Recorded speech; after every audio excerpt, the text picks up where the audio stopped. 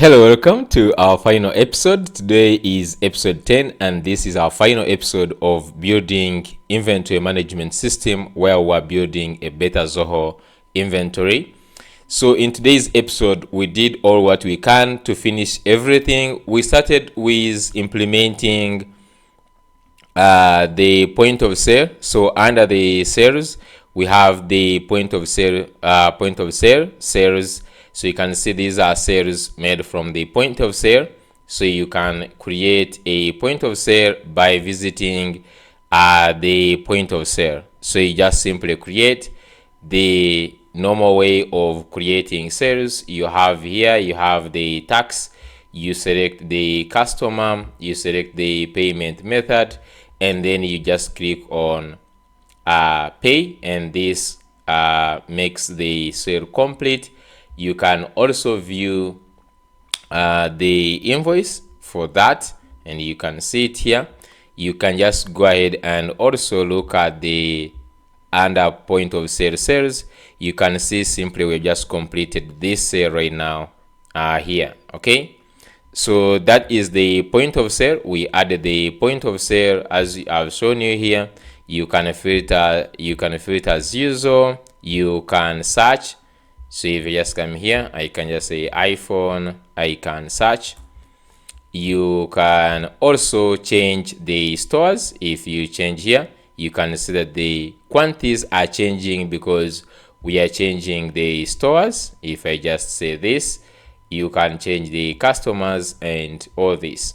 So that was the first thing we did. After that, we went ahead and implemented the dashboard. So all this data is coming from the dashboard, the inventory value, the items, total sales, total purchase orders, and then we have low stock items, as you can see them here, from different locations. Then we have total selling top selling products, as you can see them here, and then we have we have recent sales, and you can see the one we have just sold right now. This one is here. You can just view the invoice, or you can view the detailed order just like this. Then after that, we went to reports. So we did a couple of reports, two of them, the stock movement, where you can analyze stock, like the overview of the stock transfers, item transferred, stock adjustments, and you have all the charts, recent transfers, and the recent transaction adjustments from which, and all the reasons are here. So we have also, of course, beautiful charts showing you the transfers, and we have also the status distribution for those which are approved, completed, and all that. We also went ahead and did the sales report, and the sales reports, you can see those reports are really extensive. They took us a lot of time to model the data to come from the DB. This took us a lot of time. It was really a lot of time, but nevertheless we made it to have these. So you can look at the summary, sales by customer. You can look at the top customers who have like many sales. You can see working customer here, and you can also look at their names here.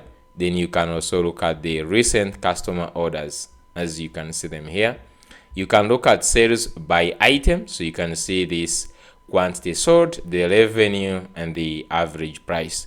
So we did all this extensively, and at the end of the day, we have our beautiful app. So we said that if you want more customizations more than these ones, you are free to contact, and we make more customizations for you to make it much more better than this. But right now it is complete. All these things you are seeing here are working under the purchases, under the sales, under the reports, integrations, and finally settings. All these are working. Plus, of course, the live website, which comes with the landing page, and everything is working the way it is supposed to. So this was what we did in today's episode. we completed the project, we sealed it, it is fully deployed, ready to for production. So thank you. Let's dive in.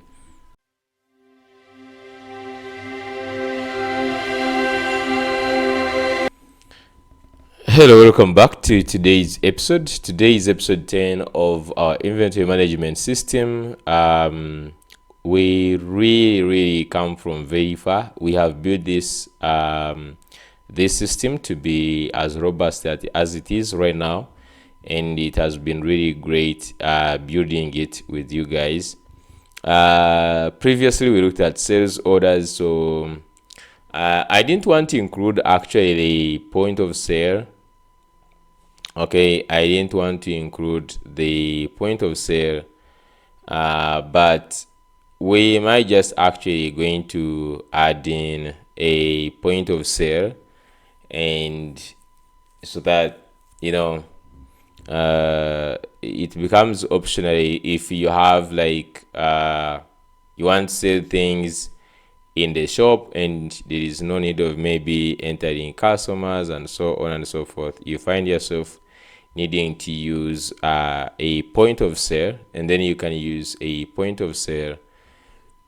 Okay, so the thing we want to do right now is we're just going to implement some point of sale, and then after that I believe we just go do some reports. We have a lot of reports to work on, and then for the integration, this is why we have the point of sale here, and then under sales are going to have point of sale sales. I'm not sure how we're supposed to differentiate them from these normal sales. I want to take advantage of this. They be the same, because this is like a sales order where you can send all these things.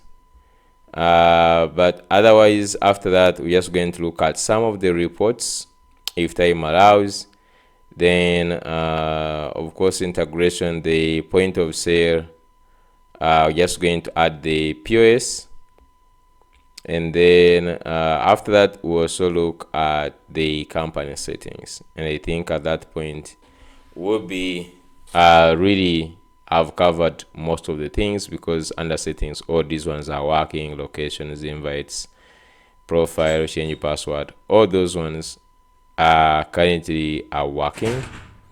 And the only thing we just need to do is going to be point of sale.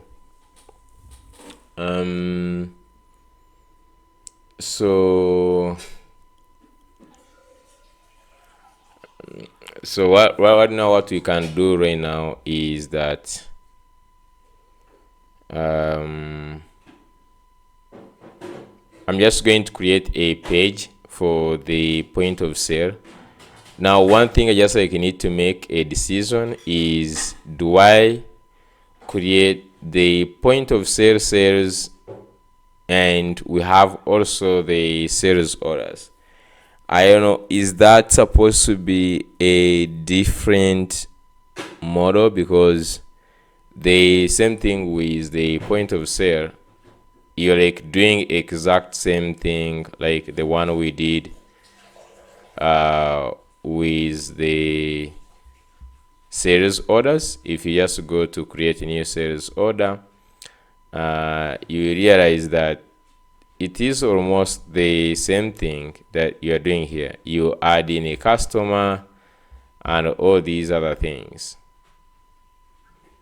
Okay, so if you just come here, you have the same things.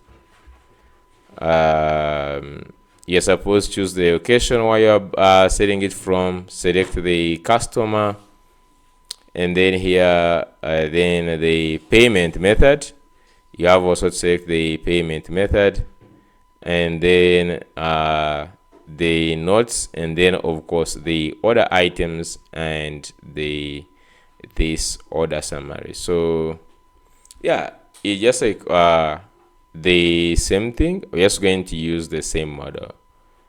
Okay, just going to use the same model. The only thing is maybe you would want to differentiate you'd want to differentiate where these ones are from, the ones which are coming from the point of sales. Then we could just like add a key to separate like the source of this sale, whether it is purchase the sales order or it was a point of sale sales. But otherwise they are the same. You have to select the customer, you have to select the place where this one is. You can see even the invoices, all that has to be generated. So the only thing I think really I'm just going to do is I'm just going to add simply one key. I'm just going to go like to the schema, because on the schema we have this sales order which takes in and then has a sales order line, which is actually just like almost the same thing. So maybe I would add maybe the source. I would say source, and then this I would say maybe it is a string, and maybe we could just like also make this maybe enum, the way we have like this. Okay, so we have like this, and then I can just have POS, and then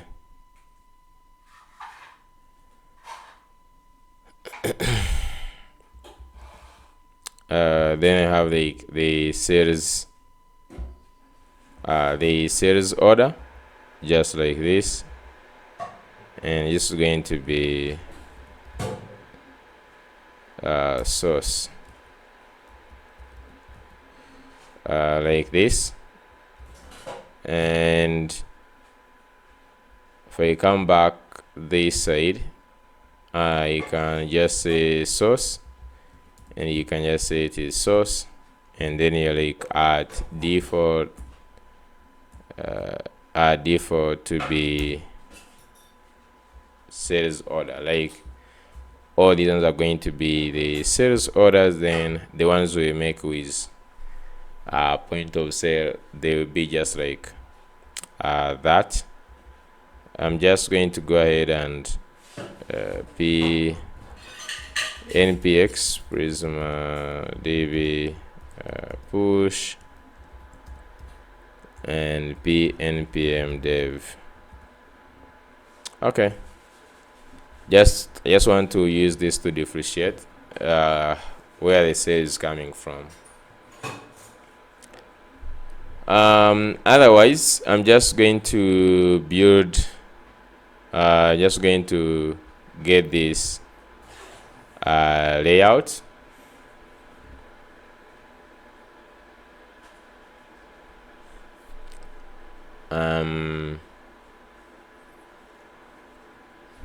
Let's see.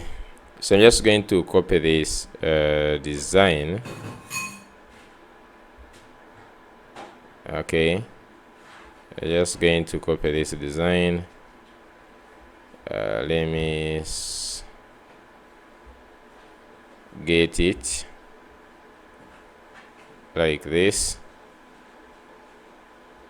and copy. I'm just going to open here cloud. So I want to design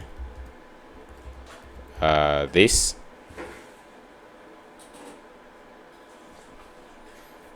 I want to design this POS using Next.js. So I want to design this using Next.js, TypeScript, and Tailwind.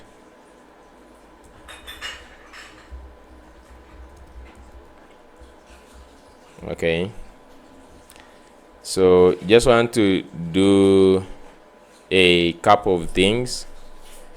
So I'm just going to give it some things what it is expected to do. So we're just going to give it the item. So I'm just going to look for item. So you just give it the item here.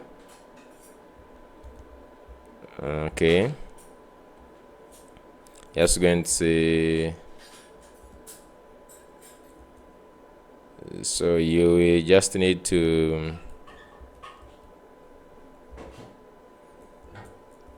and you say here and here and here. Yeah, here are the models that will give us the data. So we have the item model, and then in the item model we just have the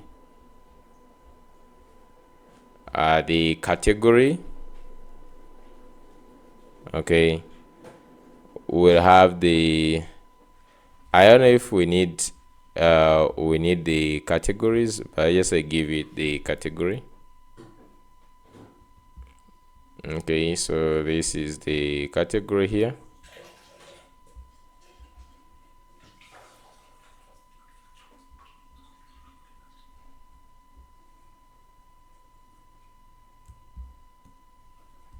Okay, so this is the category, and for the category I'm just going to, we are not using this parent thing here. You can just like simply remove that part like so.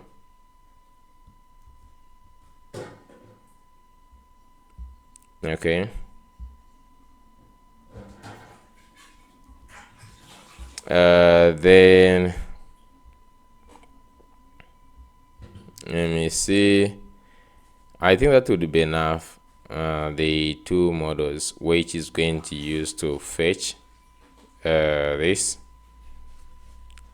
So I'm also going to give it some other things it is going to use. For example, the sales order.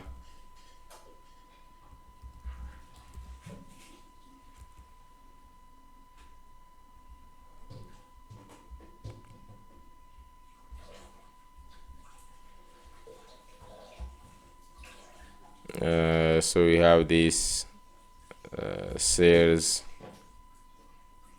order like this.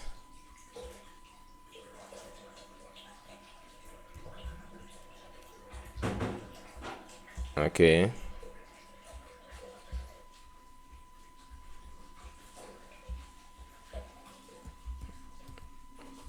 so it has all the models to make also the sales.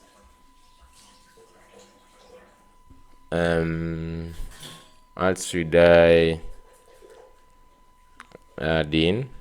It needs also location and the walk-in customers.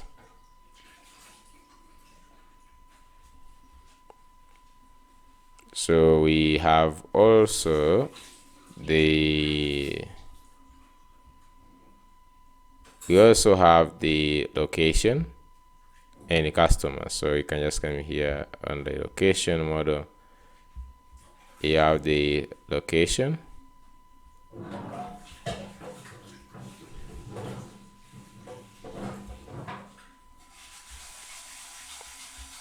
you have the location, and then we have also the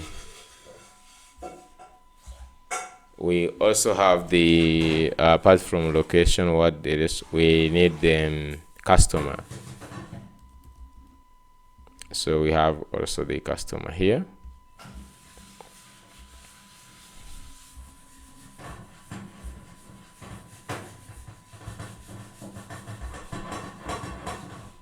Okay, so I'm just going to tell you that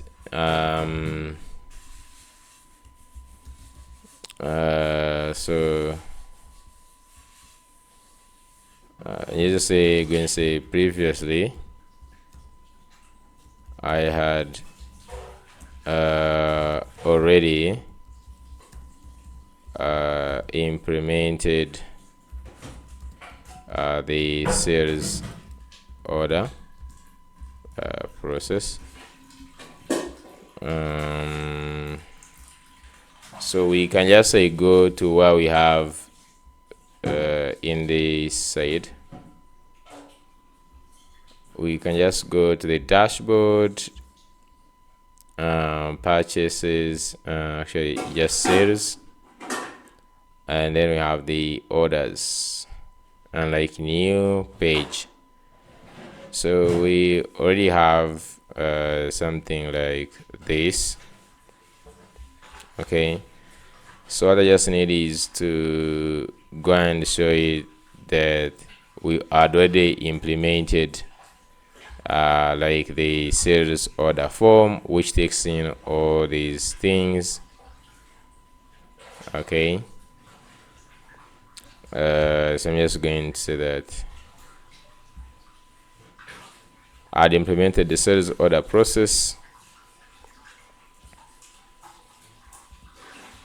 You're just going to give it this, and then I'm just also going to go ahead and give it the sales order form.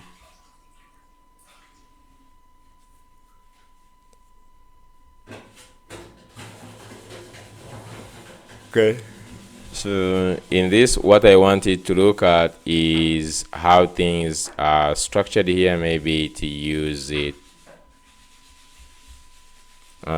in one or the other in some of the things.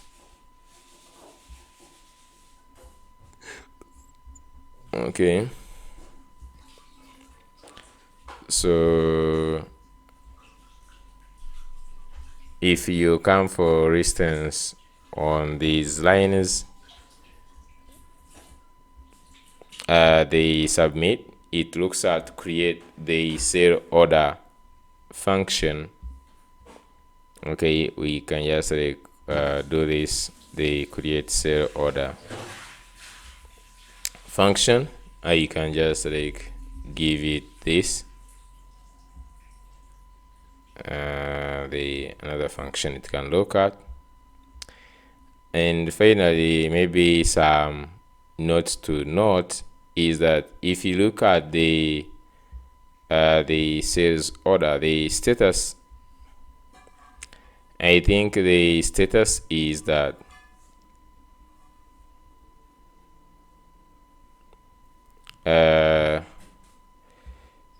the status for it has to change, because let's say if I go back to the schema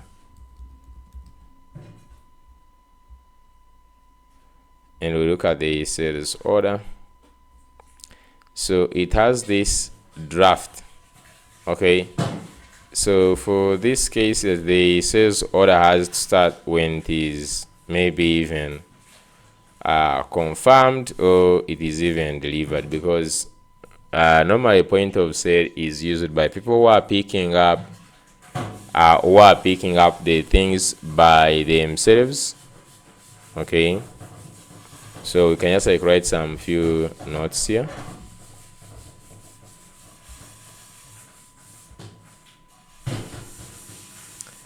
I'm just going to say that I think the only difference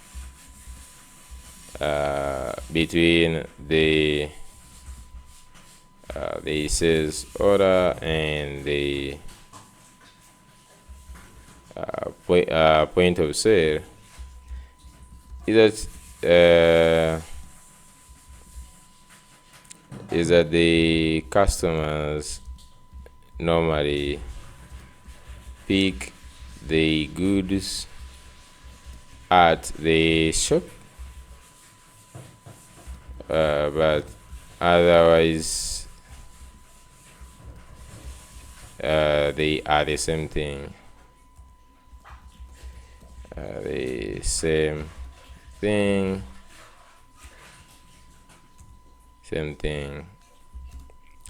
just different UI. So here we need to change the sales order status, and also the source to POS. Okay.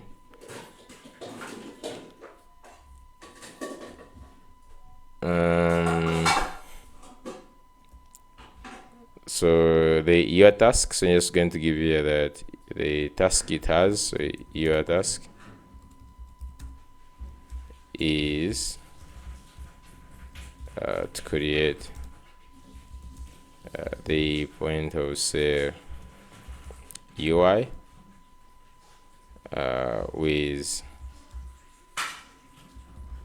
all things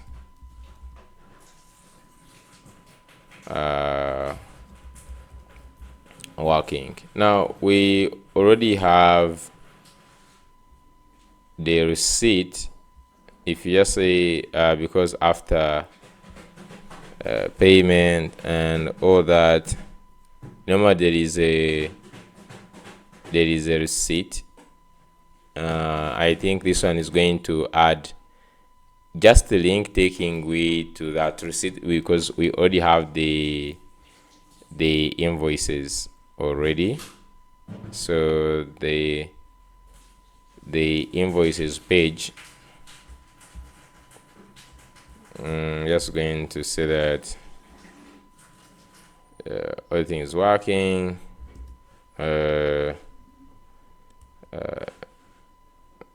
Filter by category, adding items to order line, selecting location, selecting customer, and then making the sale. Okay, just going to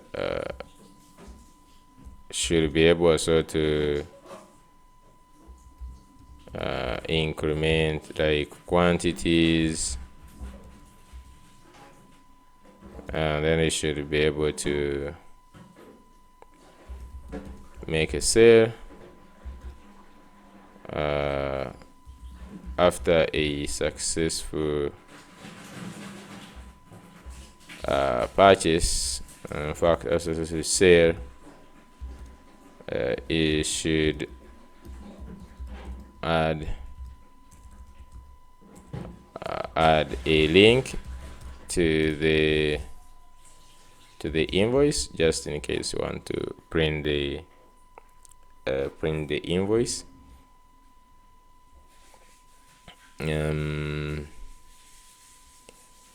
Yeah, so I'm just going to go ahead and I'm just going to tell you that also that create any other necessary server actions that you may need. Okay,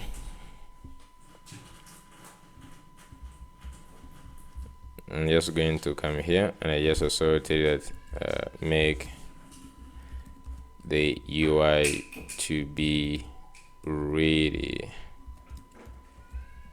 clean and professional.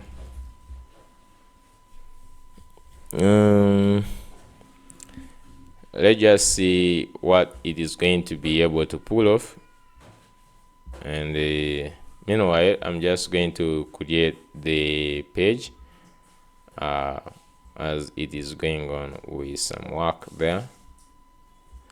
So I'm just going to go to, let me see.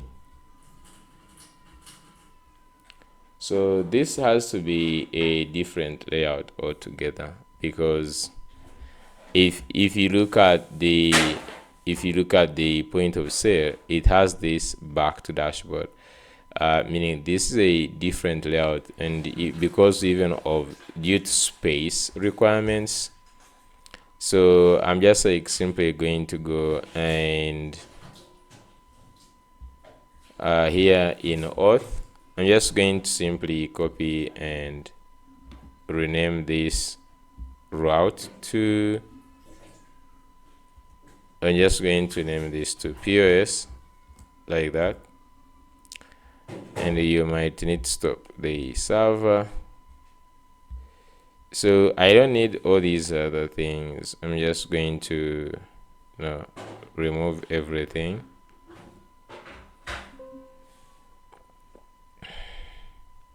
I'm just going to simply create a new folder for POS, just like this, and I will create here page.tsx, RFC, and just going to put here h2 of point of sale, just like this.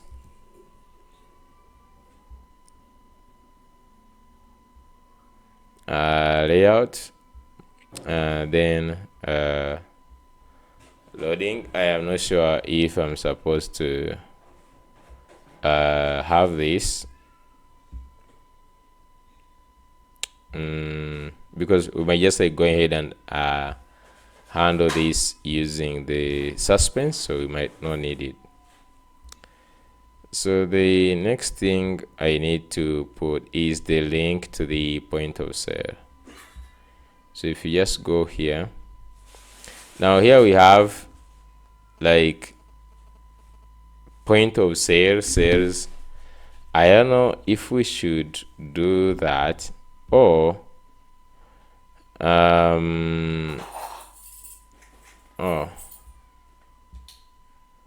we didn't restart the server, did we?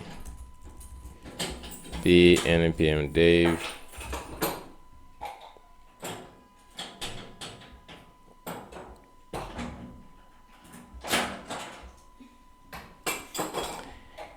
so I don't know if I just like put a filter for, or a tab for the point of sale sales.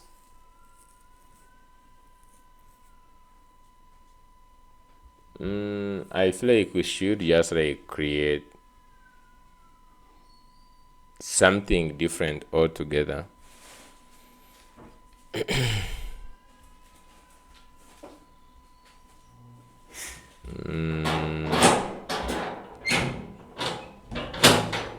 I'm not sure for sure.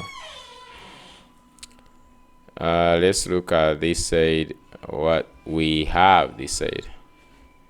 Okay, so we have this page. It's creating by page, so it has this gate, customers, locations, and categories, and using the promise.all, and of course we wrap it in the suspense, which is good, really. I'm just going to do that.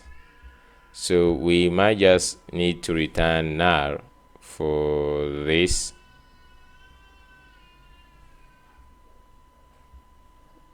Okay, we can return null here for now, and then in this point of sale we're just going to do this.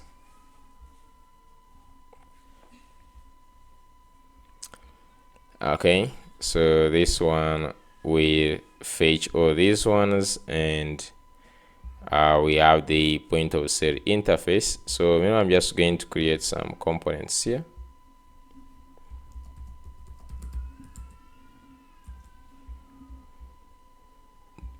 Okay, so let's create the necessary category action. Get categories with items. Okay, so created this one. Let's go and get it created. So here and categories. So we already have things like create category, get category, and other things, among others. I'm just going to add this one.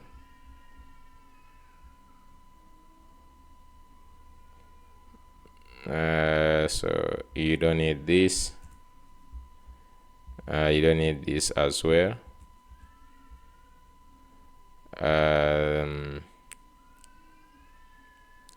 Then these other ones, like getting authenticated user. Let me put some of the things up here just in case we need them.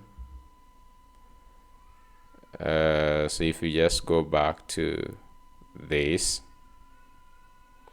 it's getting all the categories with just the title, order by title. Then add all products in the virtual category, so it has this all products category. It has ID, title, slug, image, null, and all that. Then get items with the inventory information for each category, including the all, so you can see get all the items. Okay, so it returns them here.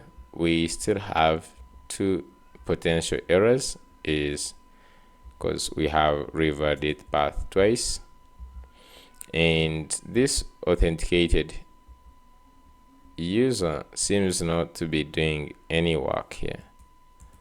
Let me first remove it for now. So I'm just going to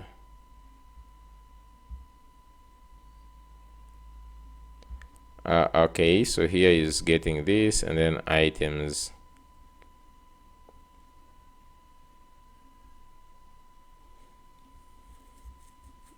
Okay,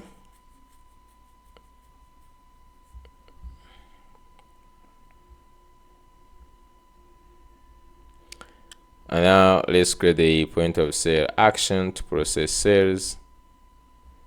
So it has create point of sale like this.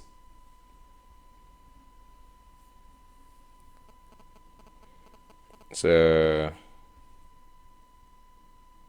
is creating itself with the POS, starting with the POS. Then it creates the order, then the source is to POS, status is completed, completed immediately, and are also typically paid immediately, which is, I think, the difference. So just also going to create maybe I'm just going to create one POS.ts.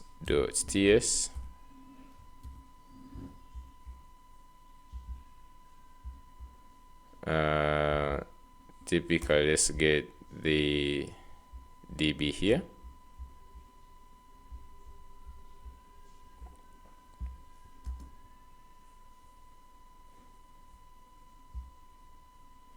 Okay, let's see. So it creates the order, and inside the order, I think that's why we have the line items, and you can create them like so.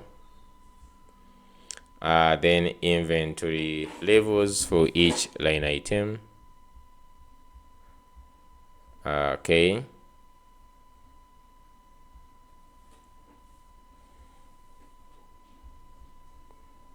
Okay, and then yeah, finally we return this. So we have dashboard POS. I don't know if it's supposed to update this dashboard POS, because this is going to be on slash POS here.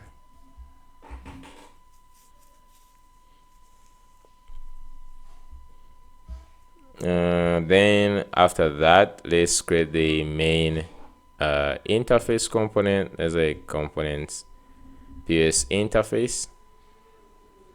I'm sure this one is not done. Okay, so you can just say continue.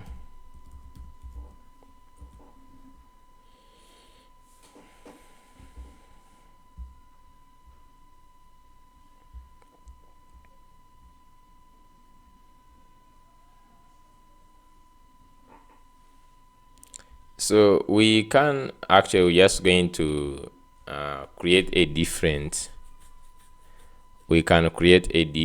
UI for the POS sales. Actually, the way we have here the sales orders and the purchase orders, sorry, the point of sale orders, they might be the same, but you can just understand how many these ones and that. And I also want to add some few analytics on this header here. I think I will just change that header to have some analytics, like how many sales orders and how much are those sales orders. And maybe if possible, I add some filters for date, like date filter. I'm not sure how it is going to turn out, but we need to work on it. Okay, so let's look at this point of sale interface here. Okay, need to get this point of sale interface, please. Okay, so I'm just going to go back here to components.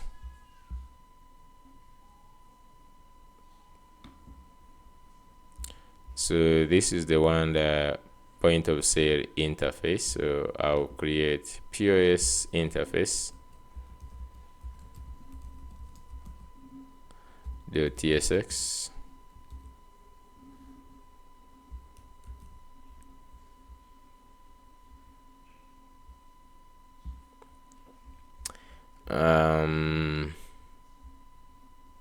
So this is the item, and the item you can see as the category and some inventories. We have the order line, and then we have the purchase order. Interface props, text in the customers, locations, categories, items, and then user ID and organization ID. I don't think we need a user ID in any way. So here I'm seeing we have some error somewhere. Set invoice ID to result.data.id. we see this. Okay. Then we have create a searchable select component that will be used for customers. It's nice. So this one is searchable select. So here in the components, we're just going to have a searchable select.tsx.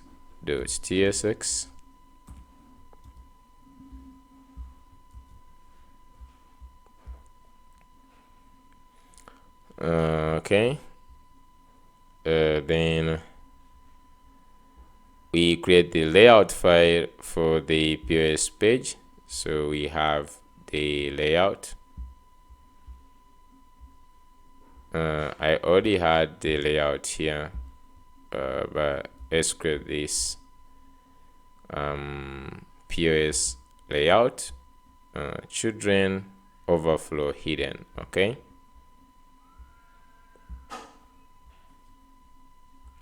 Let's create a receipt component that to display after a successful sale.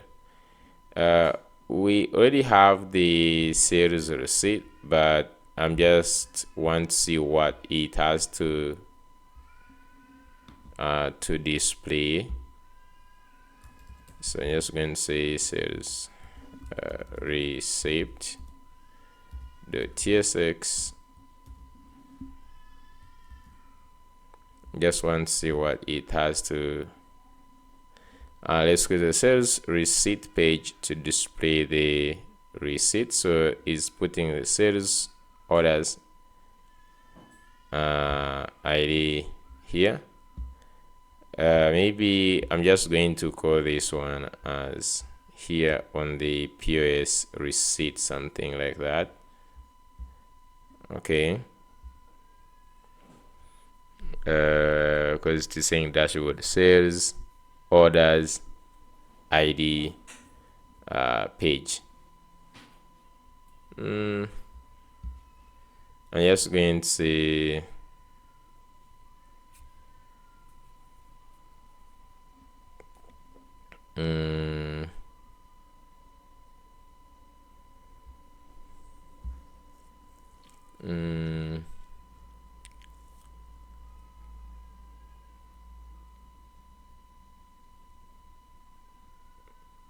I'm just going to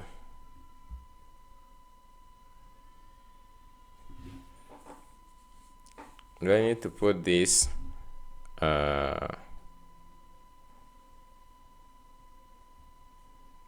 in the dashboard, depending on how this one looks like, but I'm just going, let me just put it here.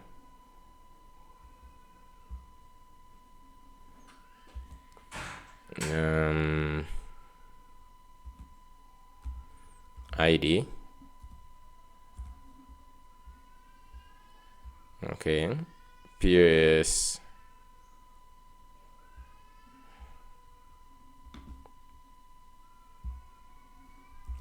page.tsx. Maybe let me first add this. I will maybe drop this POS receipt.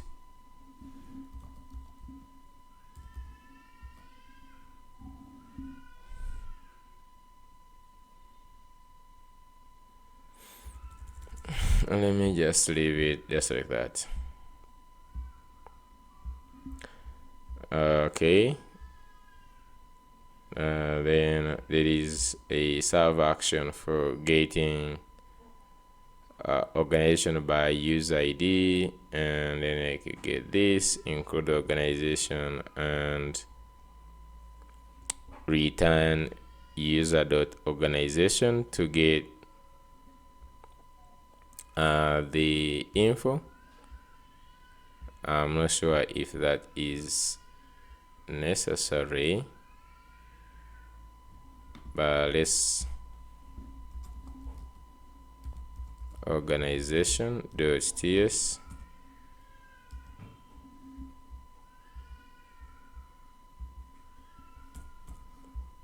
let's get the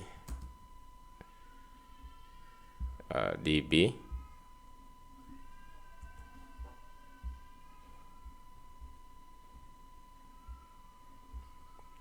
And let's add links to the point of sale. So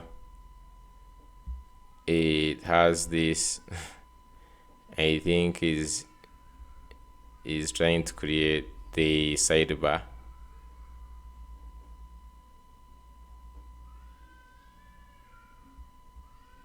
And then let's add some global size for printing receipt.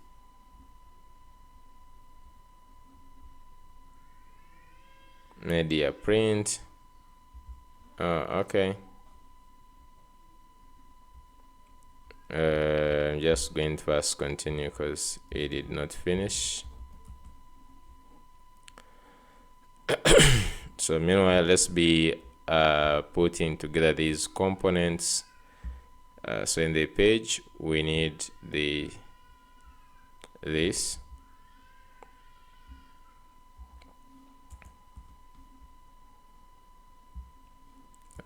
We just need this. Can just like remove it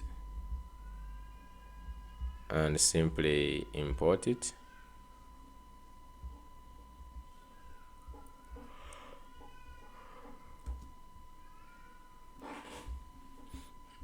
Okay.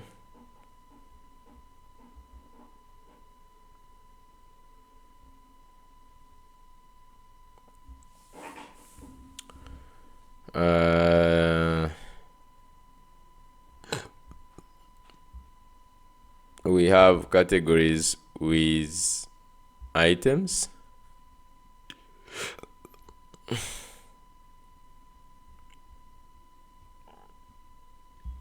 If you go to the point of sale, let's first, we have only one thing, which is saying possibly null.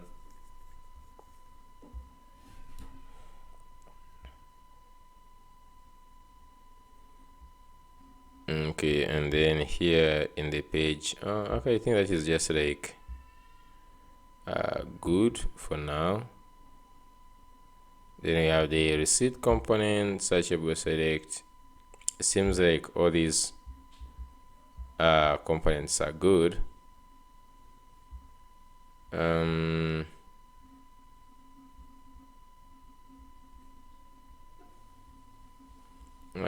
Here we have this export sales order.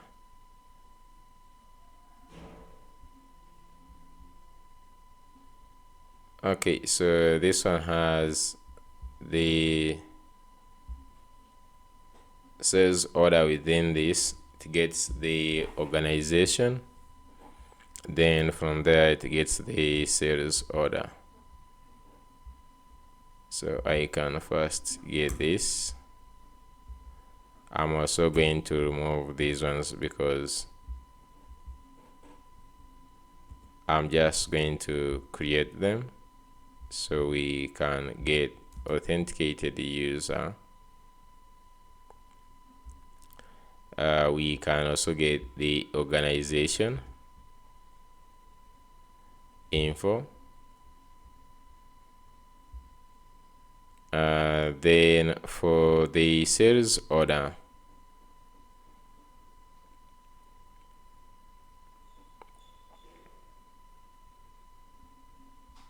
I would not want to redo it from here, so I'm just going to copy this here.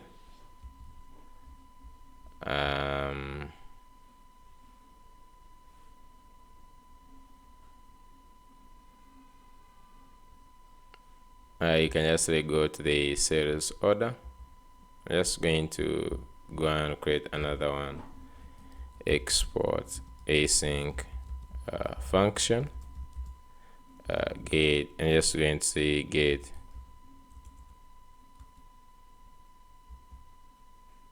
POS maybe sales order. It will take in the org ID, which is of course a string. We can also do a try catch, and then I can just go get the sales order and return it. So this is going to be const sales order.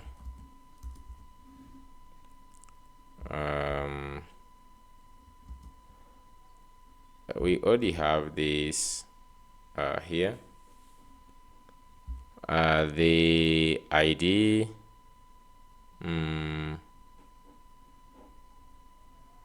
org ID is going to be org ID. Now the ID here is going to be also ID, so meaning we're going to pass in also the ID string. So here we also has the ID, just like so. And here just going to say return null. Can also just like maybe console log error. Okay, so so far we have 2 errors, which these are still like it is still loading up. So you can just like go back to page and just going to cut off this whole part, and you can just say get PS sales order, and you have to pass in the ID. So here the ID, let's first give the actual types, which is going to be promise. Okay, which is going to be promise, and you can get const ID is equal to await params dot ID. So that's how we get the ID. So here we pass in the ID and the org dot ID, I believe.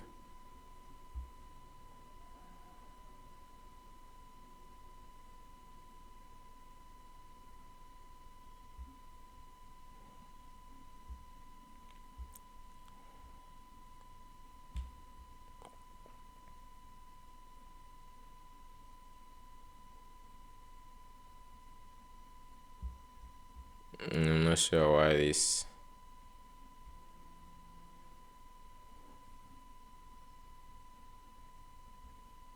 We can just like first go ahead and say const org ID is equal to org dot ID, and then give it a default, and let's use this org ID here.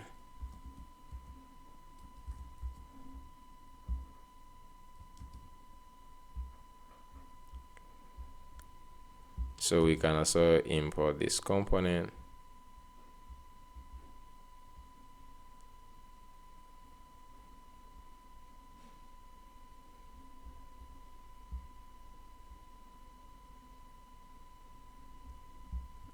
Okay.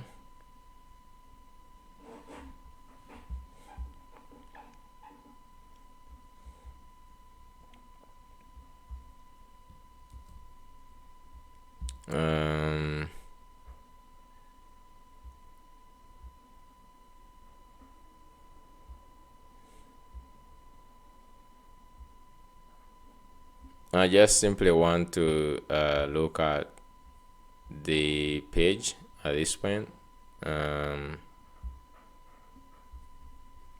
You can just like add these things for printing. We already have our printing working, if you remember for the invoice, but I'm just going to add these styles,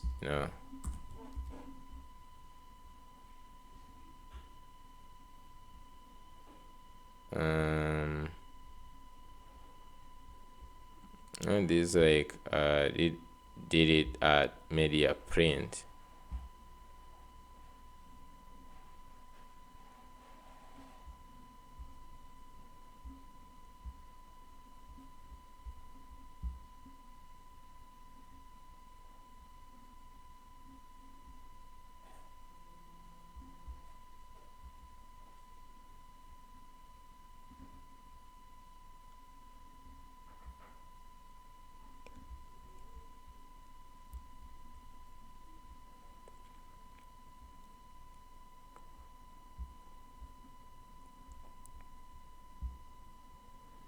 I'm sure this at media print are all these inside media print.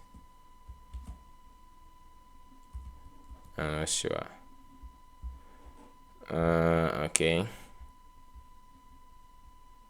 UI component will be needed for point of sale, the badge,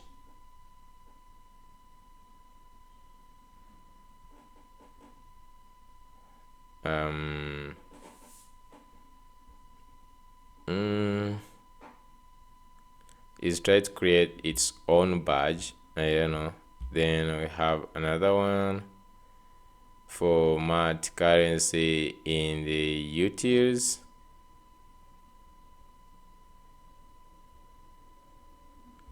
We already have this function in the utils.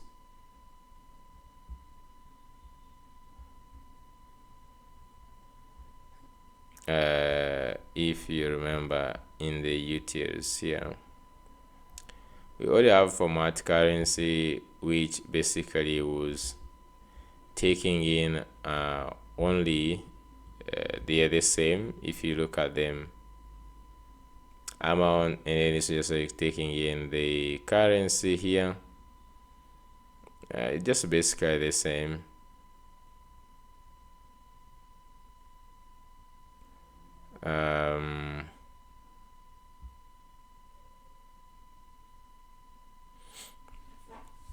I'm just going to format currency. Maybe what we could do is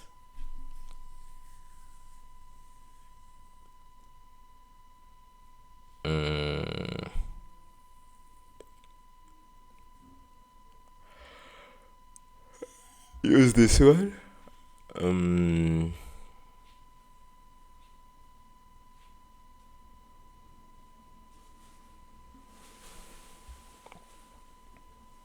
I'm just going to use the other one. Let's also create a not found page for the sales orders. Like sales not found.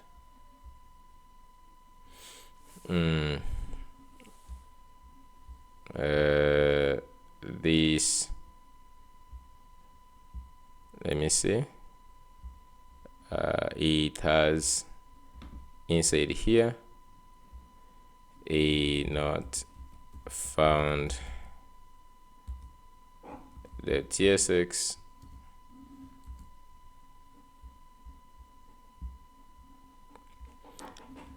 Okay, now create a component to use in the receipt. So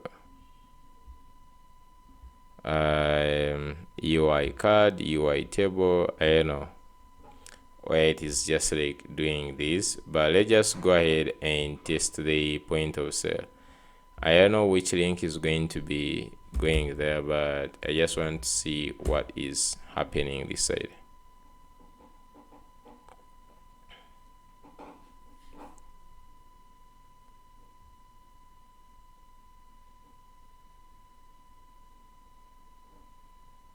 Okay.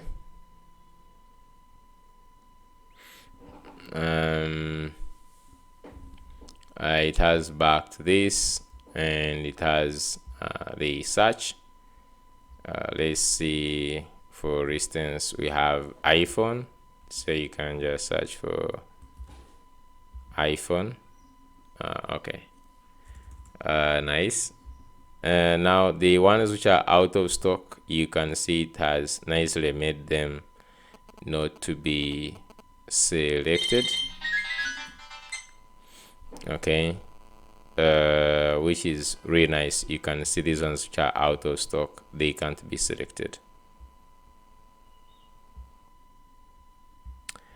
Okay, so I think so far this is good. Like, we have the search. If you say LG, okay, this is working nice. So this is under all products. Click on audio, you have these two. Click on computers, and this is also working like really nicely right now. Okay. The images, so you can update the images if you want, and even the same for the products. Okay, so then you can also for now, I think where you want to sell the item from, so they just like choose like one of them, I guess, because remember, this is the whole entire system. So when you're going to sell, like, I want to sell from main warehouse, and then you can just like go ahead, and they're the same products, but what this means is that you are trying to sell these AirPods from this location. And if you change, you can see the stocks actually are changing. Like in the downtown, the stock might be much. In the warehouse, you can just like get this. This is good. Okay, now we come here in the walk-in. So you can see by default we have like a walk-in customer. I'm not sure if we have this. I'm just going to see how it did select the walk-in, because we don't have the walk-in right now. It's supposed to create a walk-in customer to use for this side of the point of sale. And then here, I like this. So just like add to cart. I'm just going to add like Samsung Galaxy here. Okay, so that's good. Sony. Okay, so it creates this. I feel like the space is really small here. We might just need to increase a little bit. But the interface, otherwise the interface is good. You can see the taxes. So you can increase the quantity. Like if you say 2, okay, and then you can just say come here, so you can increase to 2, and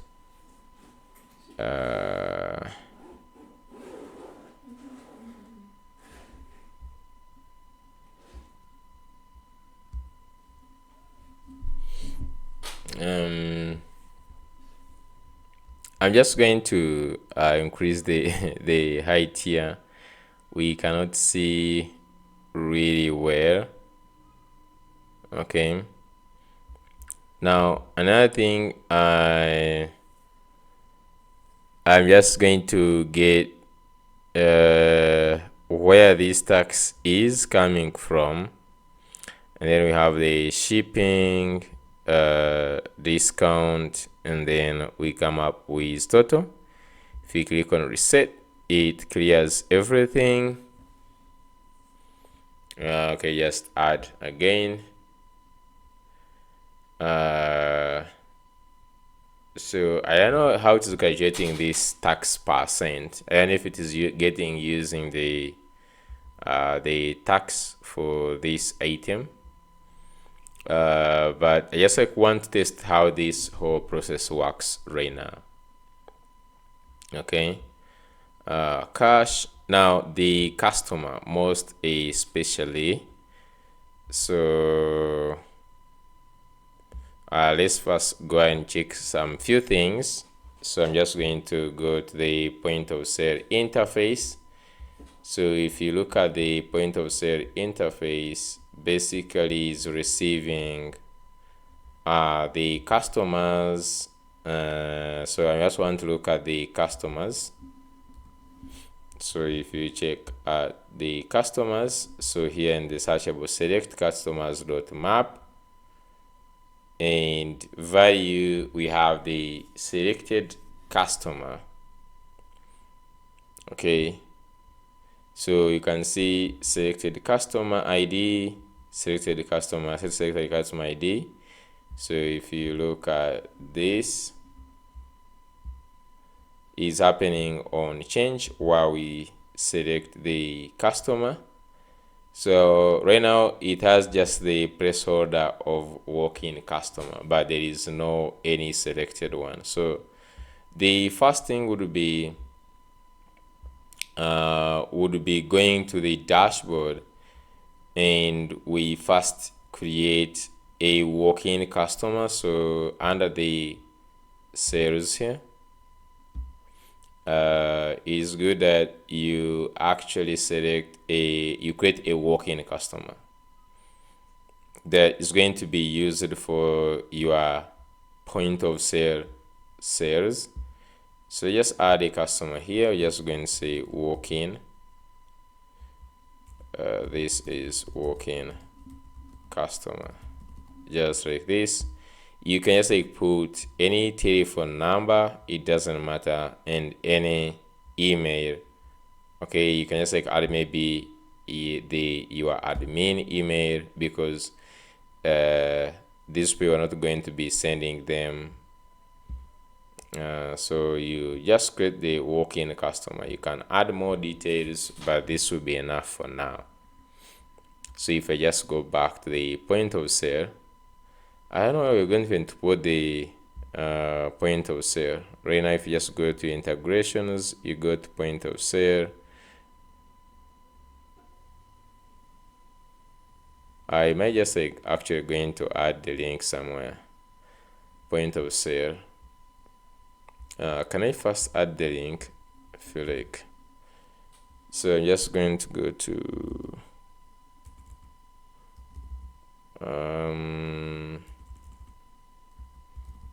Sidebar config.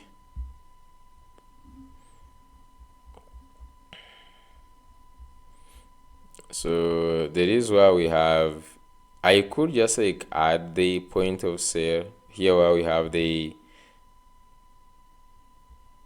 point of sale sales.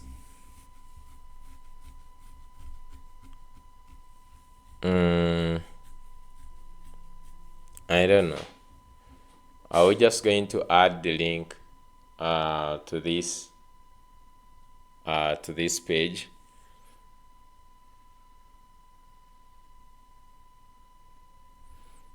Okay, let me just first go to that page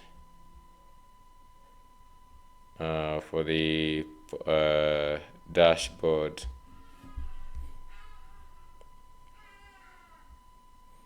I'm just going to say sales POS. So for now, I'm just going to say POS.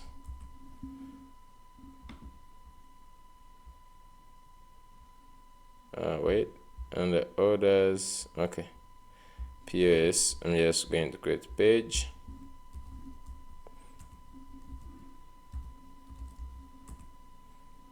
RFC.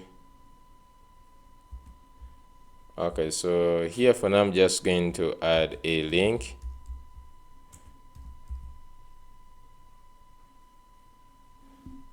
I'm just going to add a link to POS.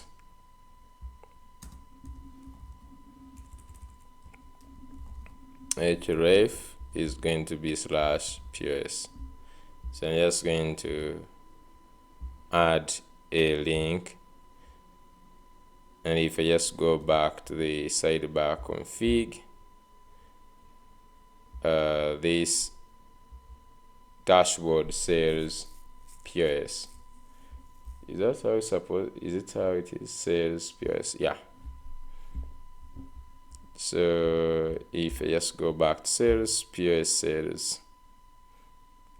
Okay, so we have this, which takes me to this. Okay. So now I can select the walk-in customer here. Now, I think what I would do is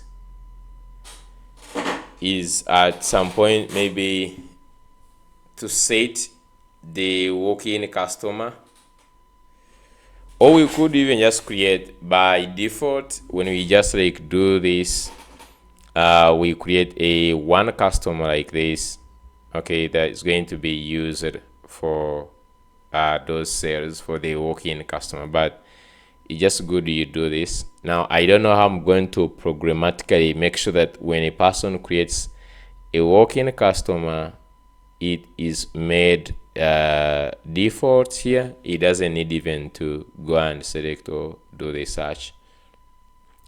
But I just like try to make one sale for now. Okay, I'm just going to try to make a sale to see what happens actually. So you have a MacBook Pro, we just like in the downtown, and I'm just going to add also this. So I have 2 items added. Okay, so irrespective of these taxes, I'm just going to go ahead and try to save these 2 items, right? Cash, walk-in, and everything looks good. So I just say pay.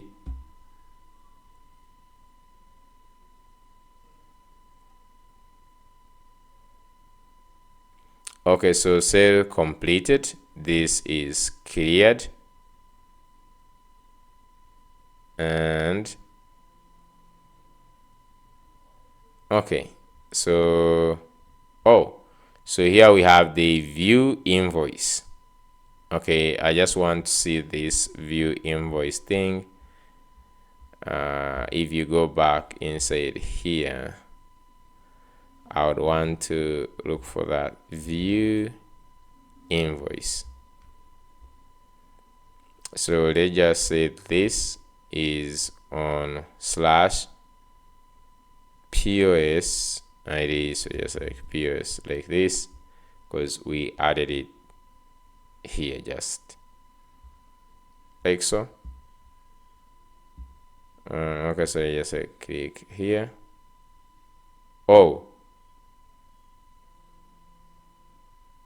That one is gone. Just like that. You have to click on it on that instance when the sale ID is there. So I'm just going to duplicate this. I just like want to see if this created a new. So just let's go to the dashboard. If we just go to the sales orders. Okay, so you can see this created this is completed, and this plus the tax 10%. As you can see here, tax is 10%, and then payment cash created by system admin, and the customer is the walk-in customer. So, and it is completed because it is from their side. Okay, so I think this is good enough already, because at this point we can also view the invoice.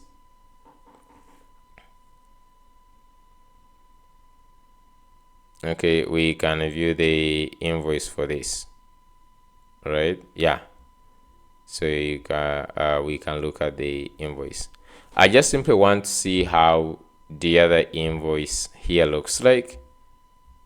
I'm just curious to see how that invoice looks like. So I'm just going to go ahead and also share some things here.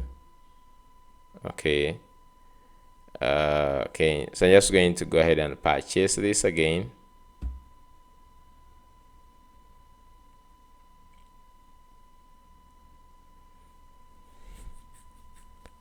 Okay, sale completely successful, view invoice. So I just want to see this.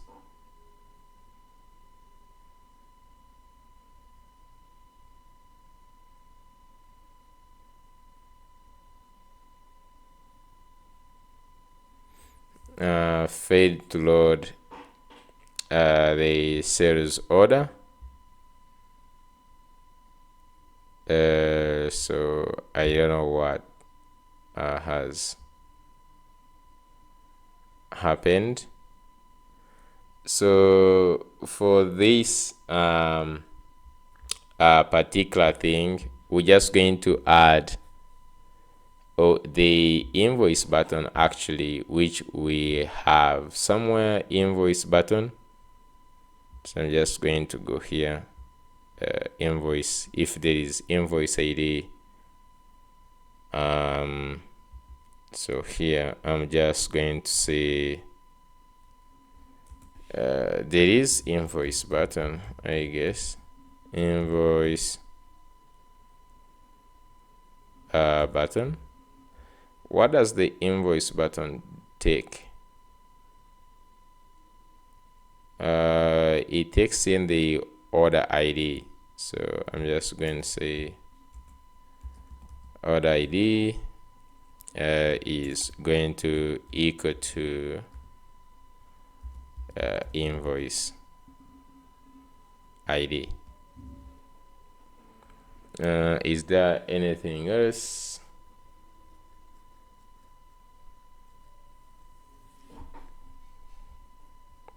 That's the only thing you need.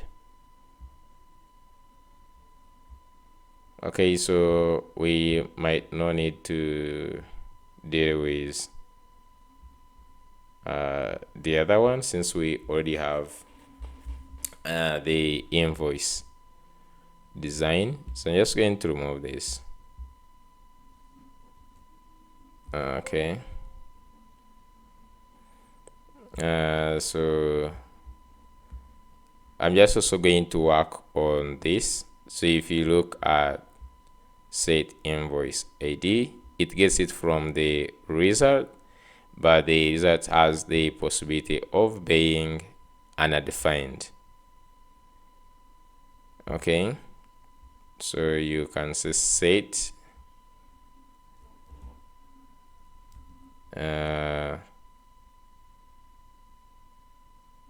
result.data is possibly undefined.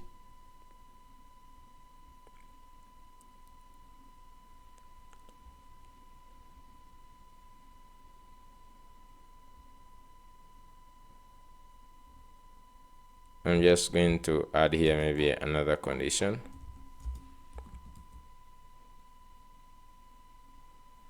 And result.data.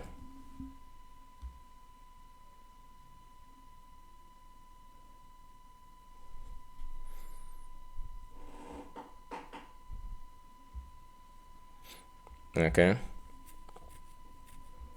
Then on the page, we also has this problem. So they're saying that items, if you scroll down, types of property items are incompatible.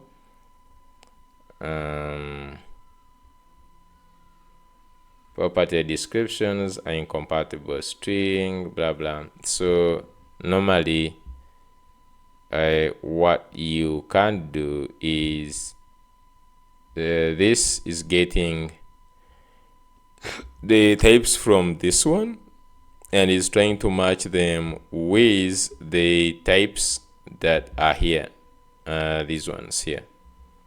Okay, so this is the category we are talking about, this one here, which has this item.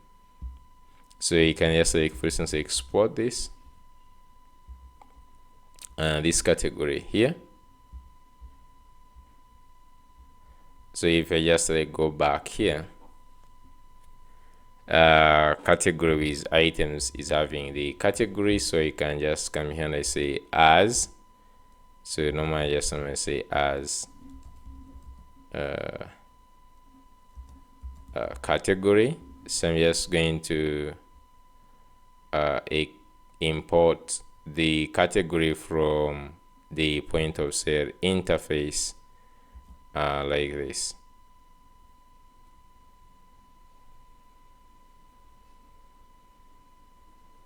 This should just work.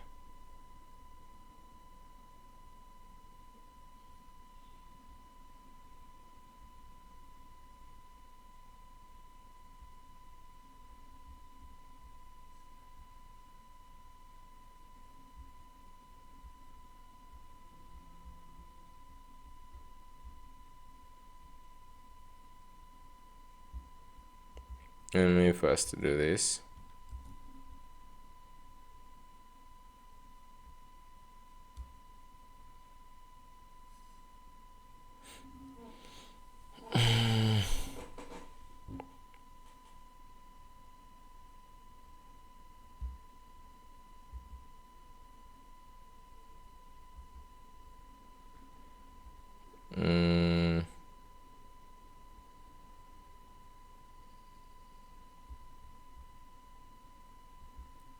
Yeah, it's now okay. And if we just put empty here, if everything still be okay. Yeah, so we don't have any errors right now. Okay, so we have a few issues. This one, of course, is no longer there.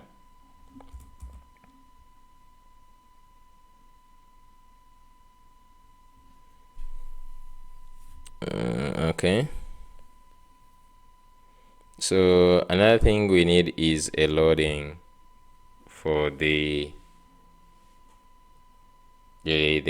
point of sale. I'm just going to do for me a loading page. I don't know why this is not loading very well. I don't know if it's because we have this.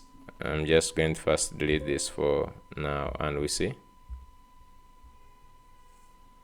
I just want to fix this here, the space thing here. I want to remove shipping. I don't know, do we really need shipping?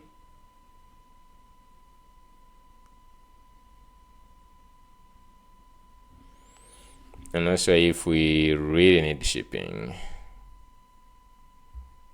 Okay, so I'm just going to go back to the page and let's state up some things a little bit.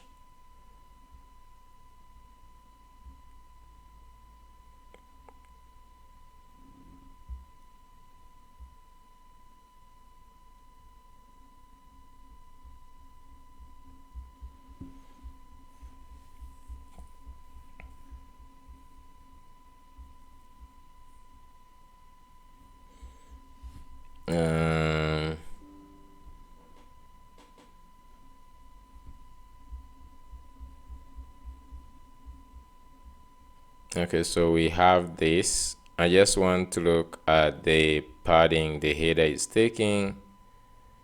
I'm just going to give it px, and let me first give it py of 2 for now.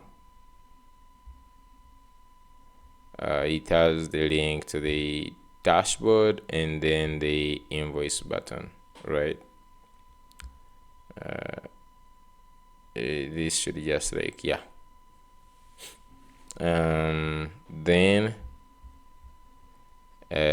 we have the left side products. So if you look at this, is flex one overflow. So we have this side taking the two sides, and then the right side where we have the cart, we have the current order, then we have the searchable here. Okay, then we have order items, the reduce. This is to get the number of items in the cart. Then we have the cart items. Cart is empty, shows this icon, and if it is there, it has this. Okay. It has the name and all these things here.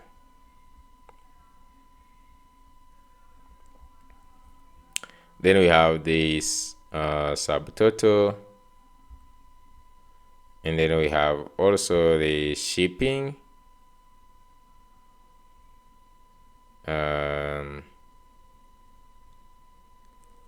So on change,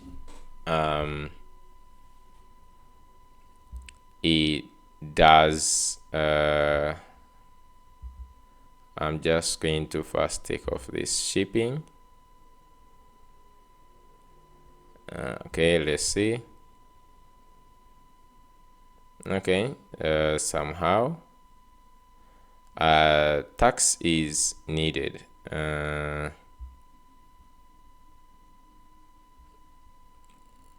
Let me see. So if you just add another item here, at least one item is looking great. Maybe the layout,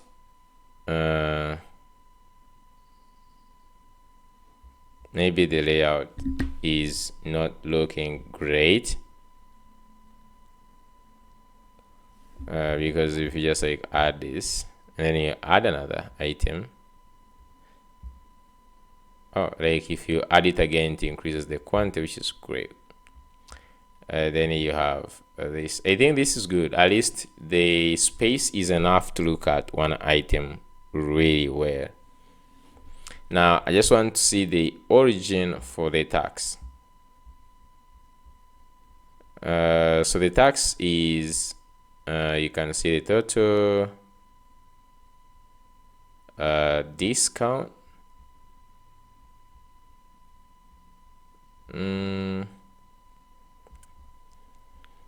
Just want to know where the tax is coming from.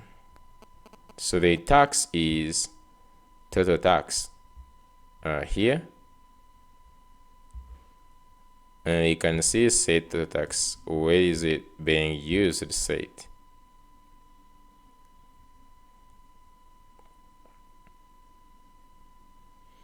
Calculated tax. What is the calculated tax? Let the tax equals 0, and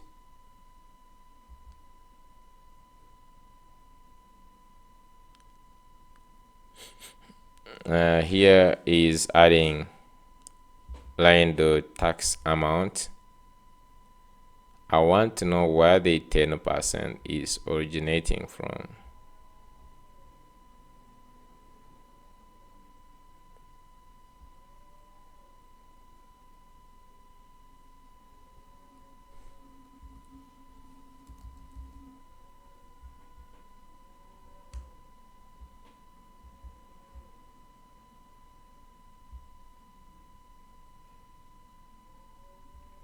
So on the, okay, this is like on the order line. Then on the item, so it is taking the tax on the item, I guess.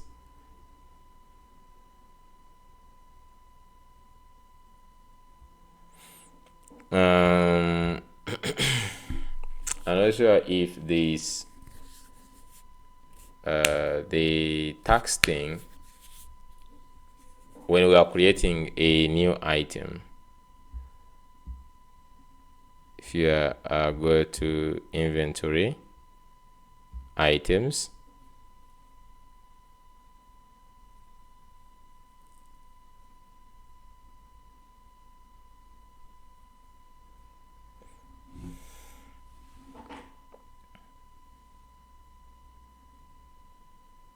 okay, so if you just go to demo item,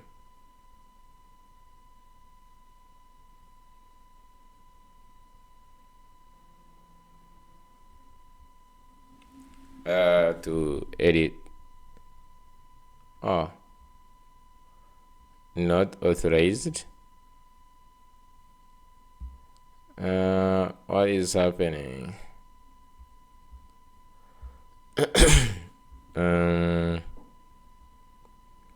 The edit page, what is on the edit page? Inventory items, ID, edit. So there is layout here, and it's checking items dot edit. So the current logged in user doesn't have the edit.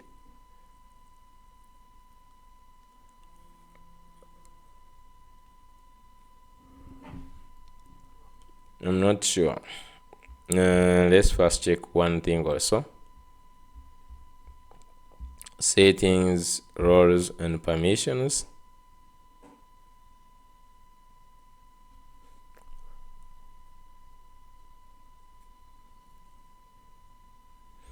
So this is the logged in person right now, is the administrator right now.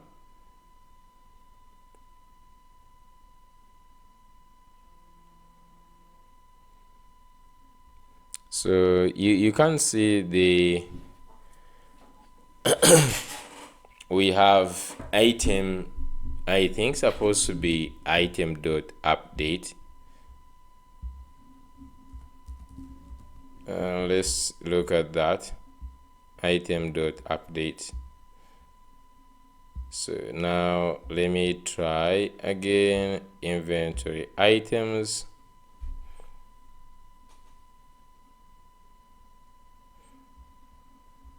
and just go to the edit.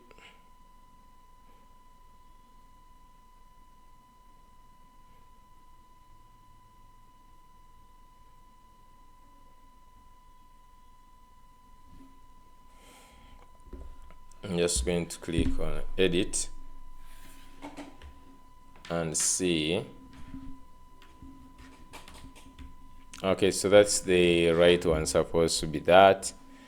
So I want to see if we have the tax information.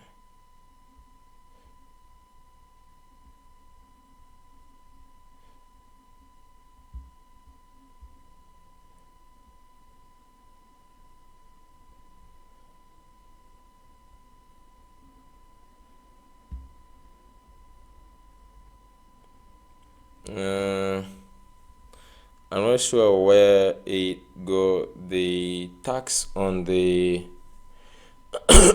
on the item. Okay,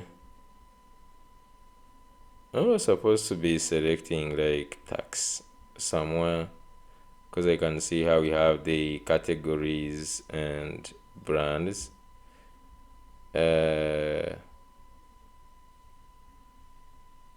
I was supposed to have someone select like, oh, so yeah, it's just like we have like tax here, the tax rates.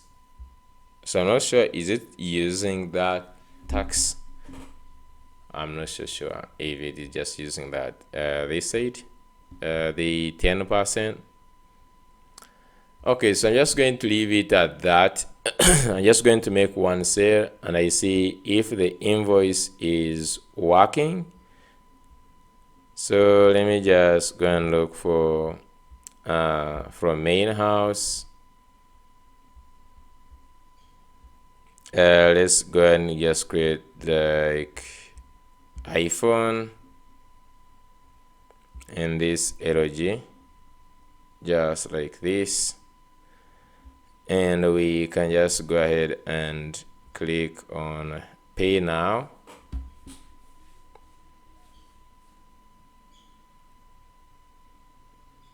Okay, so you can see view invoice. Yeah, so this takes you to the invoice. Okay, which is good. This is working customer, and there is no note, but this is good. So you can just also go ahead and print this. Okay, you can just print that.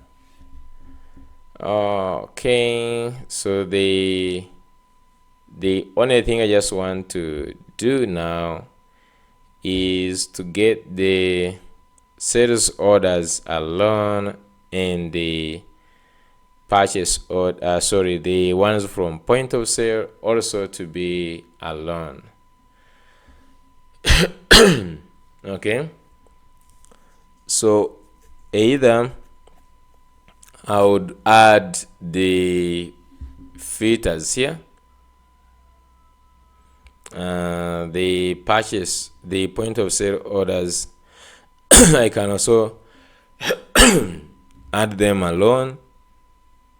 No customer was selected.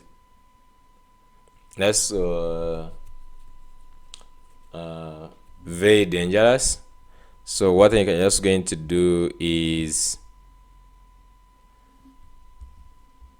I'm just going to go back to the point of sale to where we have the selected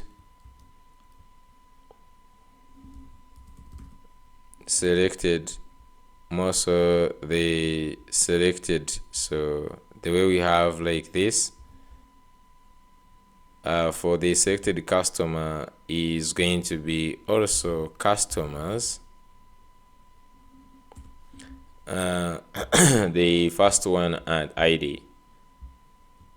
Okay, this is what I can just say to avoid scenarios to create, and you find you have an order which doesn't have a customer, which is good. Okay, so now what I just want to do is to go ahead and do I put the sales orders alone and then the purchase order sales, also the point of sale sales alone. I'm just going to do that. But before that, I just need to make this component much better before you transform it to the other side, to add some sort of like filters and all that here on this header here. And maybe it's select by status, orders by status. I already have such, so let me just go to sales orders page. Just going to go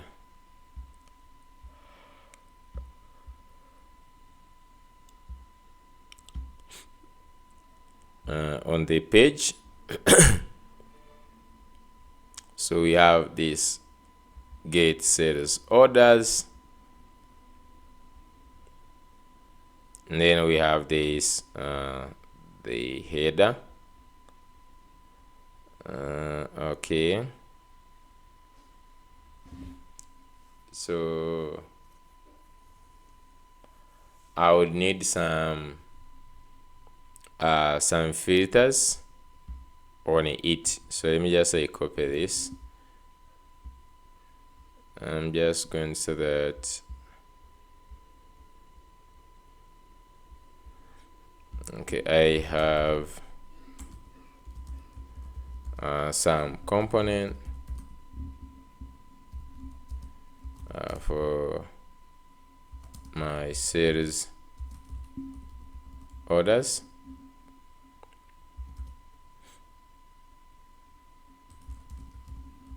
I want to, what do I want to do? I want to modify the headers to add some client side date filters. So I'm just going to say filters. I want to add date filters, and then like EIG, like today,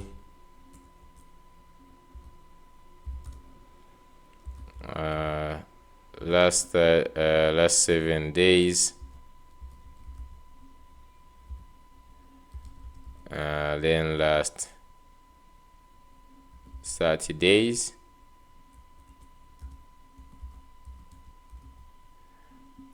and then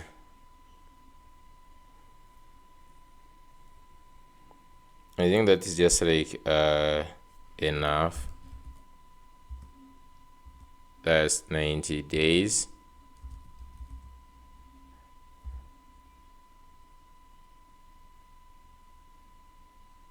And then just going to have also maybe this here. Okay, like this. And then just also, and also the status filters. So I'm just going to say, and here is the component.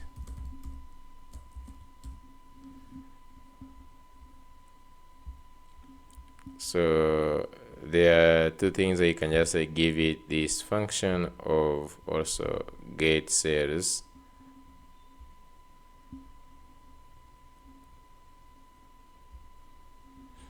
Okay, and then you can now also give it this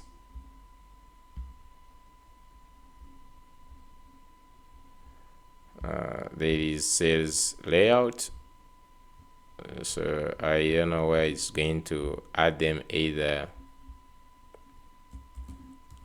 in the layout. So we have the layout which has the list and the details. I don't want them to tamper with these ones.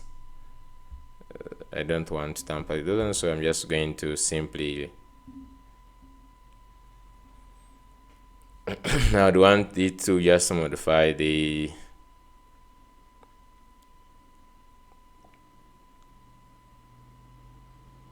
okay, so you can see on top of the sales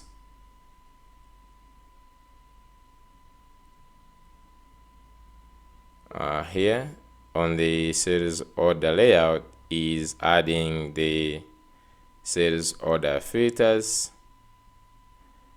I'm not sure how it is going to transform these filters to communicate with the sales orders, because then it's supposed to be manipulating the sales orders.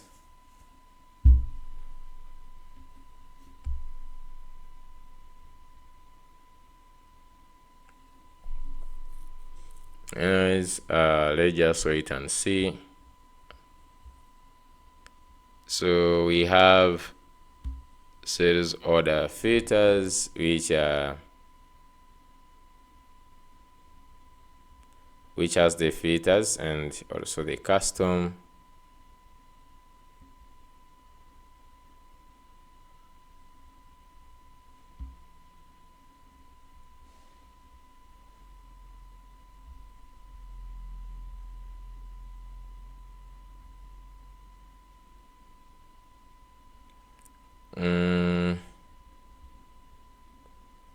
So I'm not sure if it has done anything different in the so it has added them on the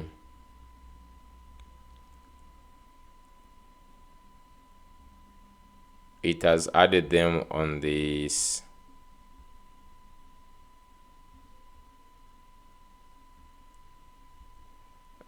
this one remains the same. Okay.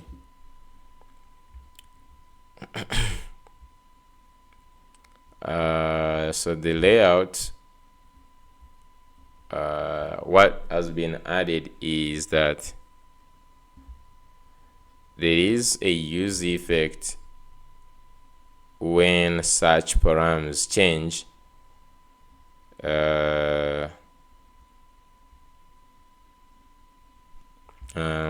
Okay, yes, I first create this as here. I'm just going to be optimistic, so let me just first go ahead, get the page, duplicate this. So I will copy the same thing and here. So there will be one component, this one missing. So let's create that component for the filters. Answer the components sales order filters, sales order filters .tsx.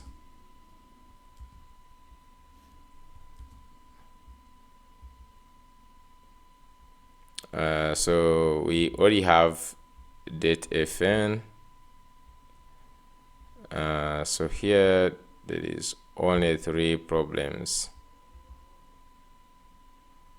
On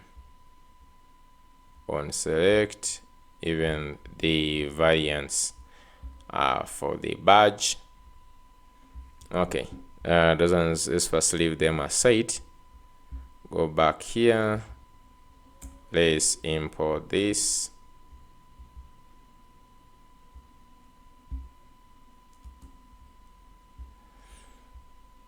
Okay, so basically these filters, they are changing the params, I believe. Okay, so when they are changing params, I'm just going to believe that. So then we just go ahead and change the layout. So I'm just going to do this. So even the layout, I'm just going to create a copy of it and then add this new layout.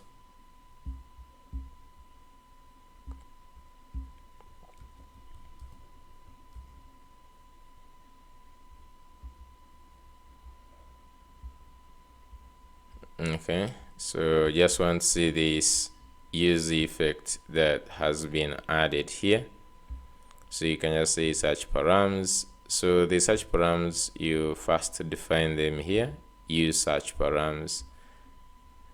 Okay, I just want to go back, see if we are seeing some things different. So we have now this all time, all statuses, and all that. Okay, so by default, okay, so it has some things here. So let's say we just have delivered, shipped, and all these other ones. So I just say, for instance, delivered. Oh, let me say only confirmed. Oh, okay, so you can see sales order status confirmed, and it pulls out 2, and then like you just say shipped. So here we don't have any which has shipped, so it should just say no sales. Okay, that's cool. Okay, so then payment status, which have pending, so like almost all of them have pending. Oh, okay, so these are the 2 sales orders that has pending. Okay, then you can reset filters. What? Yeah, so this returns back everything. Okay, so this works. And then we have this range. You can just say today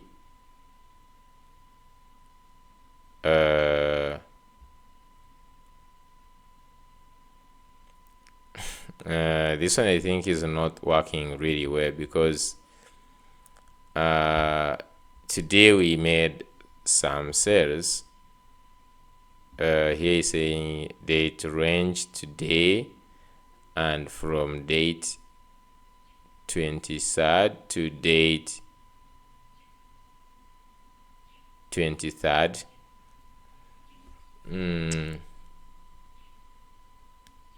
Your date is not working really nicely.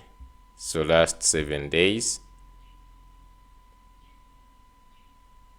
So in the last 7 days is only bringing 2, so the date filter definitely has a problem. Okay, the date filter has definitely a problem.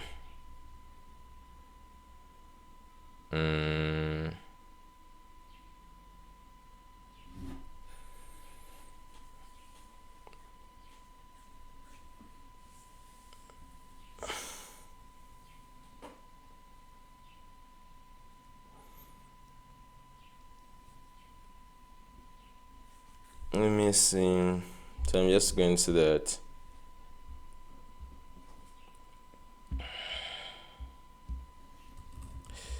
The date filters have some issues, because when I selected today, it returned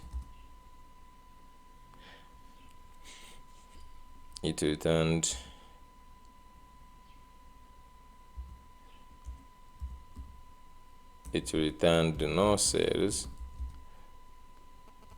and yet today I have made some sales.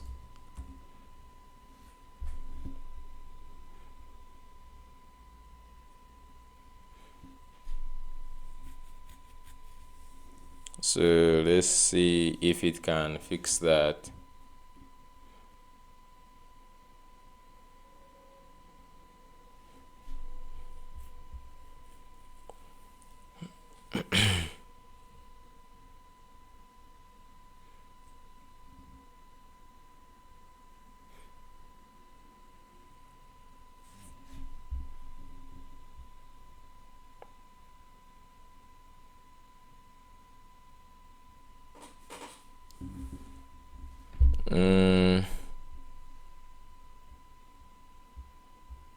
Okay, so let's see the sales order layout.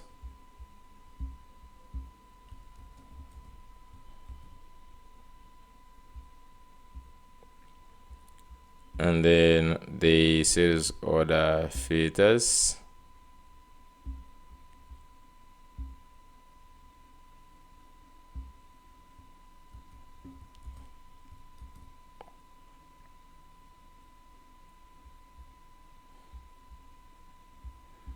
Okay, I just want to go back, refresh.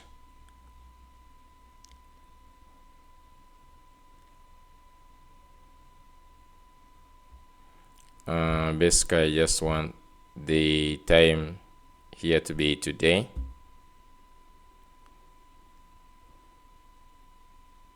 Yeah. So today we have these three cells, so it is working properly. Then last 7 days,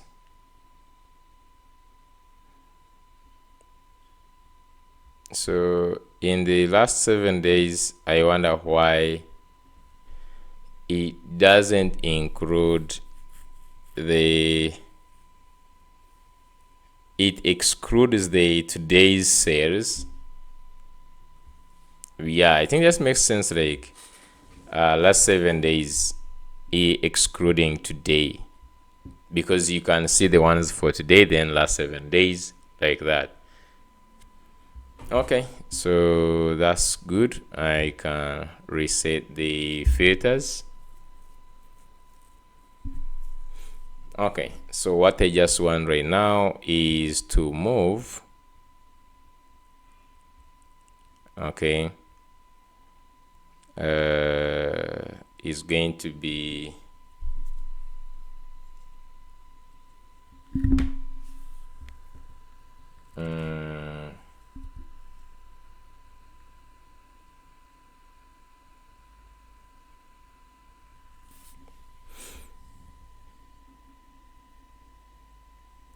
yeah, I think that is very okay. I just simply just need to only put, now here I'm just going to simply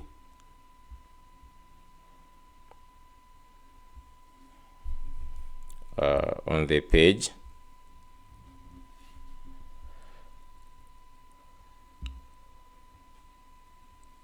I'm just going to pass in something here. Okay, I'm just going to pass in the type.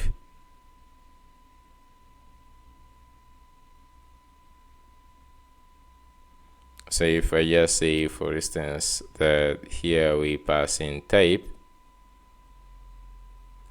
which is of type source from Prisma client, and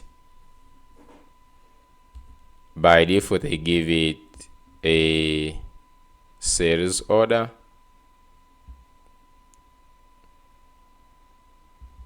like this, and then here I'm just going to say where source,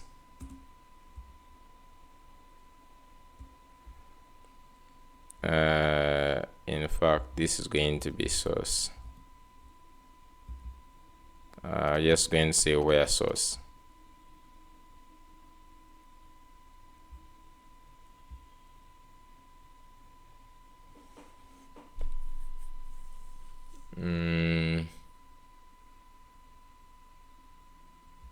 Yeah, so here by default it's going to take this and you I just like leave it like this, and you say that this is not required.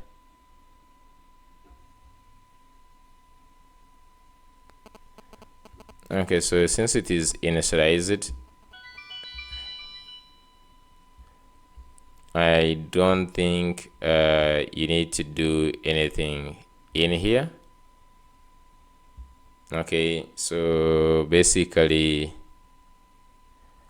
I can create this. I don't know, what do I need to change basically.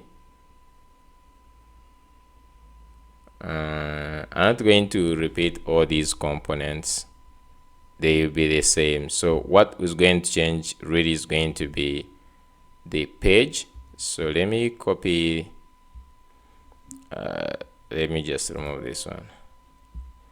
So I'm just going to copy this page and take it to point of sale. So let me delete this page. Like this. I will first pass in here point of sale, like so. then it's going to be POS orders, and create new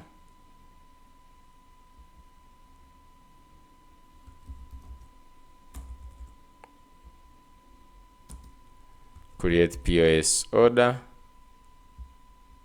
and then you should just like visit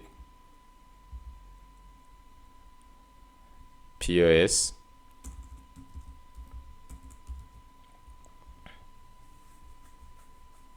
and then all other things should remain the same. The components they are coming from somewhere else. Let's go ahead and get, for instance, the layout. This is going to come from the orders component. So we have two actually, so let me first delete some. We have the copy, for instance.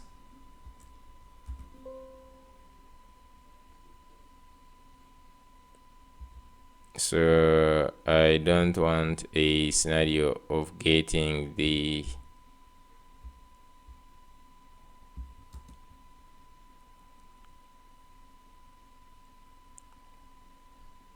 let's first load this.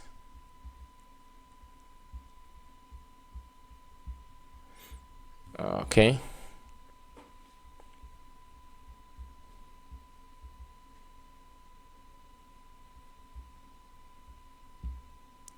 So let's also work on these filters. So range is saying the type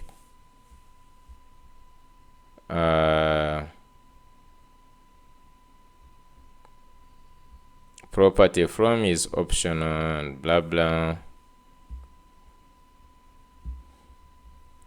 Then the second one is on select.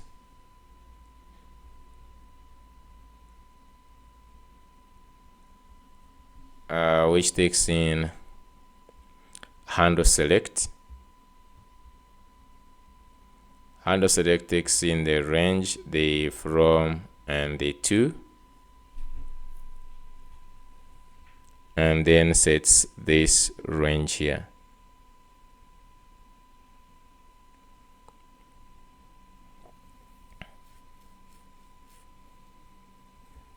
So in the set custom range, I can see the types. The from is date or undefined. To is also date to undefined. So why is it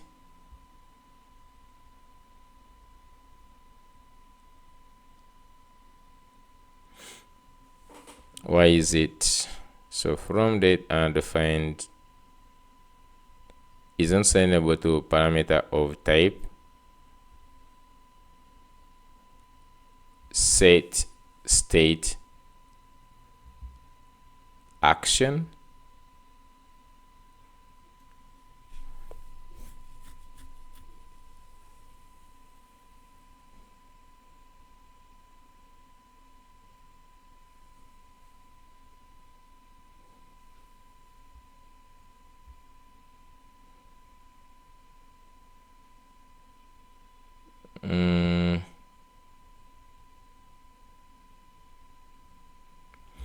Okay, it is trying to compare these types here to the ones that we have here. So maybe what would be good, maybe we just set this as they just say type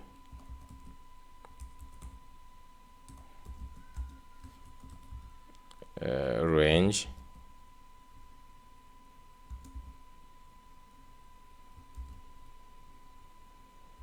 like this.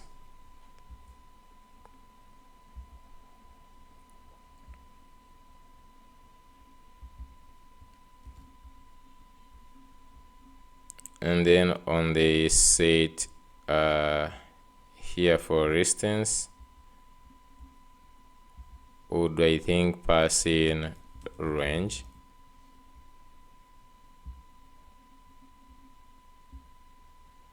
and then even here I guess we could pass in range. Okay, then now we have this problem here and this one for the badge. So if you look at the variants, badge variants, we have outline, secondary, success, and destructive.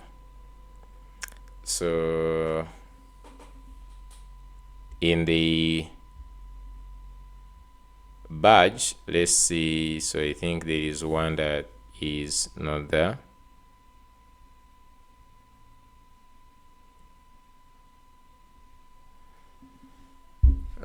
Default property, default outline, second, destructive, success, warning, info, null, and undefined.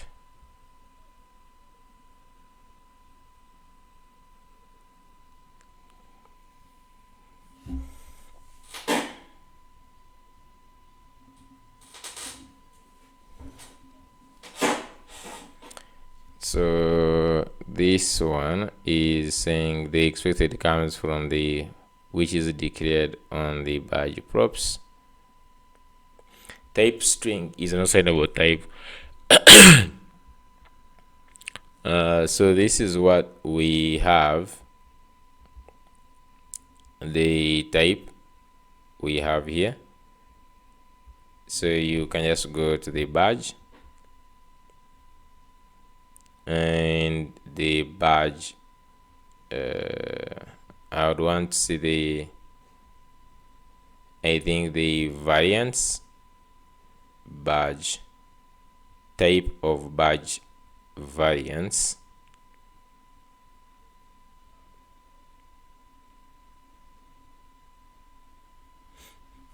Okay.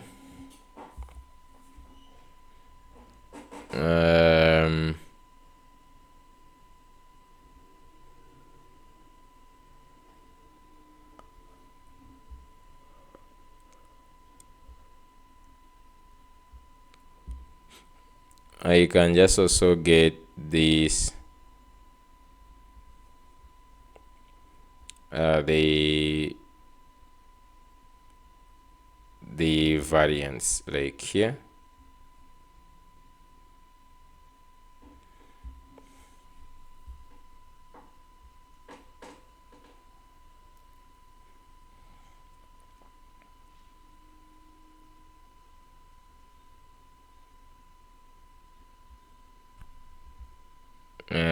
We can also define this also as a type.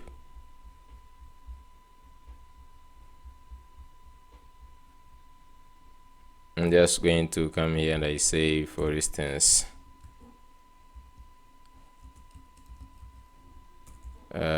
type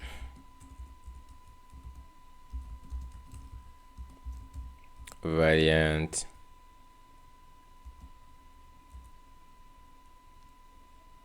maybe variant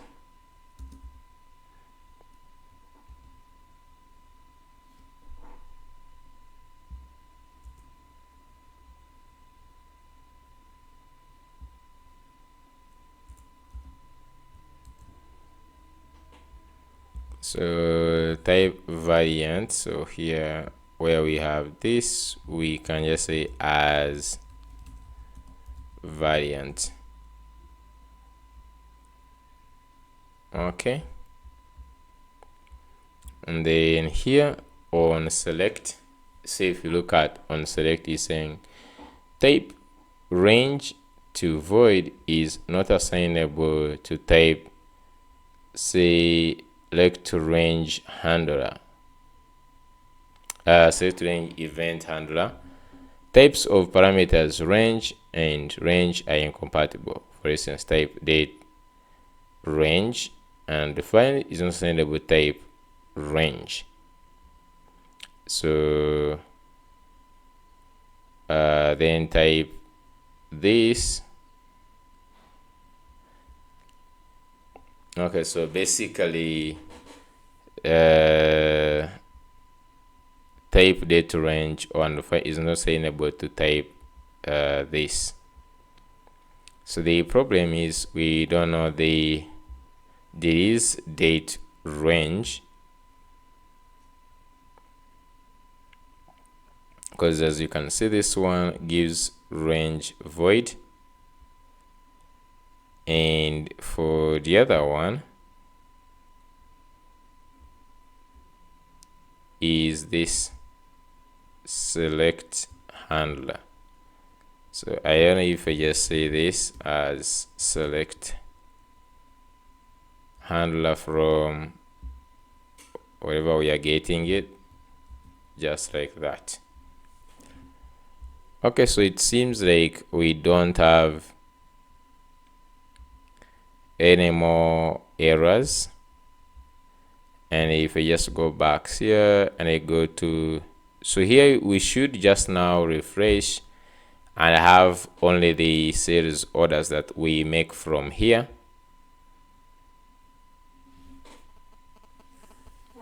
Okay, so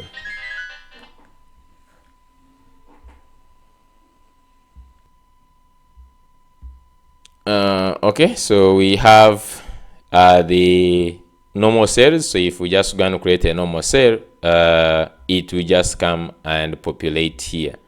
Okay, it will just come and populate here, and then when I just go to the other ones, the point of sale orders. So if I just come this side, I should be able to see point of sale orders, and you can see them here. There are 3. You can also go through them, and they are all having the walk-in customer. I think this is good. If you want, you could hide this send invoice or view invoice, or like send this invoice.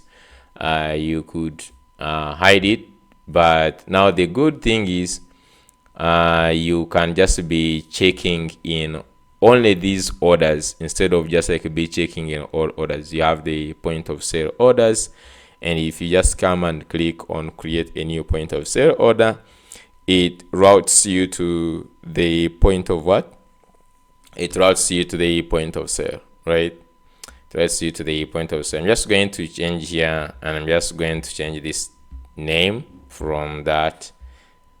So let me just go to POS interface, so I can quickly change this name.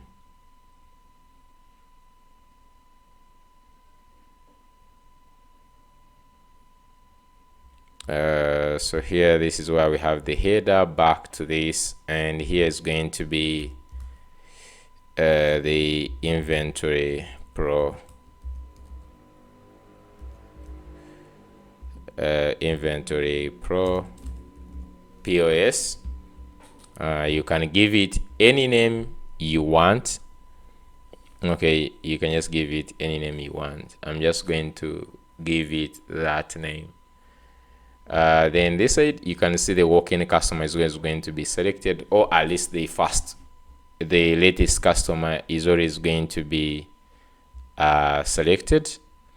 This side, there is nothing much to do. Most of the things are really working. You can just go ahead and update these images on products, and as well as these ones. So for now, I don't have much to do this side.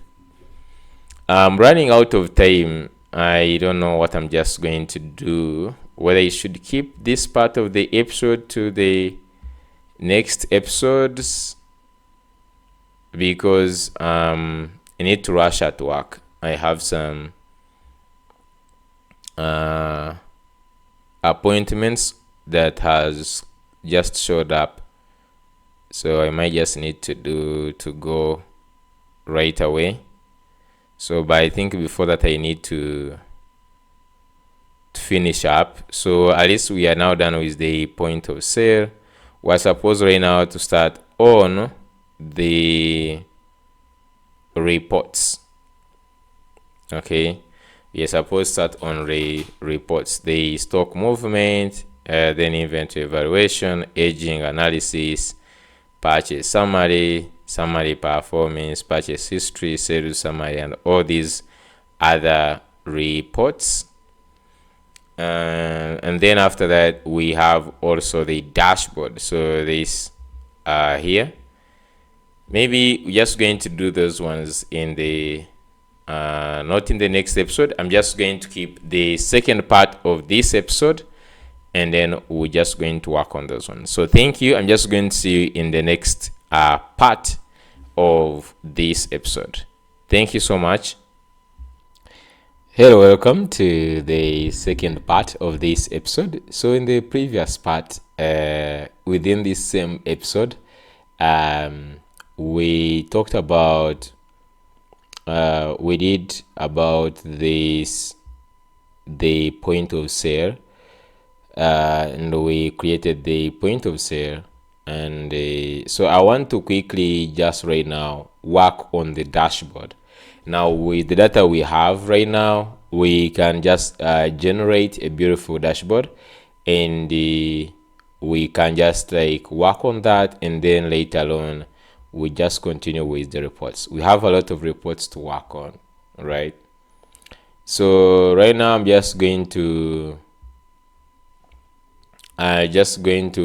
have given a cloud, the whole entire Prisma schema file, and I wanted to know what could be necessary or what are important metrics that we can display on the dashboard, what would be important to show and what is not important. So you can just see it talks about the inventory metrics, total inventory value, sum of quantity plus across all locations, low stock alerts, item below mean stock level, inventory distributed by location, top selling items based on the selling account, recent sale orders and their status, revenue trends.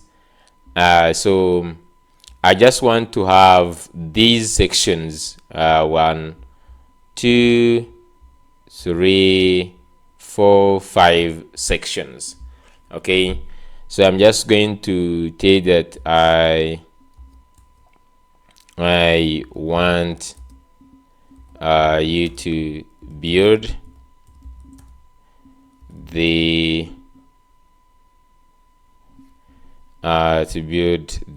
entire dashboard. Okay, dashboard page with the, let me see, 1, 2, 3, 4, 5 with the 5 sections as you indicated above. Okay, as you indicated above, just like that. That is all those 5 sections.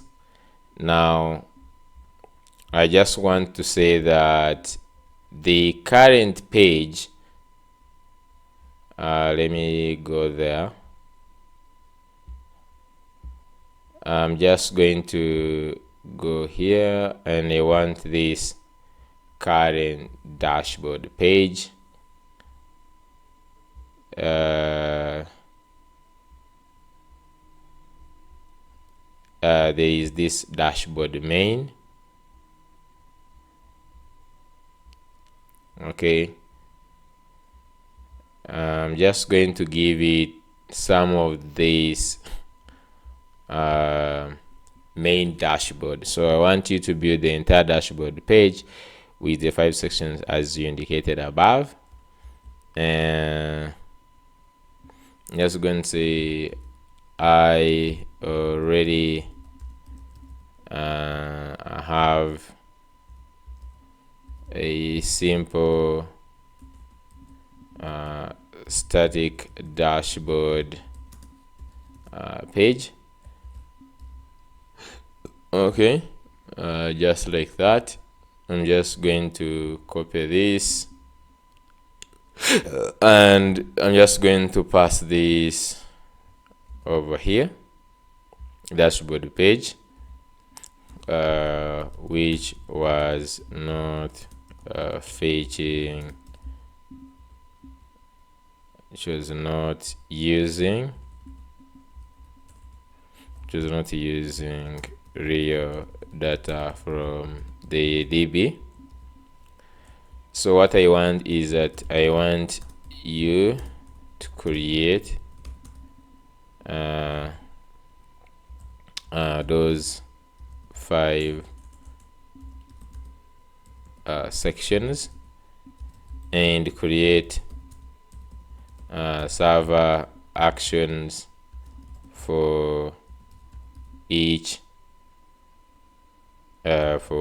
section.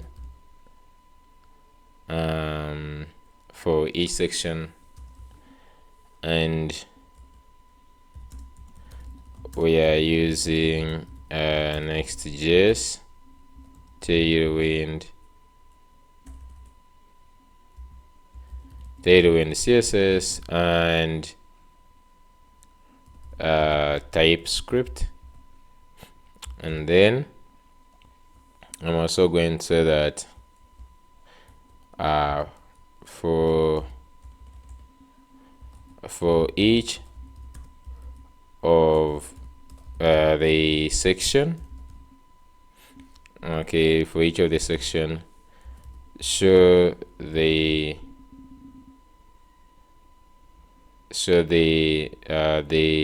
date filter for so the one we want is for last 7 days, 30 days, 90 days, and that the date filter for today, last 7 days, last 30 days, and then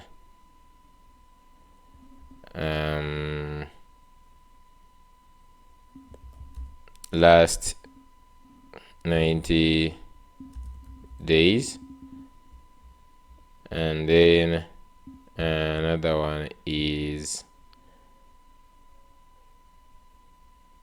last 12 months.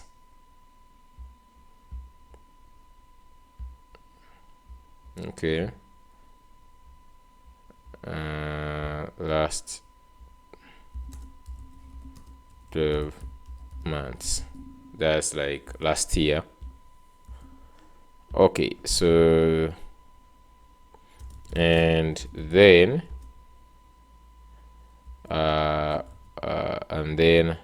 add export to Excel.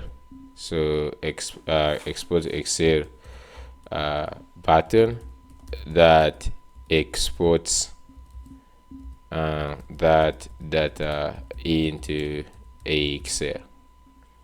Then for the Excel package, use the XLS, is XLS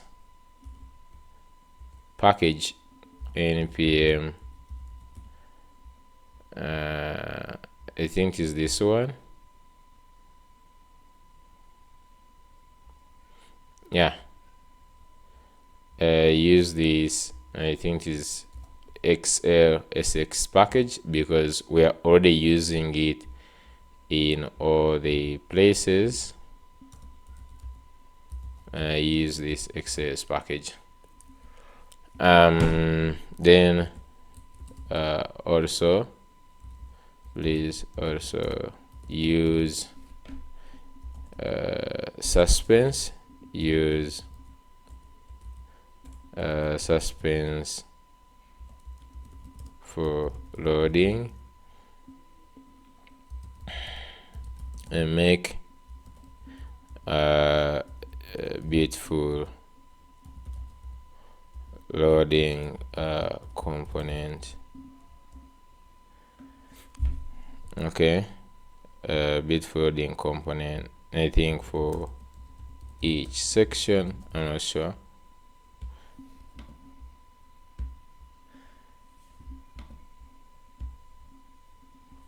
Okay, so I'm just going to see how it is going to start staging this app. So currently we have this dashboard page. I'm not sure what is inside here. I'm saying if the user permission does not increase this, then show the default here, which has the greetings. Yeah, I think we shall just also set this up and we see what do you see. I remember us setting up this one that shows the links. It shows those links that you are able to do or to click on.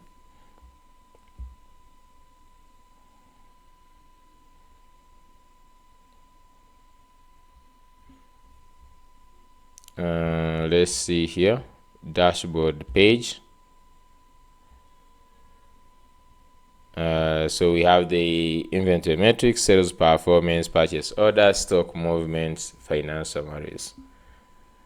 Okay. So we have the inventory metrics.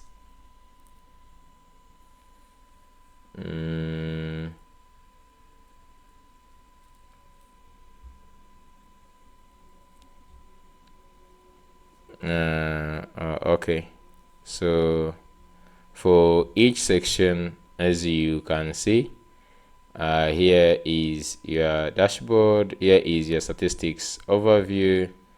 So you can select here the date range, and then we have here, then down here we have inventory metrics. We have this suspense for that. Okay, so I'm just going to first copy this page for now. So this one is going to go inside. Let me see.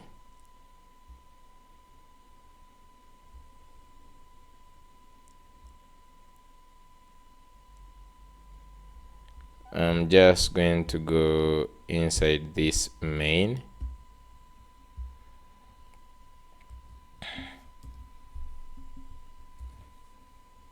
Okay.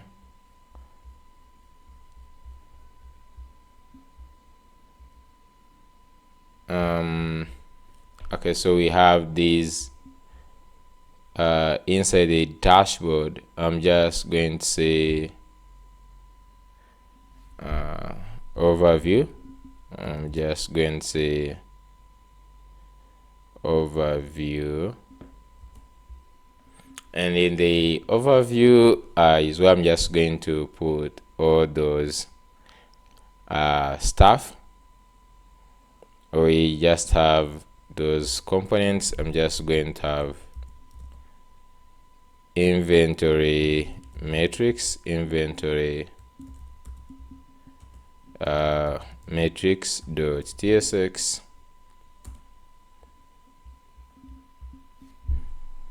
Then we have sales performance.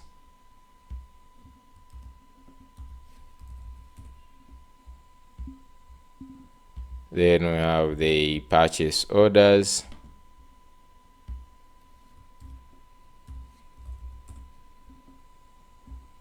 Then we have stock movements.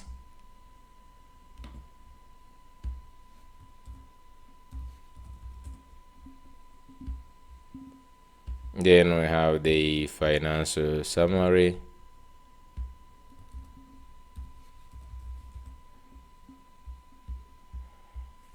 Okay, then we have these loaders.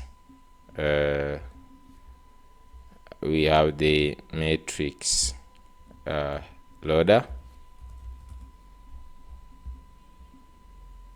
Then we have the table loader.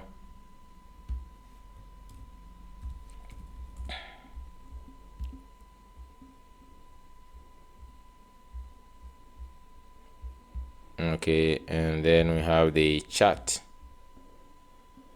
loader.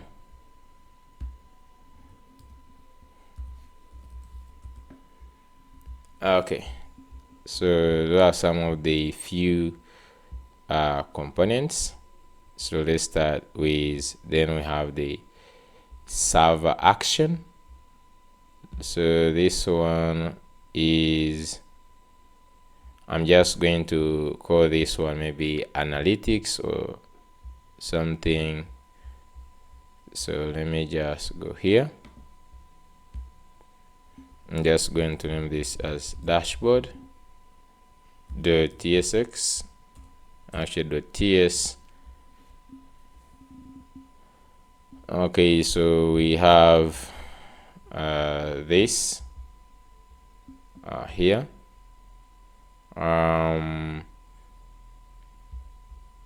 Let's start with this date range type.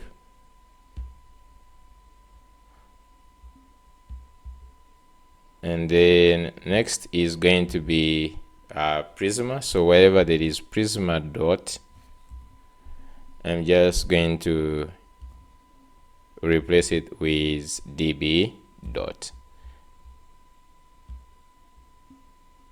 and then I will import db.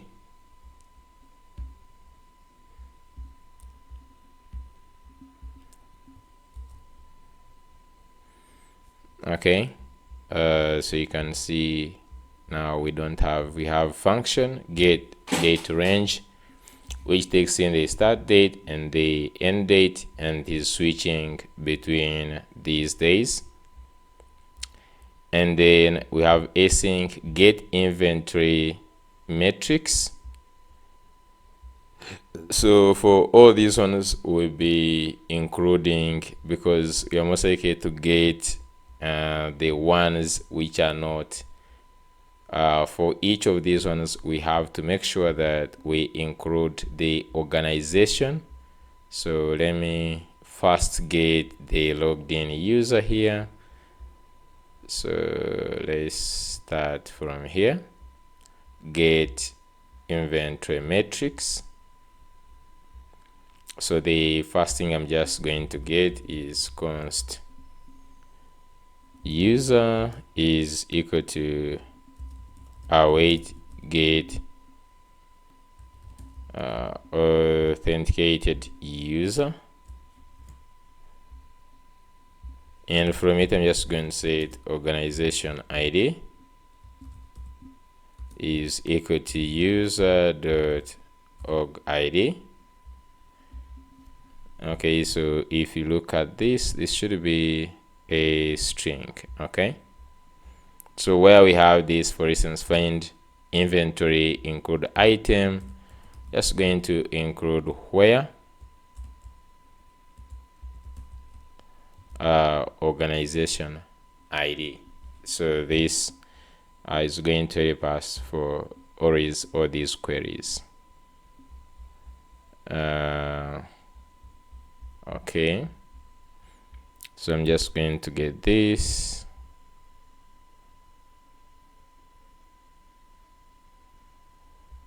Then we have low stock items, so you include take, and you can just like end with where. The same thing here where we have include, you can end up with where dot reduce item dot find. So here you can also find, you do where. So I think that's it.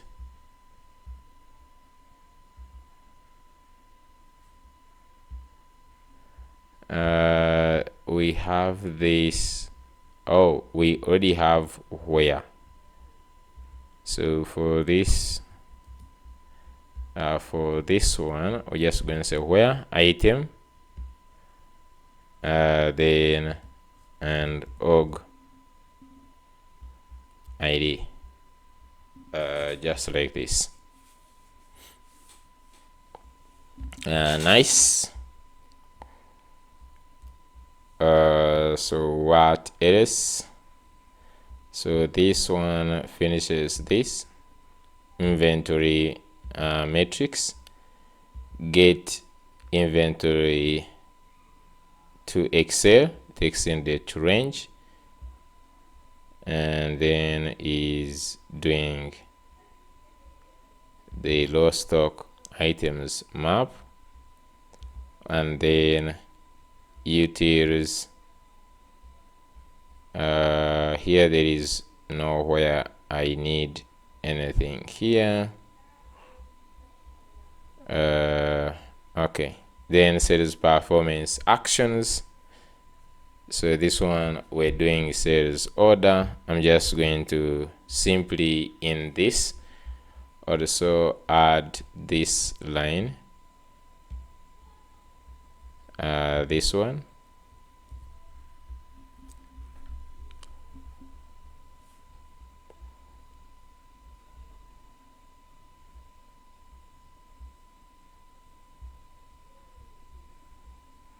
I'm just going to add this. So I just want to include the organization ID,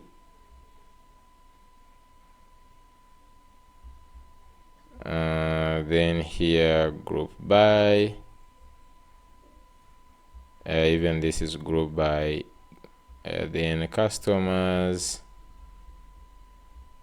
customer details,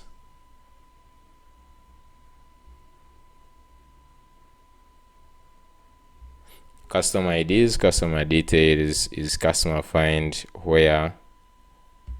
So you need to keep the organization ID, then after this we return. Okay, then we have the same thing here, export to sales to Excel. This one doesn't need actually anything. Then purchase orders, so we also get const user is equal to await get authenticated user, and then from it we can see organization ID is user dot organization ID, and then wherever we are making anything where organization ID. So this is one query. Then we have also db dot the same time we just going to put organization ID, and then this is also db this is where just going to get organization ID,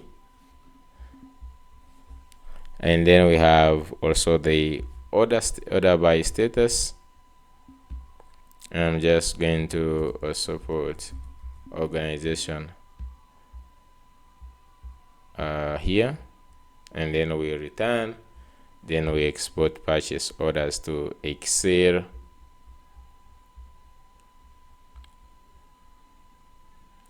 Then we have the stock, so I'm just going to do the same, const user is await get auth, and let's const org id is equal user dot org id then we can now specify it in here, org ID.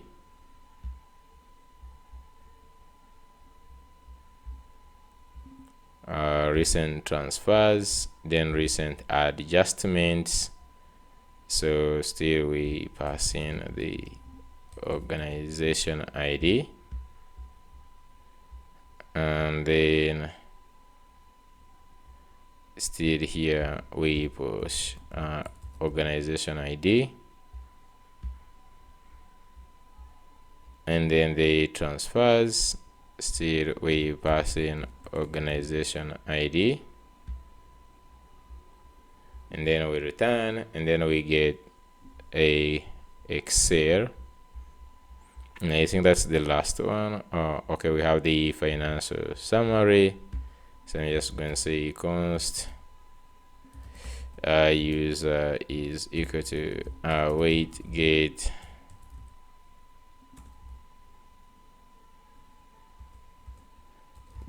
authenticated user, and then a const org ID is user dot org ID, and then here we get the sales order. Just going to specify the org ID, the same here, org ID,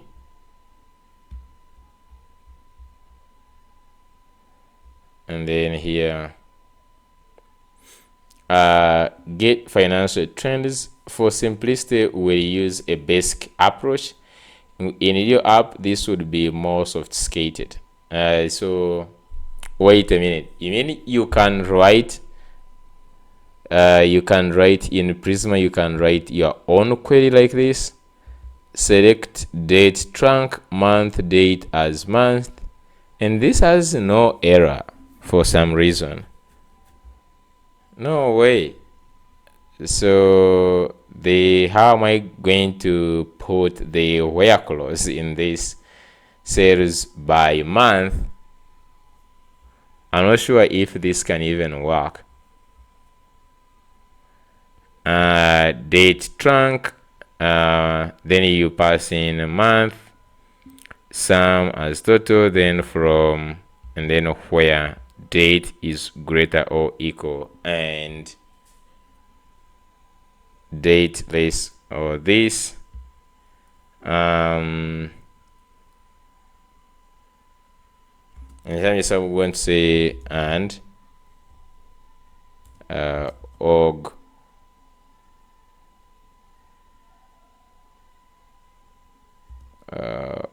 ID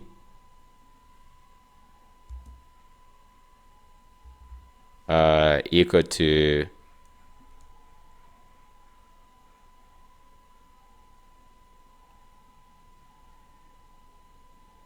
I'm not sure, is equal to, so here I just want to add the org ID, and then group by, I'm not sure if this is accepted, and then the same thing here.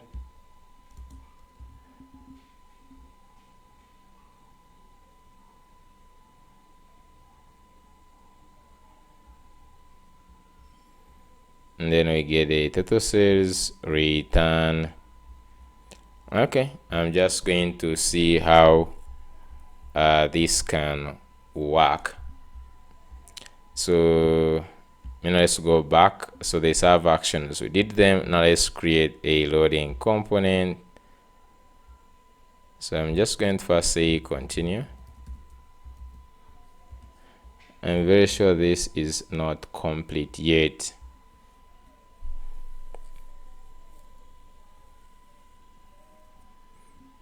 So for all the loading components, I'm not sure if they need to be in the same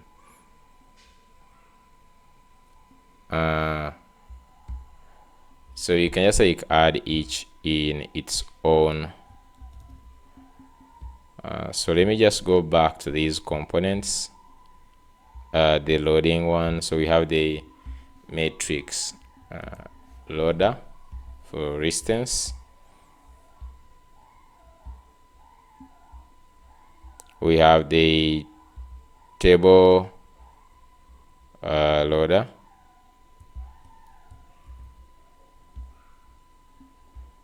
So let me just go to the table loader. Then we have the chart loader. Okay, I'm just going to get the chart loader.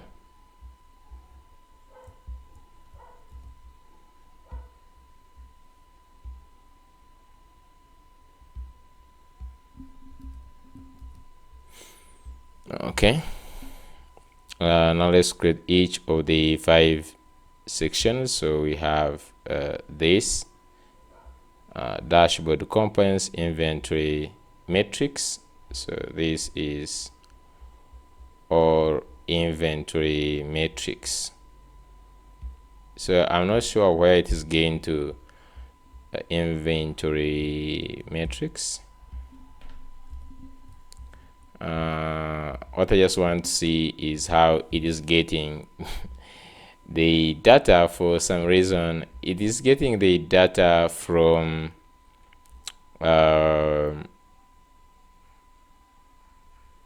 as you can see, the bar chart and then the donut chart, export inventory matrix.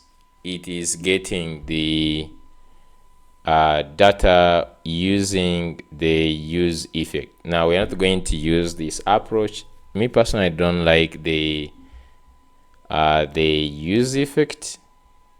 Okay, I don't like the use effect, how it does this whole thing of data. So the data is going to be, I guess, entering here as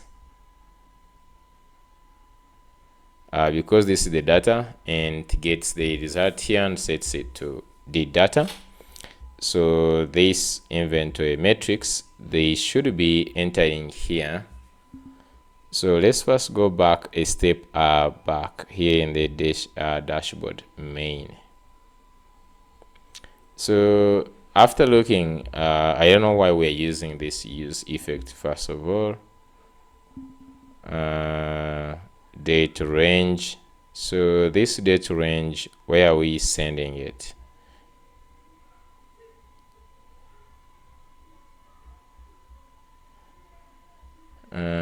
So when you select on change, say date range, then inventory, it has all these different stuff. I don't want this page to be, I think it's supposed to be either we can just like get this data from, if we decide to get this data from the front end, like the inventory matrix, if we decide to get this data from, then we might just simply use we can just simply, instead of getting the data like this, we can just get this data via React query. Okay, we can just get this data via React query instead of using that. So let me first finish this, and we're just going to be changing sorry, so let me go to the second one. Okay,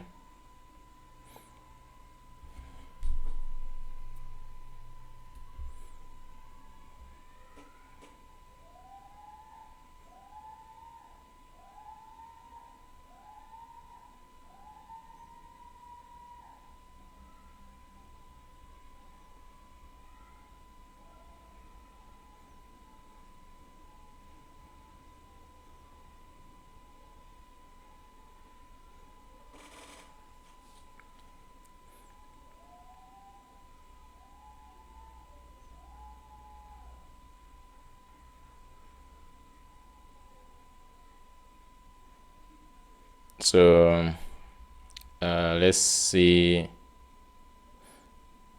here.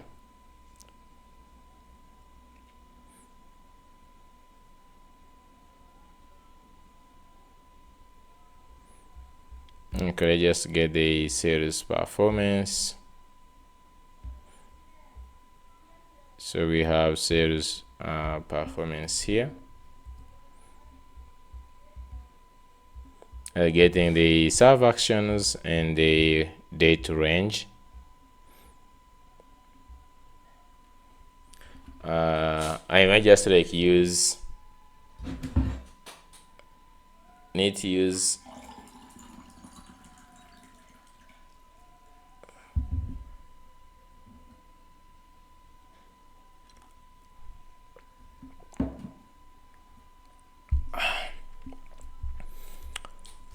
we'll use React query for some of these features.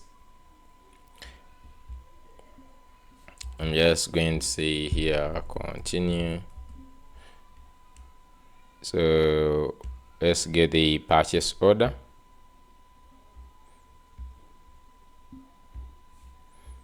So we have also the purchase order here.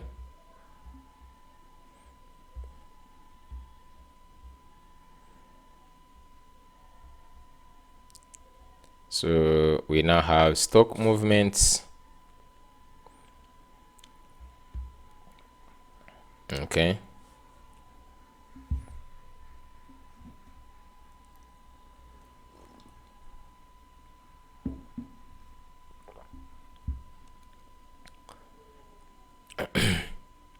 So this one will show the adjustments and the transfers. So the stock movements here.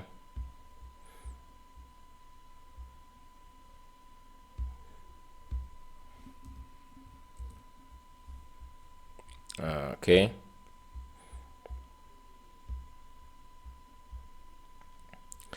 So the final one is the financial summary component.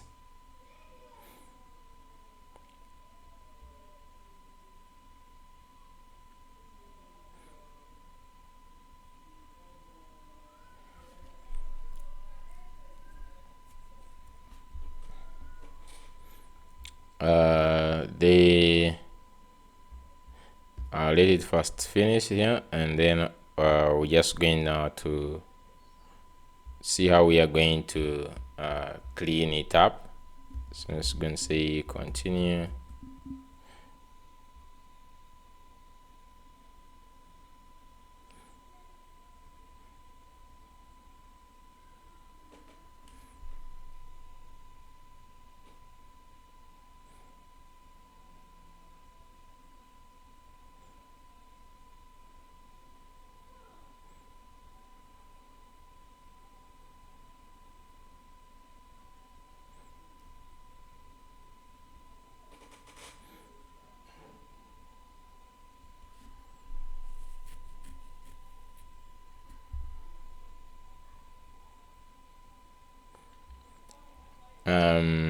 So we have now our 4. This is the 5th component.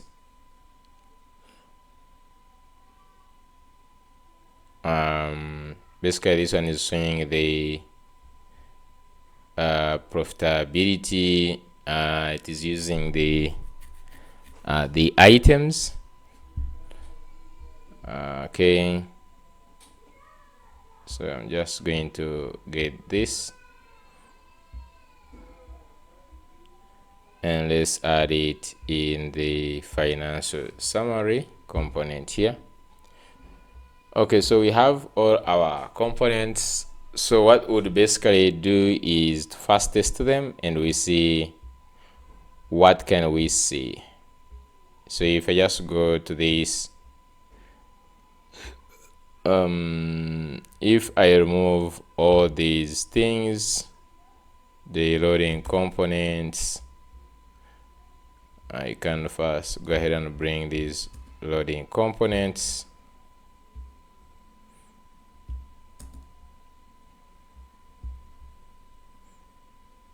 and then the chat loader. Okay, so now finally we can bring this inventory, these ones.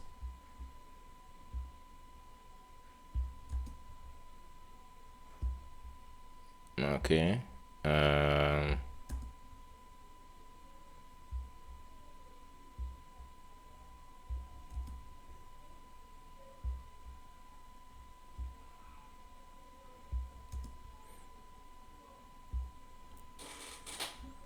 Okay, so then you just go in this, you can call the from the actions and also the date range, so you can just go here, can just go here and get the date range,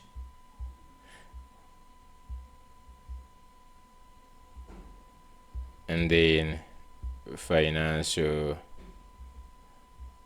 and then also export. Okay, so you can just go up here. So for these, I can copy and I add this. Let me just go to the next one. So for this one, I can add actions dashboard, and then for the date range, I'm just going to go here for the date range.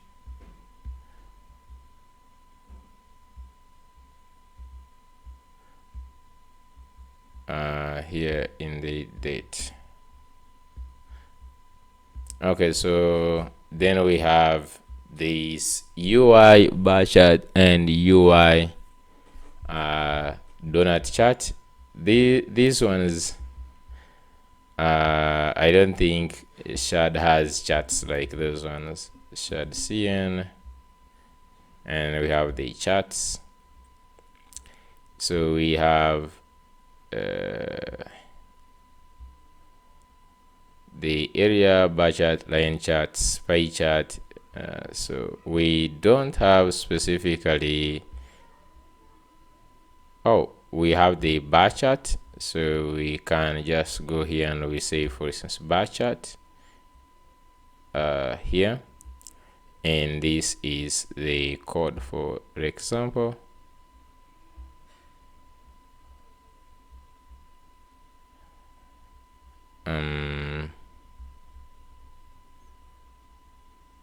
So you can see it uses recharts.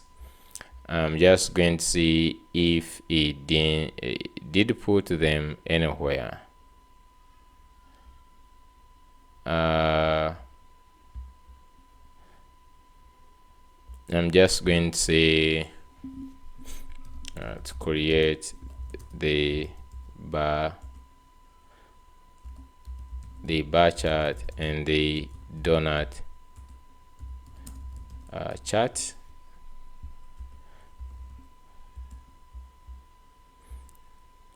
Okay, let me just first leave those ones and just go back here and just get this. And for the date range is from dashboard main. I'm just going to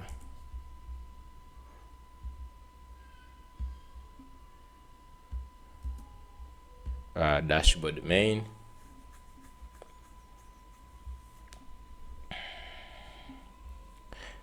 So we have this sales. I'm just going to put this. This one is going to be in the dashboard main. Then go to the next one, and this one is going to be in the dashboard main.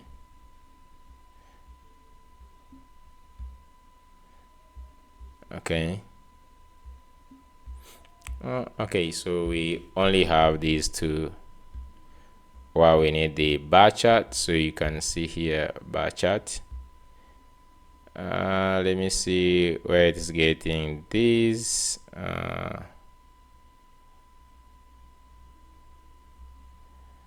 We needed to use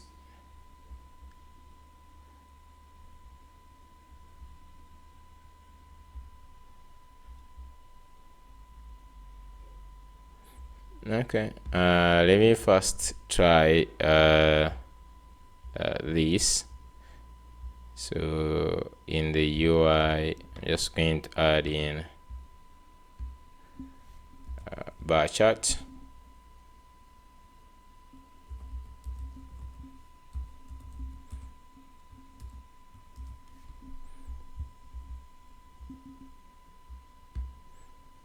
Okay, and then there is also the donut chart.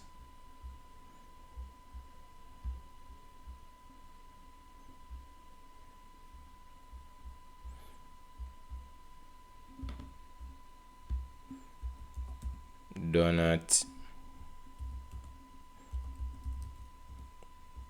donut chart.tsx. Okay, so I'm just going to import this bar chart and this.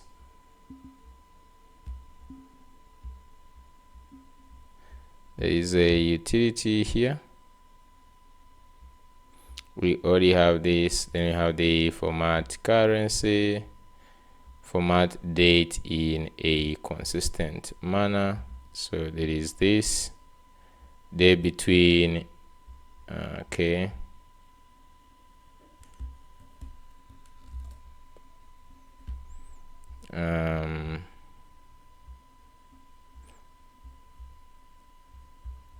You can just go in the utils.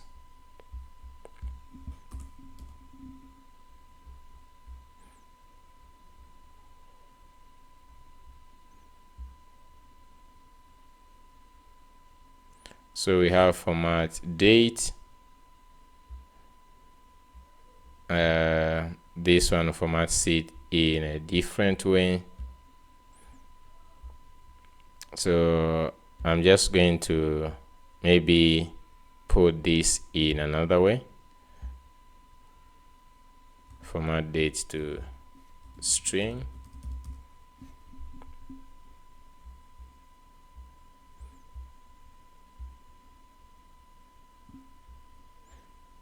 Then there is a progress component.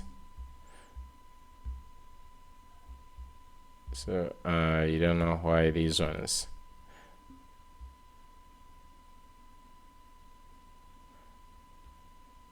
We have these components.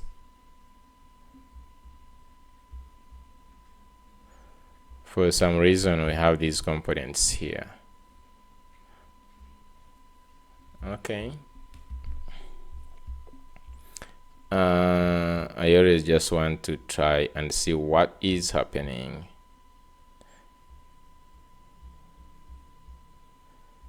So where is the dashboard? Page main dashboard. I don't expect it to really do anything right now. Okay, so at least it shows something. We have low stock alerts. Okay. Hydrated. I don't know why. That. The loading components, I'm not sure. We have top settings. So here you have inventory here, top inventory value, low stock items, inventory locations. Tabs must be used within. Okay, so I'm just going to be starting with only one thing, and then we discuss about that one until it is done. Okay, so let's start with the inventory metrics. I'm just going to be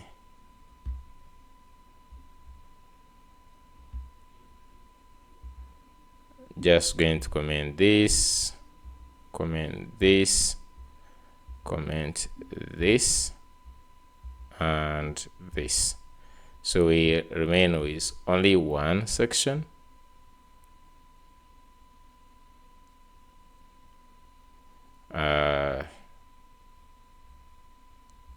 Okay.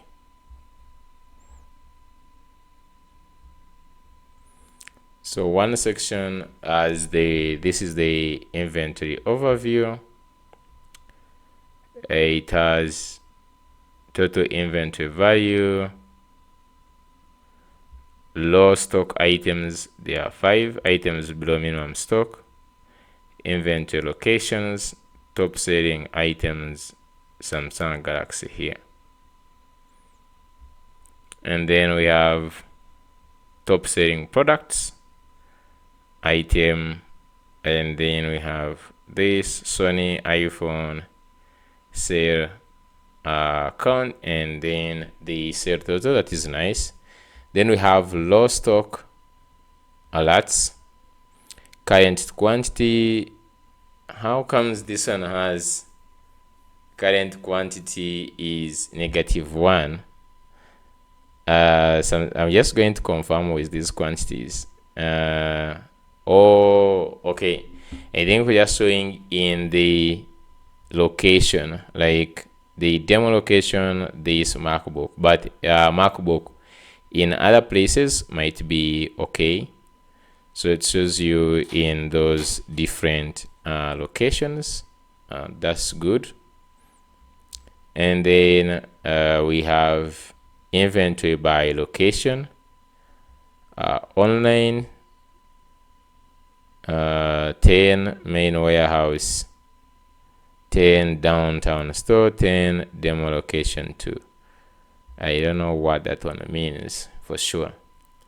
Location and the value. So this is location value, inventory value by location. Is it supposed to show some chart here? It didn't show the chart there.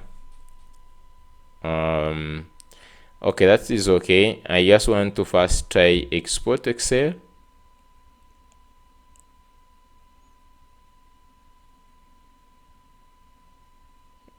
So export Excel, there is nothing. Even this. Oh, okay. Inventory metrics. Just want to look at this.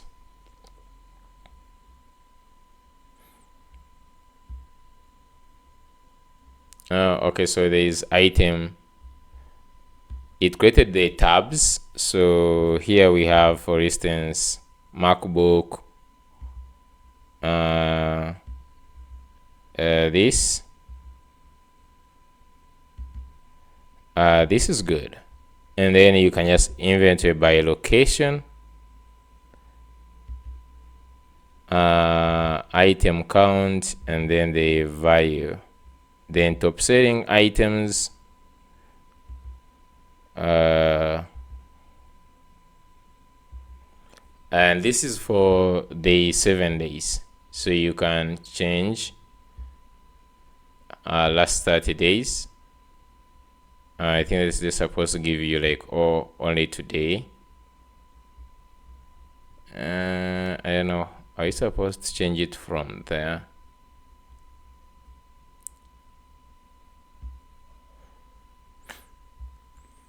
Okay. This is not bad. I'm just going to. We don't want to show a lot of stuff that are not really useful. So what am I going to do?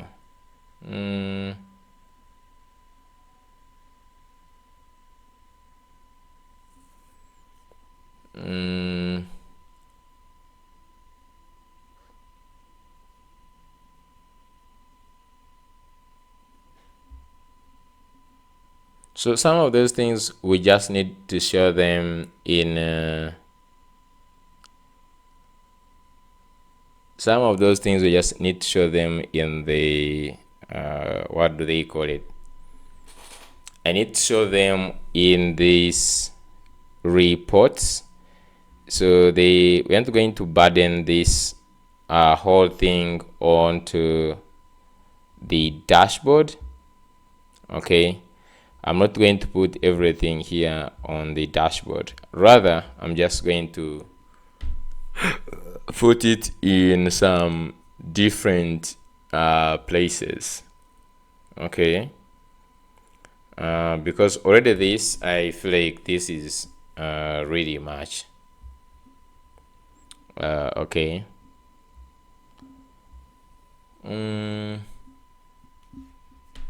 I'm just going to go to where am I going to go?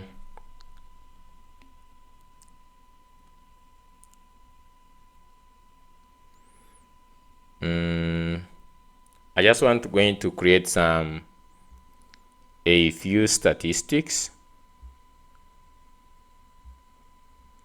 and I will also show some few charts that it may be something like this here, because I don't want it just to be just populated. I just want it to show something. So what am I going to show? I'm just going to go back. Okay. I just simply want something like this. Let me show you this this tracker. First of all, let me just go to this. I want something easy like that. Okay.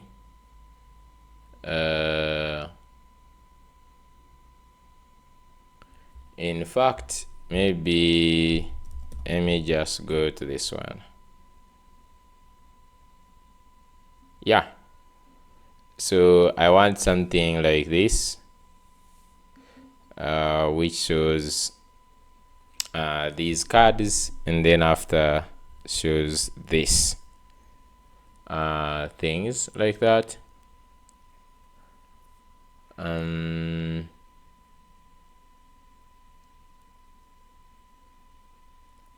I did not even duplicate. I actually think pasted this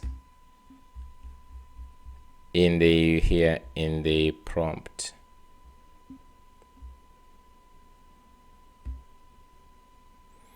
This is what I copied and pasted. I'm just going to copy this.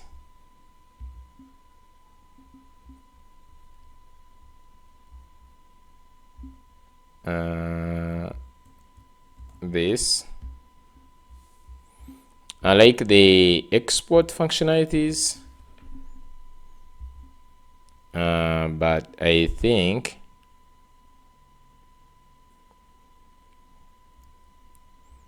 I will have to tell it what needs to be in the inventory section.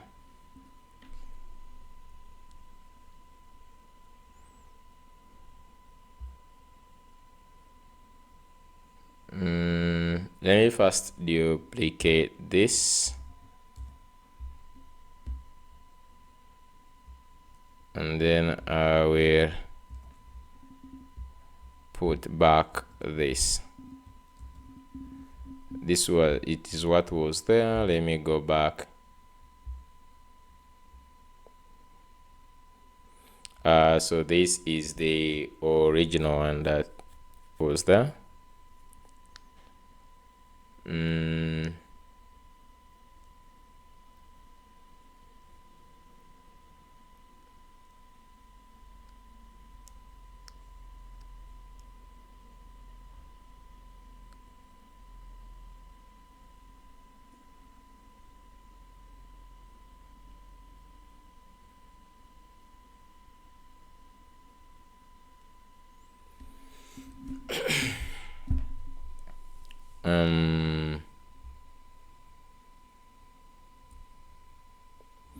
under inventory only here, let me see what can we add.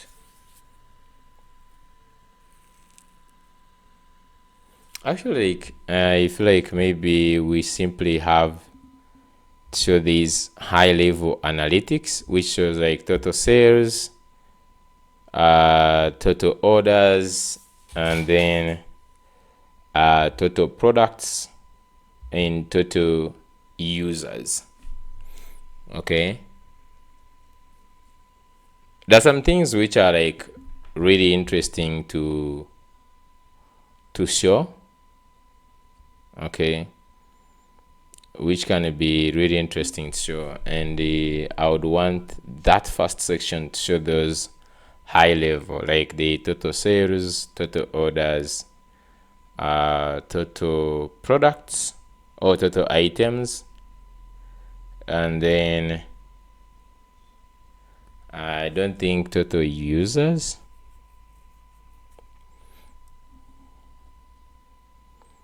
Okay, so let me make a copy again. Okay, so let me select what is in this, put back into this one. I can delete this.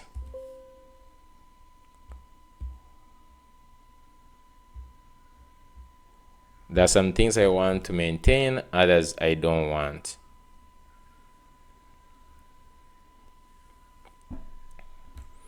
So you can see it takes time because of that problem. I'm not sure if we need, for instance, the location.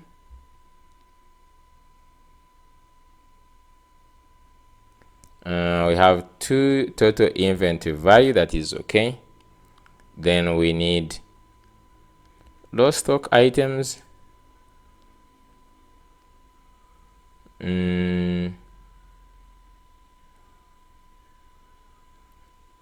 Inventory locations.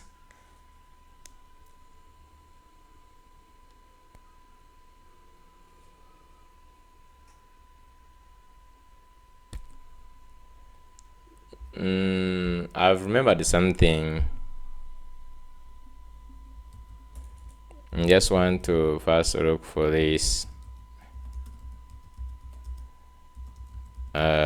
It used to have a very well laid out dashboard.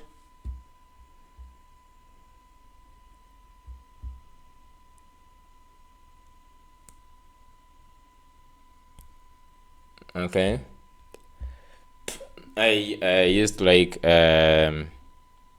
how it has these stuff. You can see like you don't need to have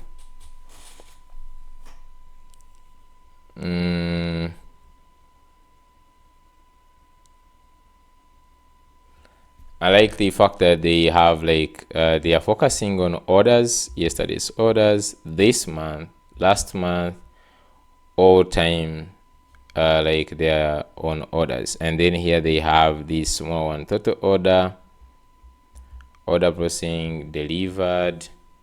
Basically everything here was on orders, but I would want the one with small icons like this one, and the more explanative one like this one.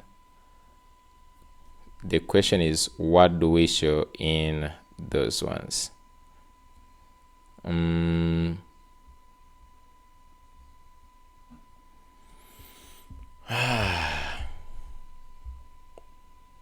Print invoice. It should just be like view, maybe view invoice, I guess. Yeah, so here there is view invoice, and then like download and print invoice.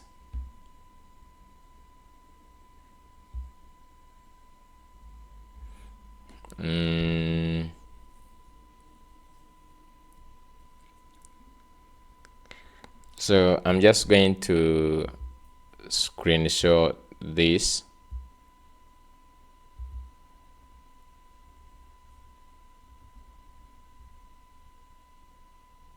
Okay,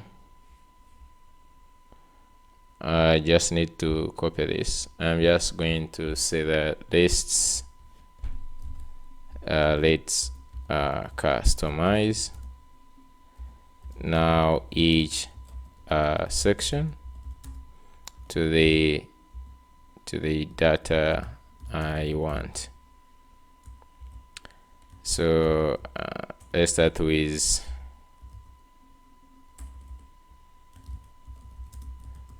with the inventory matrix. Just going to start with the inventory matrix section. So I'm just going to say that I want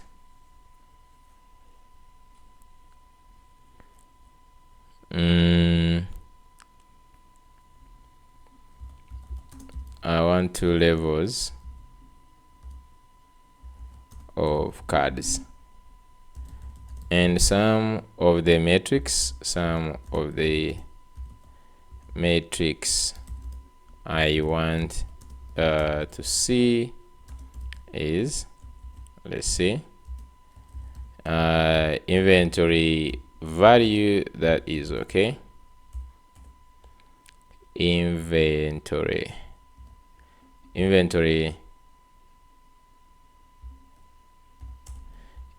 value.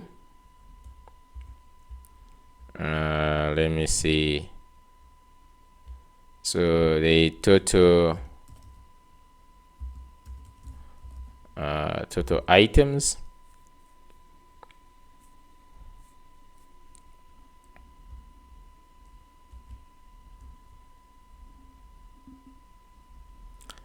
then I would want to see total. I'm not sure if I need to see the low stock items.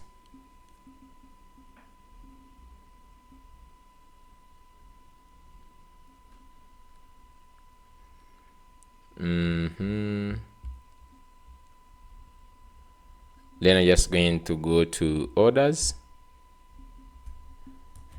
total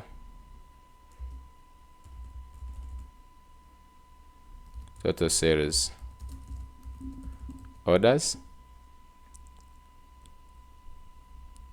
count and value.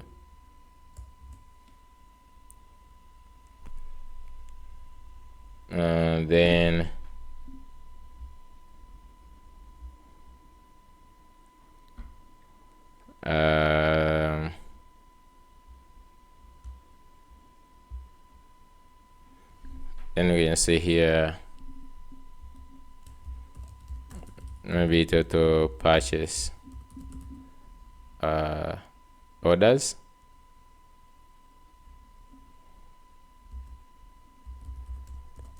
count and value, and then low stock items. I think that okay. Low stock items,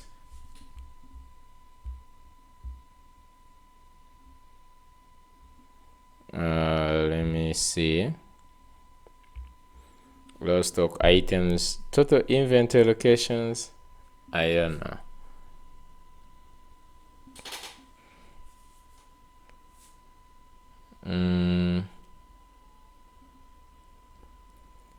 Okay, so then for these other ones,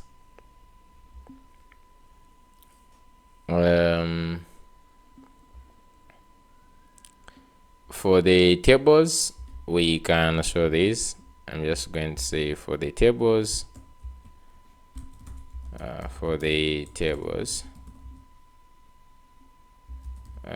show only two, and that is the low stock alerts and top selling products or top selling items.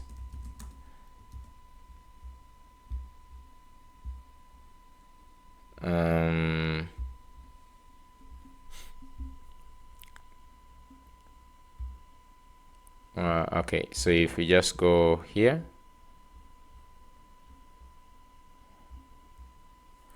I don't know, is the orders, because I think we're just going to put the orders.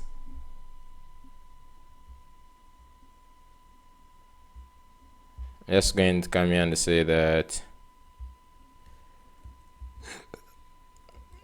just going to say the sections,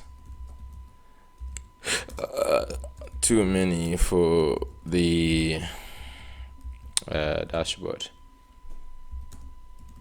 We will use others for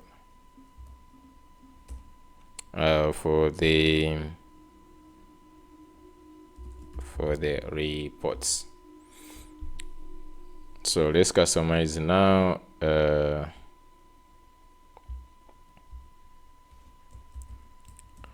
We will only show the inventory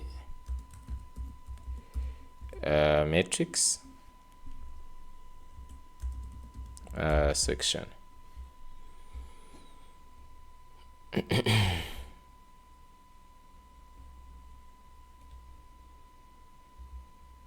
So now we just want to show what we need to show. So below these cards, we had some other things. What I want to know what was the second one. There is sales performance. Then there is purchase order.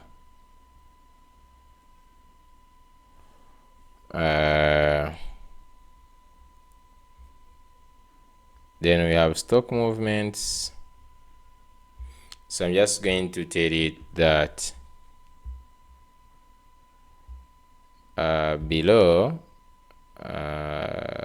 so below I want, so below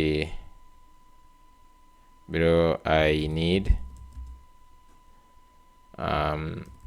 other two tables for recent customers and recent sale orders.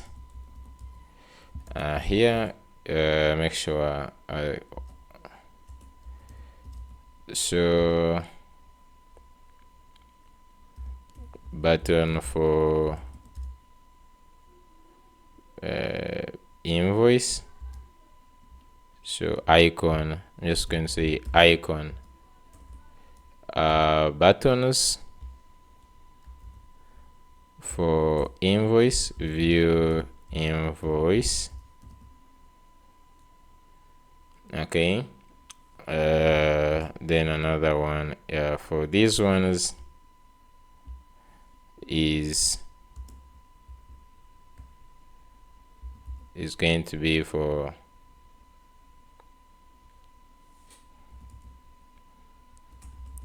add link to view details.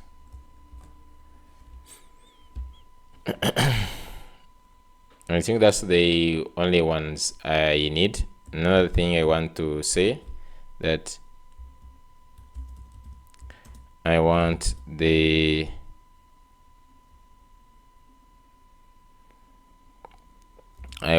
data to be fetched at the server side in the page, and then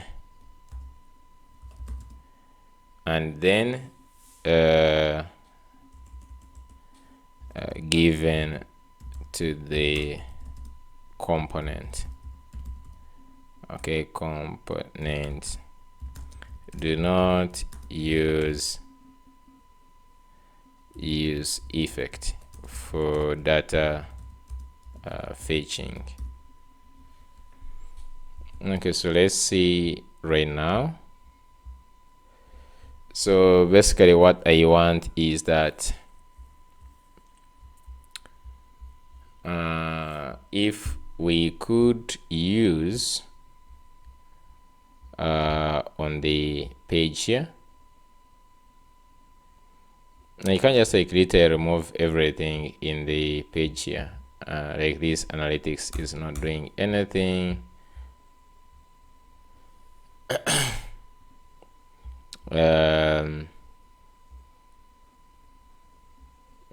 Even this, I'm not sure if we need the organization ID anywhere or this whatsoever. So you can remove this,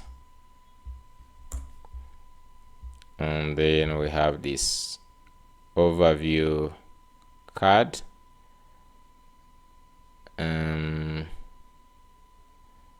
They were showing analytics.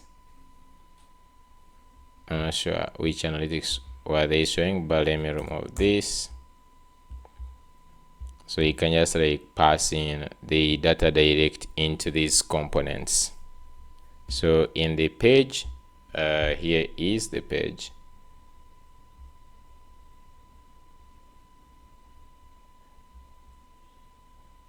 Okay, in the dashboard page,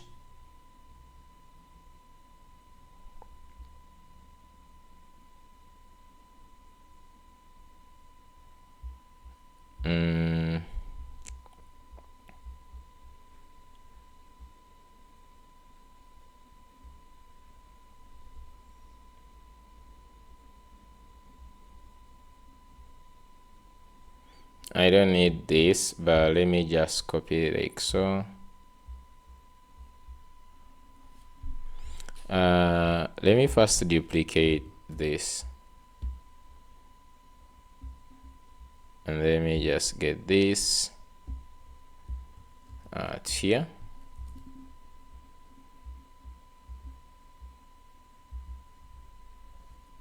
Okay.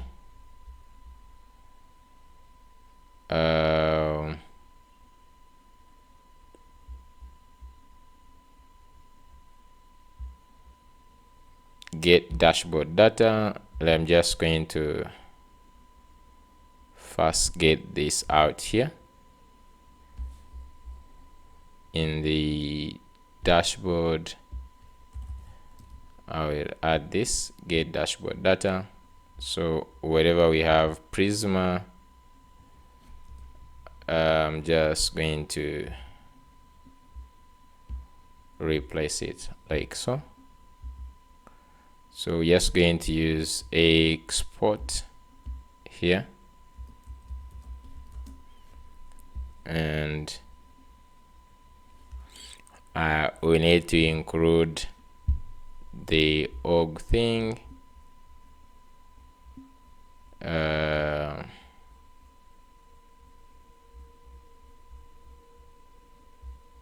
I just need to get this.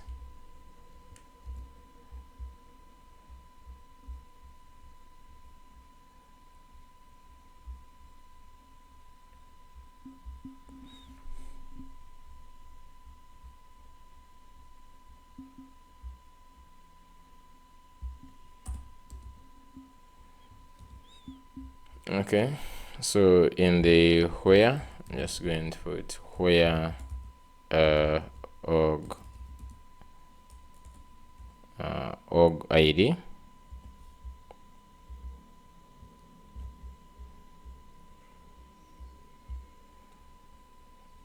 then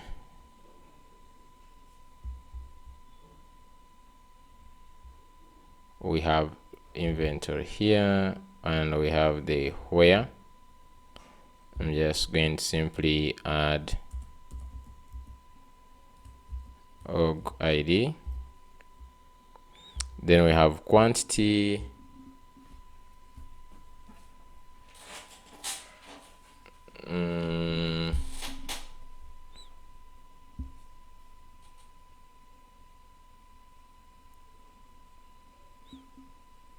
items inside of type inventory, and then let's add also here where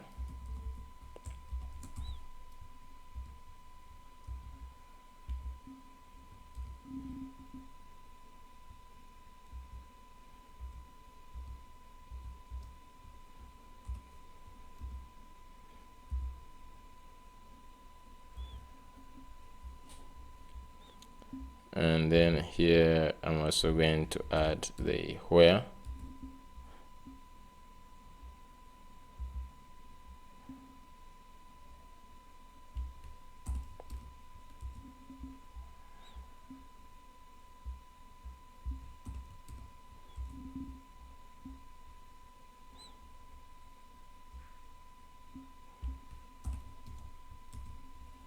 So I've added where. There is one problem in here. It is just this. It is saying that field reference item int isn't assignable to type number.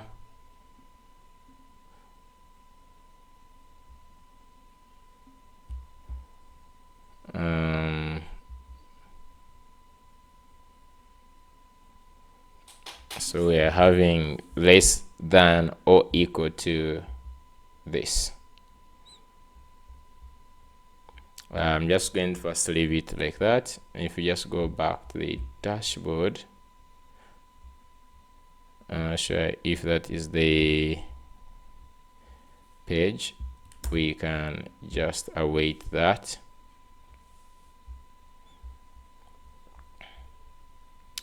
Now I'm just going to remove this because basically this is not doing anything.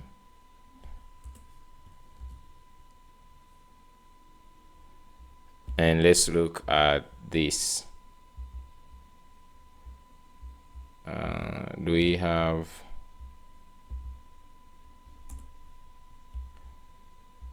I'm just going to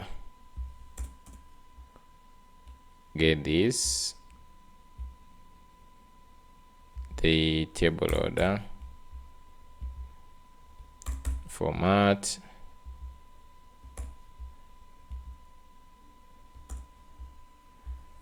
I'm just going to import this, the matrix loader, and then we have to create this inventory matrix display.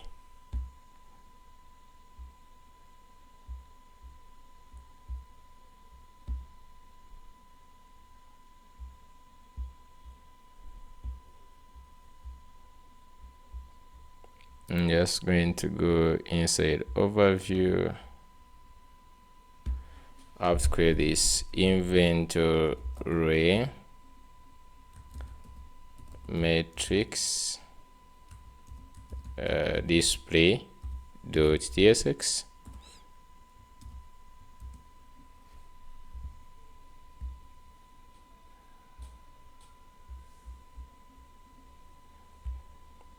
And let's import this.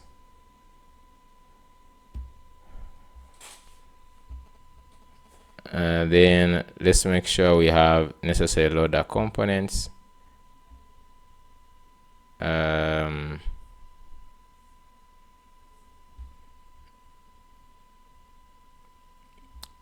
We have these components already, the matrix, for instance, the matrix loader.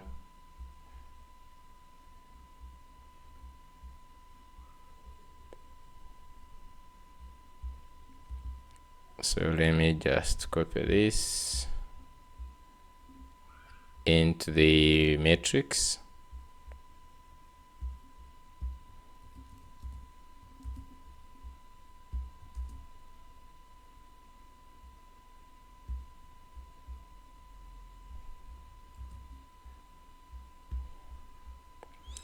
And then I'm just going to first go ahead and remove this I'm just going to rename this to something else. Let's see if it's going to load.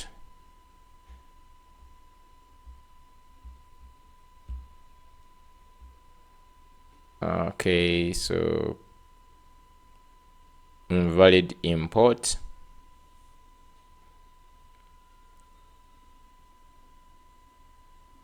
So this is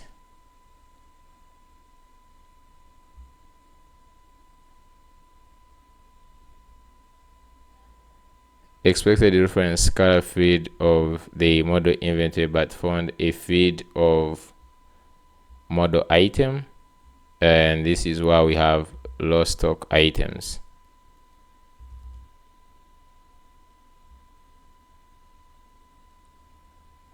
Where do we have lost stock items? If I go back to the database and say Control F, lost stock items, here, and this is why we have this db. So we are in the inventory getting the lost stock, so we get where item. Oh, so this is the where clause. You have the item mean stock level greater than 0, and then quantity less than or equal, and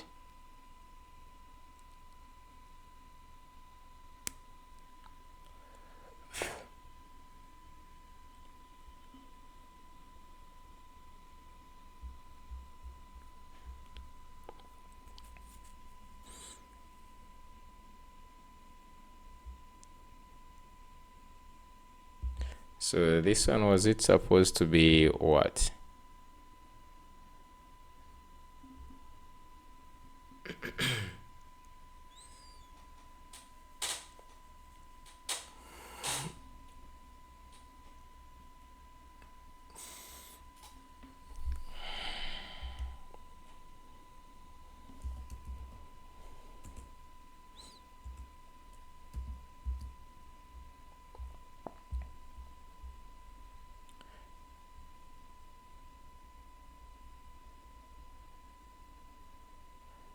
Property in does not exist on type Prisma client. So we need, I'm seeing like up here lost stock items. Oh, it actually had also, let me see, I just want to see the second one up here. Lost stock items was items whose mean stock level greater than, and that's it.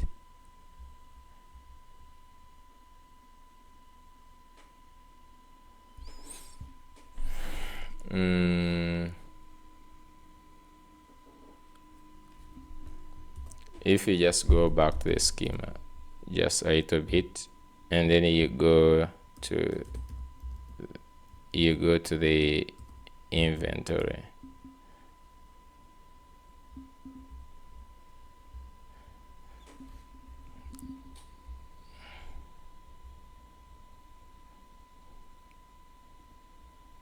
So this whole thing is in the item, because the item, it is only has like the mini stock level. Okay, it has the one which has mini stock level and the max stock level.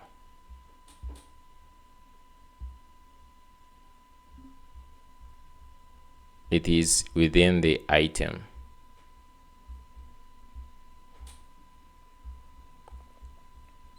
So I'm just going to say that lost stock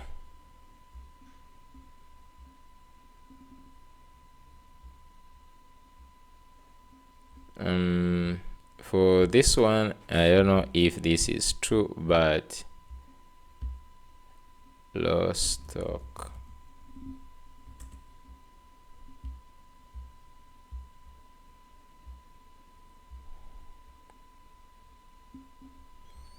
Lost stock items.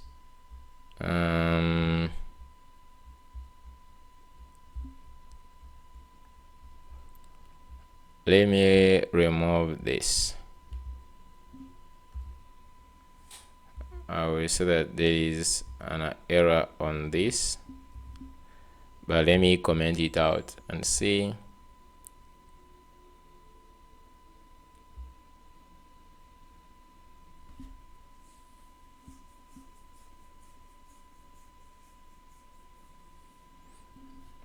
Okay, recent orders. Okay,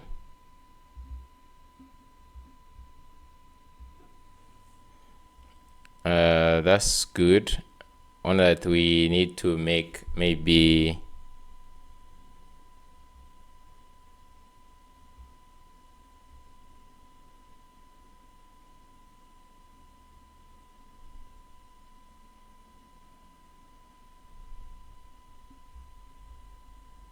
inventory value. What is this? I'm just going to remove this. I'm not sure what is this.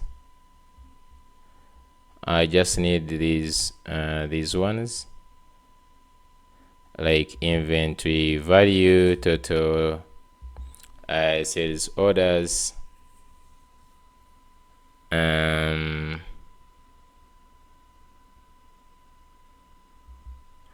then the purchase orders.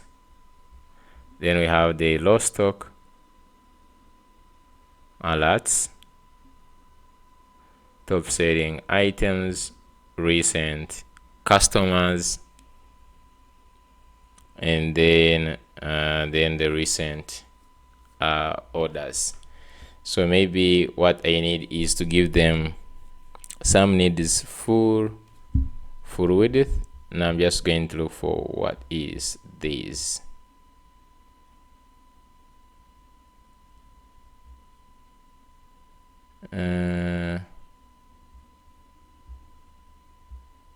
If I just go back here to the dashboard page, in this,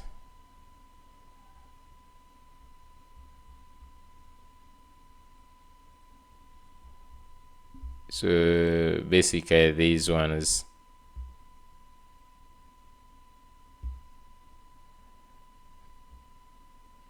these are all dummy datas here, these ones, and the actual one starts from there, I guess.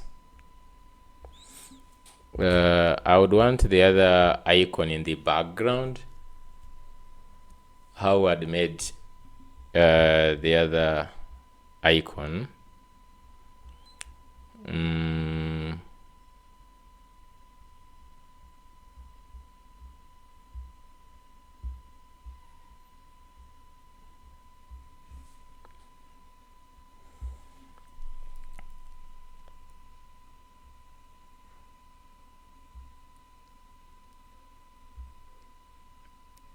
Okay,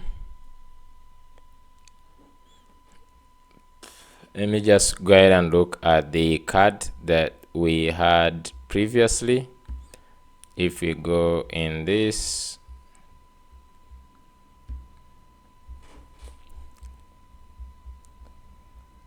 we had the cards.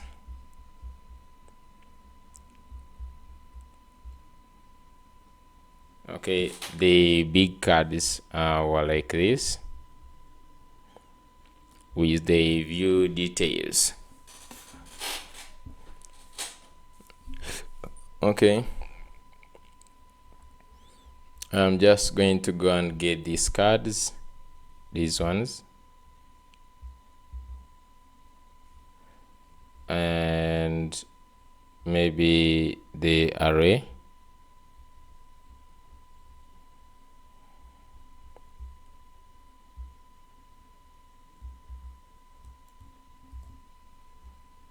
let me just go to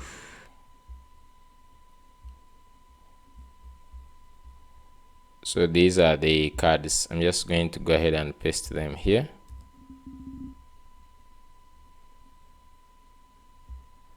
Then get this array.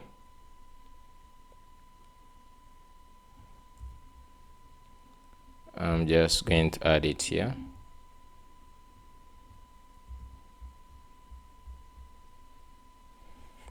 So for instance, in the first place, we have the inventory value. We have the inventory value here.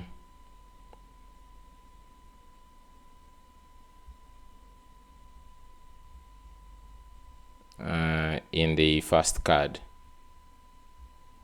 So you can just come here and say inventory value, and then let's go ahead and look at this, the number. So I'm just going to first minimize. Inventory value is on data.inventory value. So here we're just going to have this. So this is a number, data.inventory value, then change up, then the icon. So which icon do we want to show? So this shows the box icon. I'm just going to show the box icon. Then the next one is, so we have this inventory value. Then we have the total items. So which is data.total items. So total items. Total items. The value here is data.total items, and the icon here still is the box. And then we have sales orders. Sales orders, and this is data.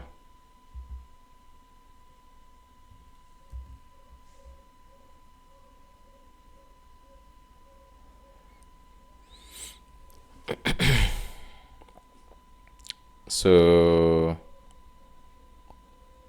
it has the count. So for instance, I'm just going to say total sales orders. I'll put the value and the count. Let's say put here the count, and this one should be dot value. So okay,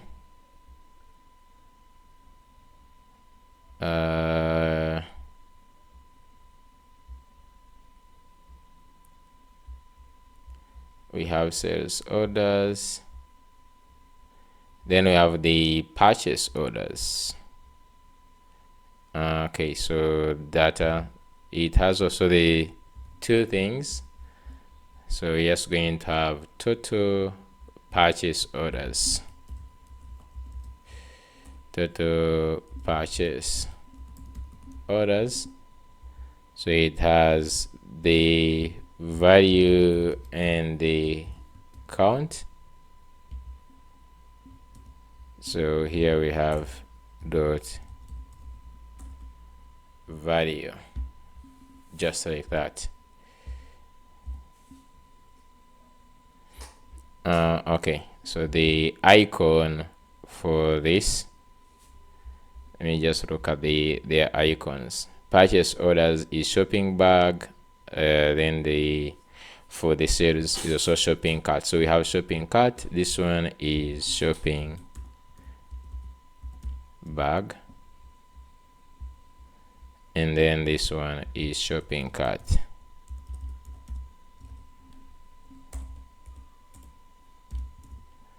Shopping cart. So we have one problem, which is in the map. I'm just going to first get this right arrow. So if I can minimize this, oh, I just even cut it like this, and we show the big cards. Yeah, I like these big cards which has that background icon. Okay, which have the background icon, which is nice. Okay, so now that we have that, we have inventory value,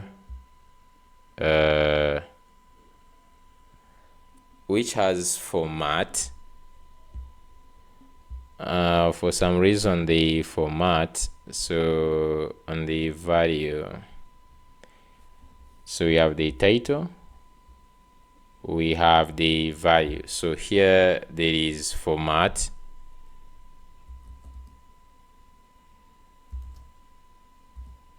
let me try to add whatever was here. It was format currency. Okay, so wherever we have the value here,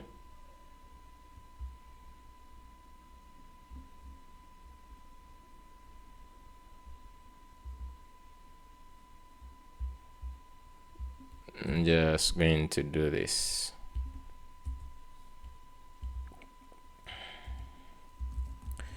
Format currency, and then make sure this is inside here, and then it takes in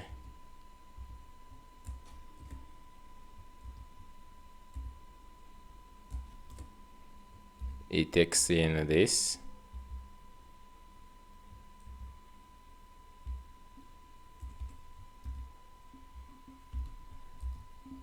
Okay, so let's go and look at it. So we put this $sign.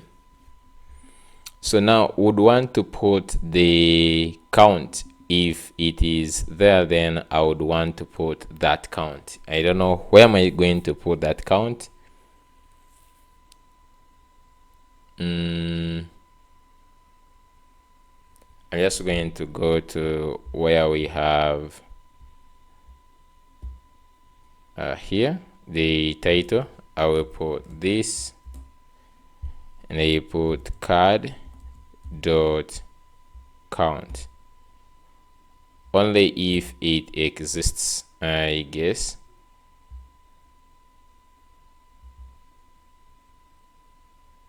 Let's see. Okay, so we just need to add it if it only maybe exists, not like the way we have this. So you can also add this here, and we say if card dot count, and then we do this.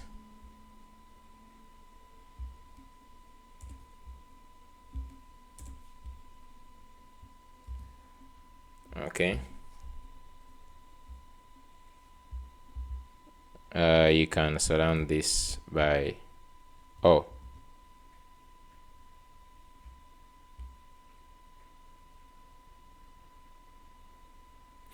okay, so it doesn't look like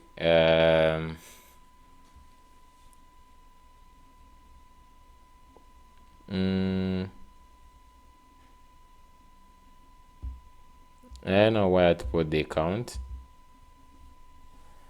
You know, if I need to put the count anywhere. Okay, total items.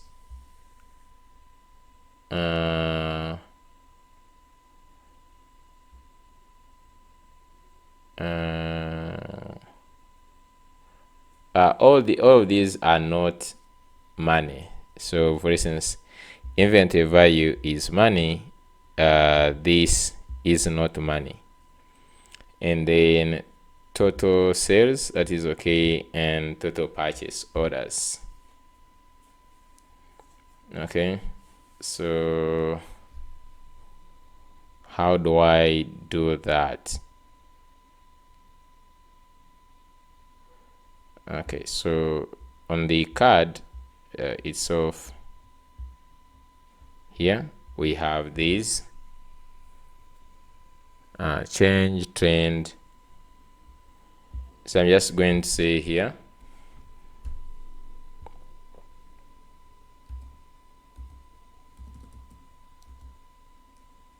I'm just going to say is currency,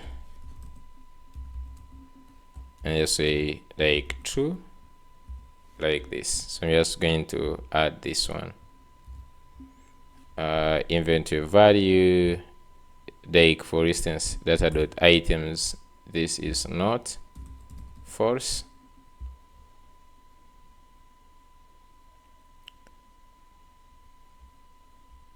And then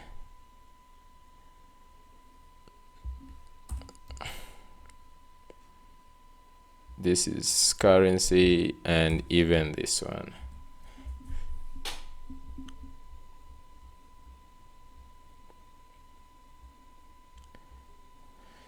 Okay, so I'm just going to come here where we have card.value, and I'm just going to say if card dot is currency, if this is true, then else.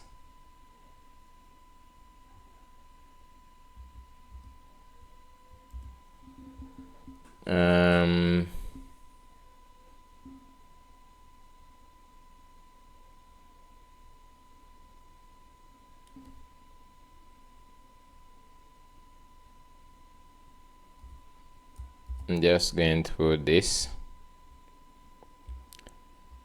I'm just going to cut this, and I'm just going to put it direct like this, and then even this one. Okay, so you can see for the items it is showing 39. I'm not sure if they have 39 items really. I don't know, like how is it calculating the items? Like, is it calculating the total number of stock items? Is that like the number of stock? I'm not sure which items is calculating, because if it was calculating these ones, still they would be not those ones. I don't know which items it is calculating to be 39. We're going to look at that, but otherwise I like this. Now let's work on these tables. Okay, let's work on these tables. I need these tables to look nice.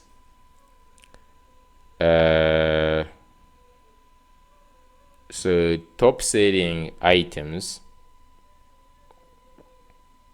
and then we have the low stock.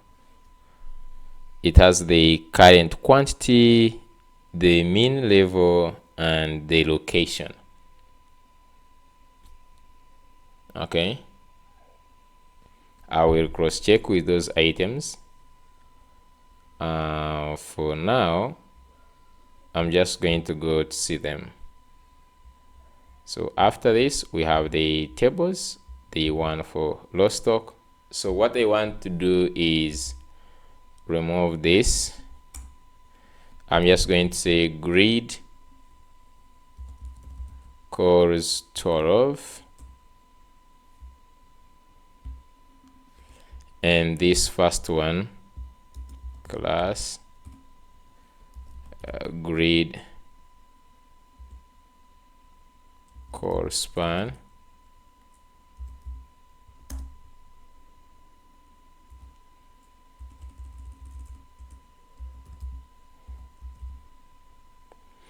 Let's say core span 7,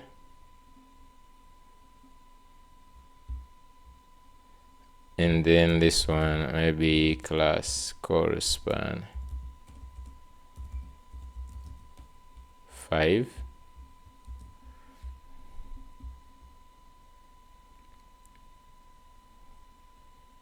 Yeah, so because these ones they don't have much. Then let's look at the table. There's top setting, view details, flex justify between, I don't know, y is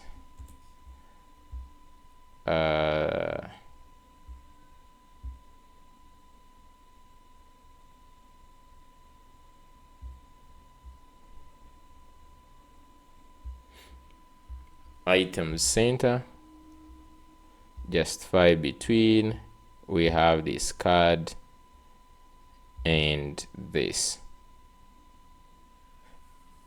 Is this flex working? I'm not sure if this flex is working.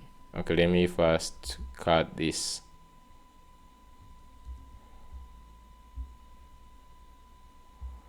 Okay, so I don't think this flex is working, that is on the card header here. Let me just put it inside here and see if this is working or not.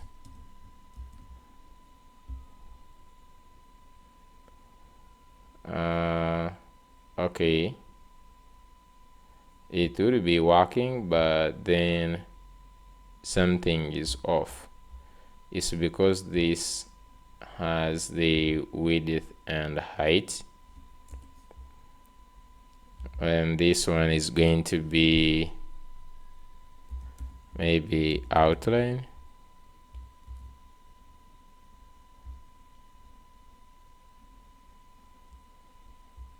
Okay, so I'm just going to leave it as a ghost, and I'm just going to make this a link.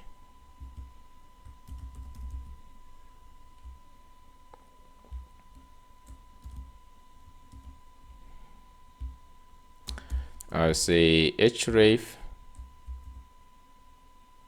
I don't know why I'm just going to route, but let me first put a hash there, and I'm just going to say as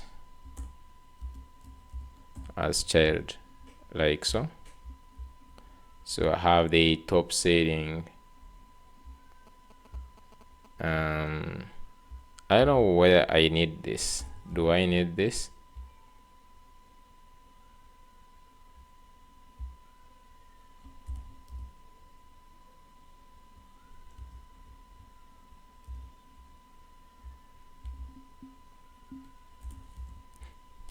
I'm just going to say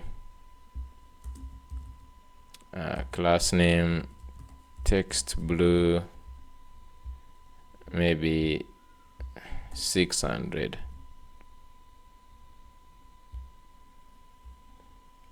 Yeah.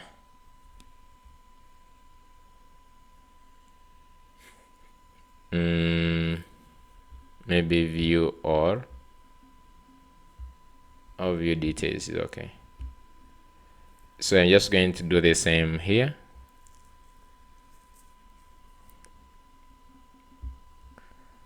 low stock items. So basically I'm just going to copy this header and then paste it in this header.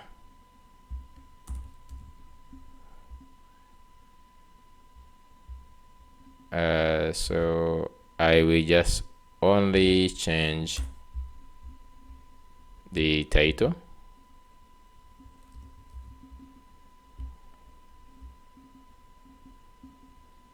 and remove this.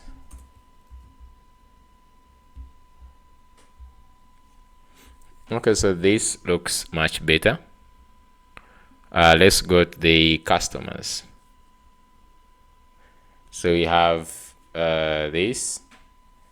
Now we have the customers and recent sales. So both of these ones are big. This one is okay. Status active. Maybe what I would want is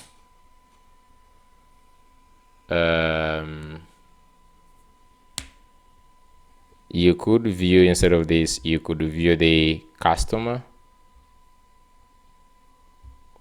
The same with these ones here. So this one should at least like have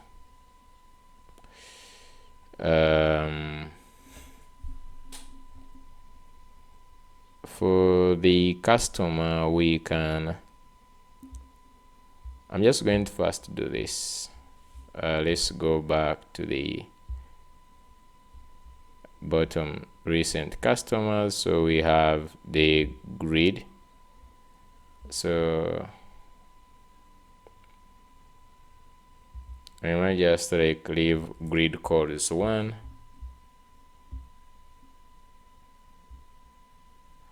and recent orders.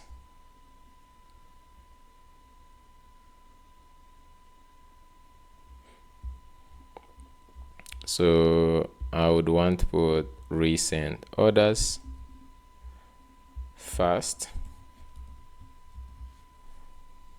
like that. So here we have the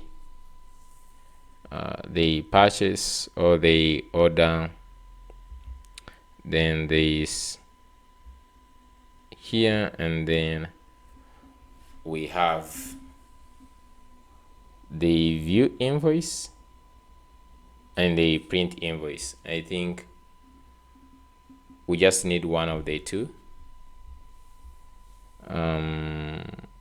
For the customers, we see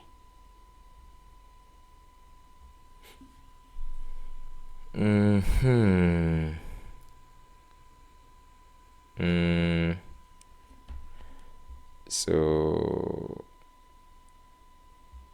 one thing I can just like add here is going to be the source. Okay, I'm just going to be the source. So let me first go and work on this. So where we have this thing here, we're just going to leave the one with a printer icon.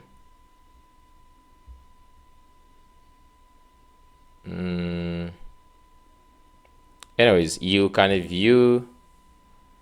I'm just going to make this one say view. So the title is going to be view the view order. So it's going to be view the order, and this is going to be a link.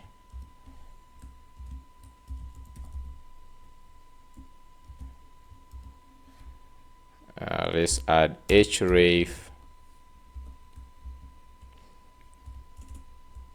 Okay, so here's going to be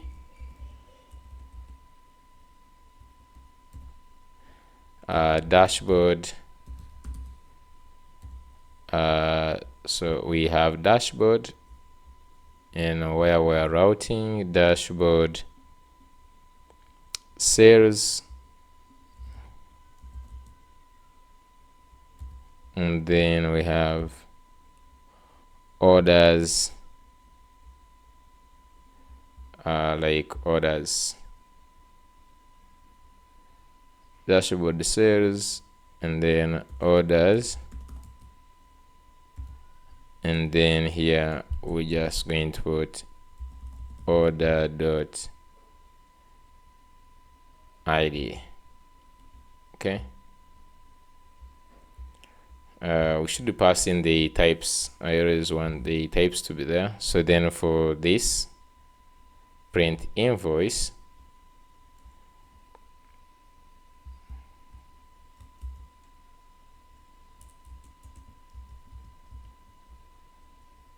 I'm also going to add the link.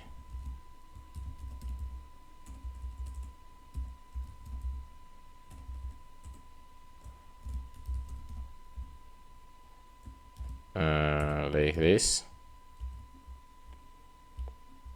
So we shall also put the href, but this one is going to be, so this one is also going to be as shared. We're just going to say dashboard and then invoice slash invoice,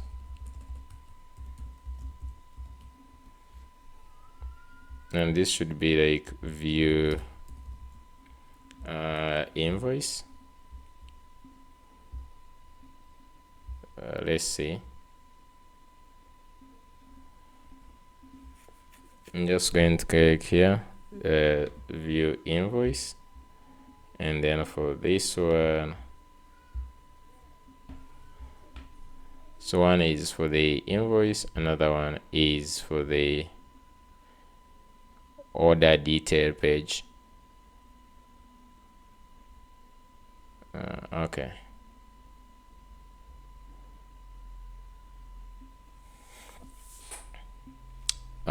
Good.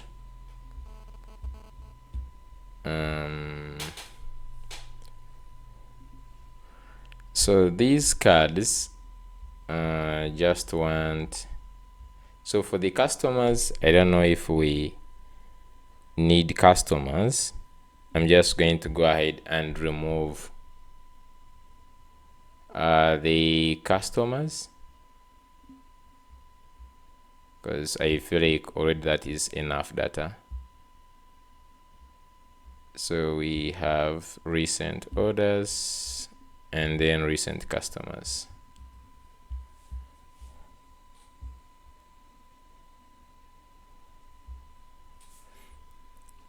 Okay. What else would we show? I would want some, at least some few tables, at least not a table, charts, but I don't think will be possible. I would want a chart like this one. Let me show you. Okay, we have this one, which shows the sales overview in a particular month.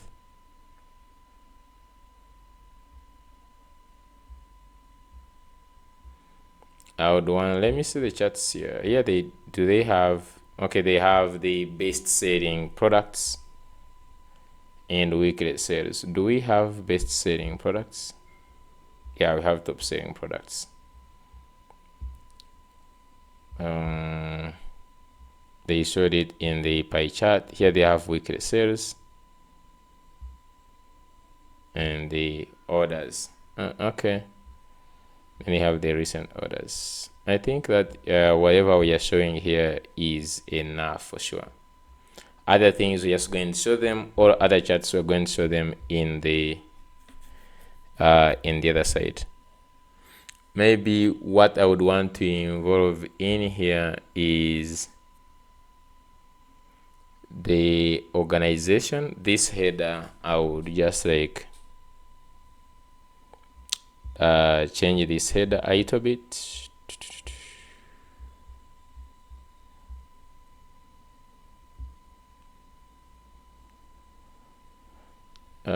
So in this one, I need to put this if statement and also this here. I need this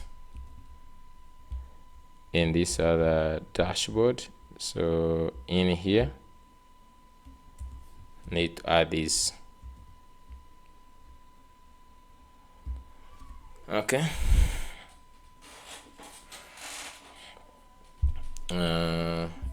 Get authenticated user, and then get default user dashboard.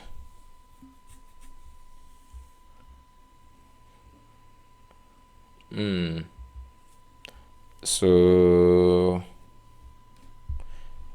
I don't think we're using that date range here. This thing here, we're exporting here.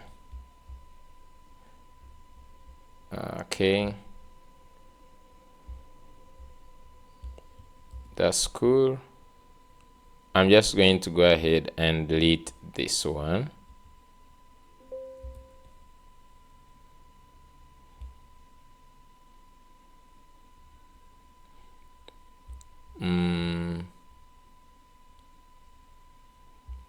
This one is still loading, so I would want to add in this header. Okay, in this header, I would want to involve the name of the person that is logged in. So I'm just going to say like, can you make this header beautiful with the company, in fact with the organization name and organization name and the logged in user name.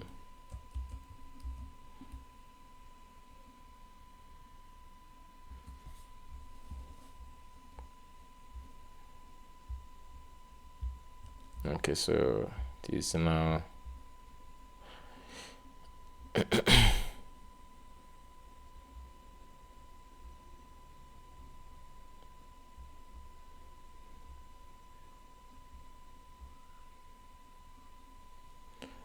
organization title,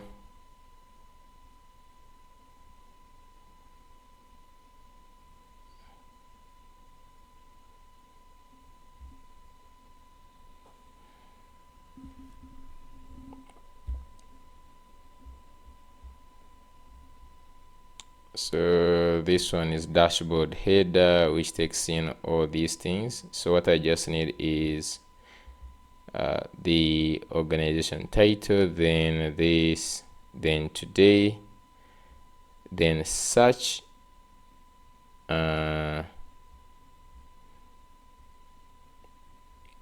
is no need for the search. That's the problem with this. It always does a lot of overthinking.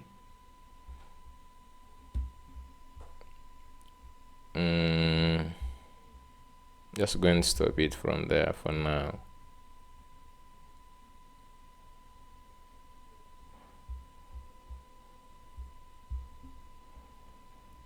Okay, so we only have these details from the authenticated user. So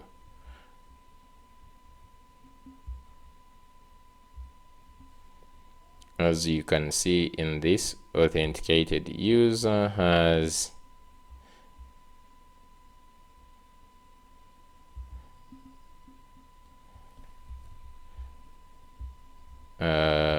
I'm just going to say that the dashboard header should use the data from the user. Okay, you just have to use the only the thing it can use is that. So here it takes in the we gave it even the rows.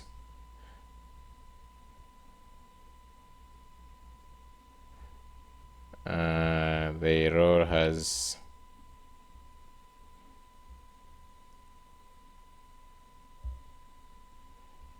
so the let's see, the header takes in the user. Okay, let's see.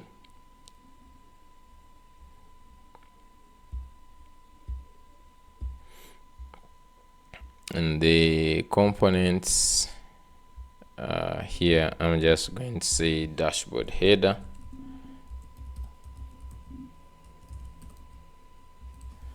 .tsx, and just add this and we see. So it takes in the user,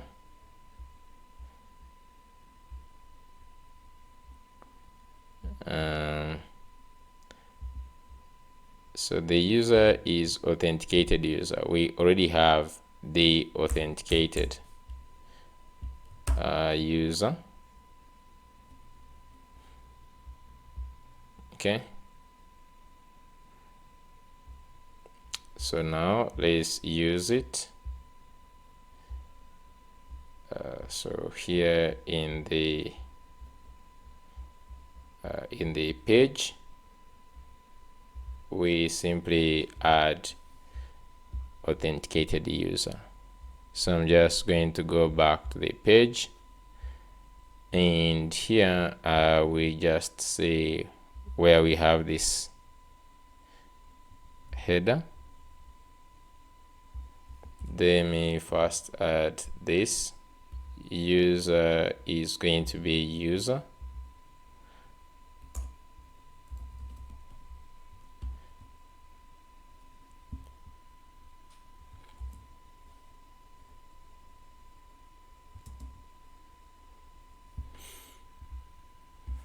Okay, that's the only thing I just want to add. And let's see.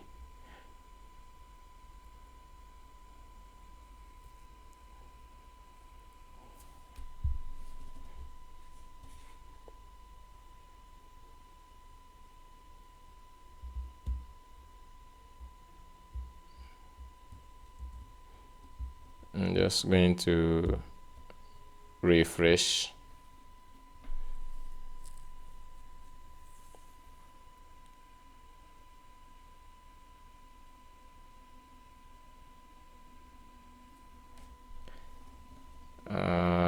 Okay, so default dashboard Wednesday. Now we really don't need the search.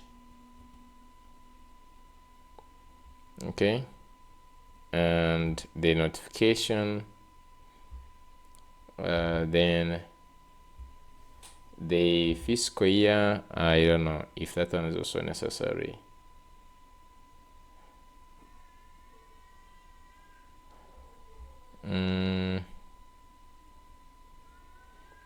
I might just leave it because we have here the name of the organization. We have also the role here. Okay, the name of the person is there and the email. So The only thing I'm just going to adopt from this maybe would be today. I would just calculate today, and then I'll just use it somewhere below the dashboard. So I'm just going to copy where we have the dashboard below this.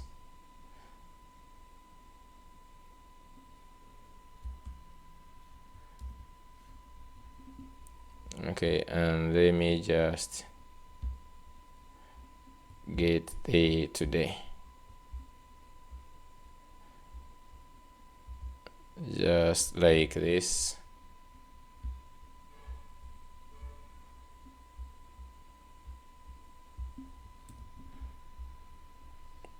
So I'm just going to remove this header, and I will uncomment this one. Maybe another thing I can just get from here is the border bottom only. Somewhere it has the border bottom.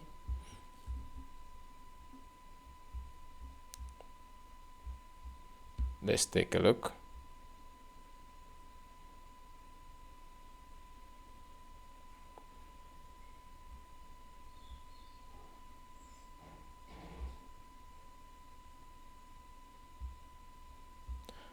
Calendar here.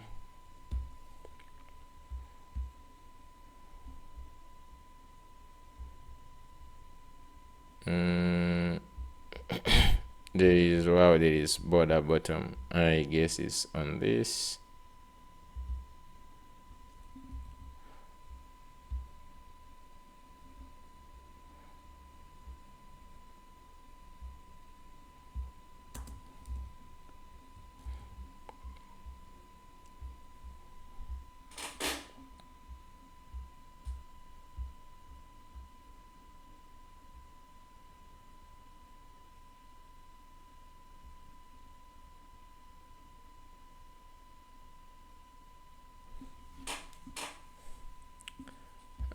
What's the time?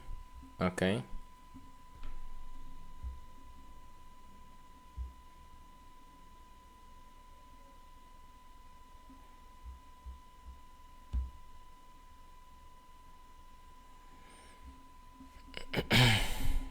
I don't know what is the problem. Calendar from Lucid. Move this. I think that's it. I don't know why.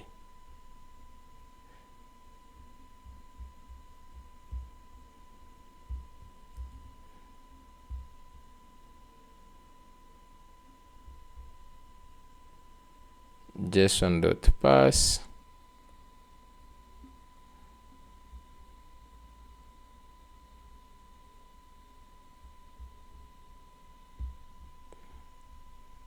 I don't know, getting new date, is that supposed to cause the problem? Let me see.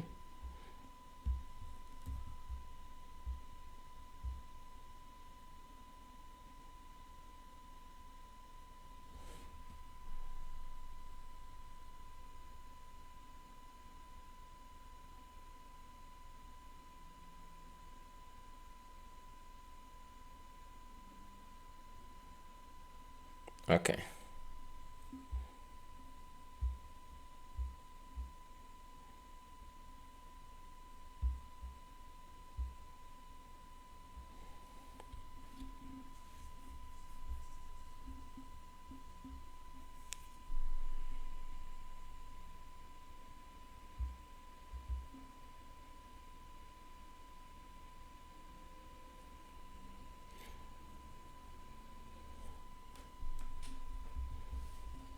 I'm just going to try to add it here.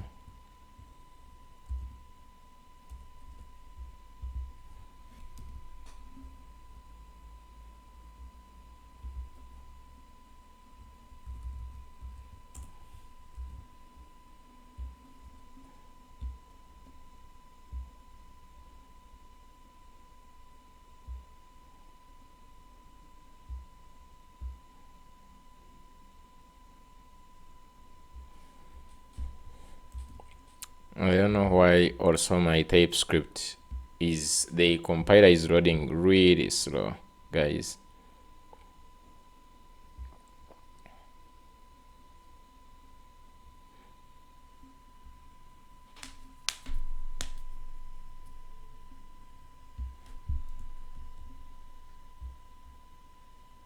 Okay, so we have Wednesday, April 2025. So the border bottom, this one here,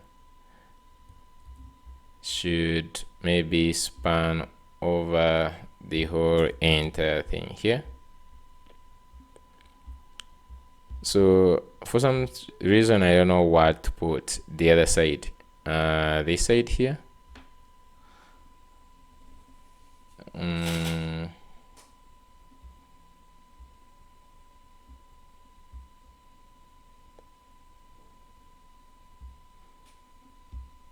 I'm just going to simply remove this text, maybe. I don't know. It might not necessarily needed there.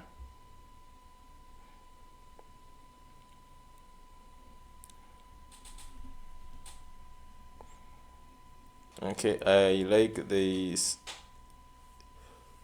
So the card is on the loader. So we have the loading component. I just need to change one thing in the loading component. So you have this, then suspense matrix loader. So the first row skeleton is good. Now the second row skeleton is not necessary actually. Let's see.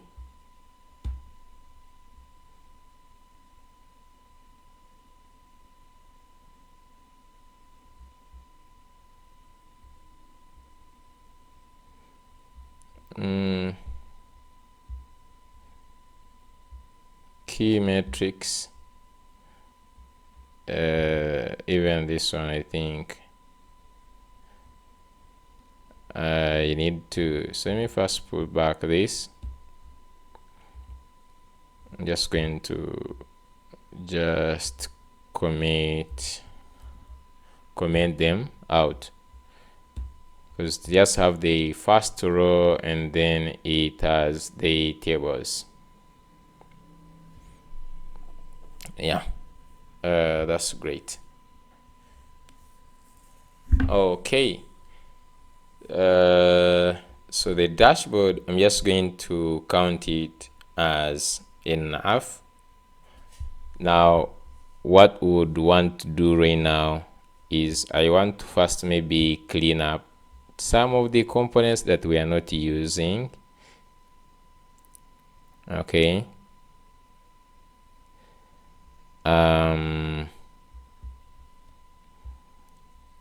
I don't know if we can start on them on these pages, on the reports. So we have the report stock movement, inventory valuation,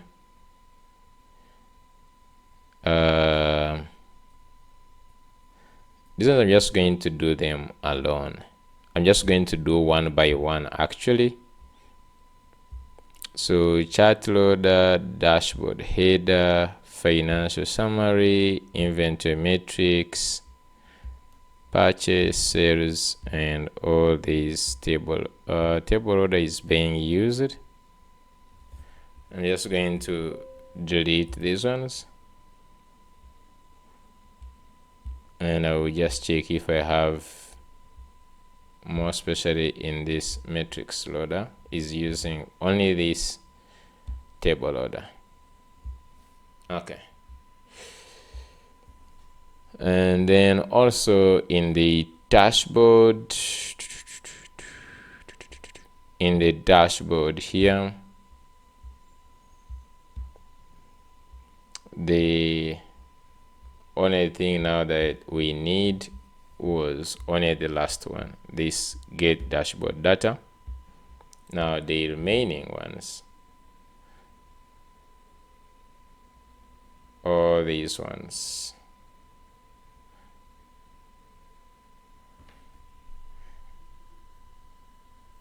I'm just going to go ahead and remove them.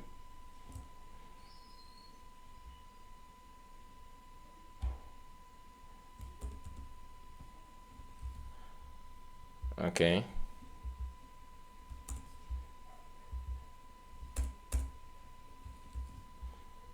Okay, so just like that, hoping that there is not any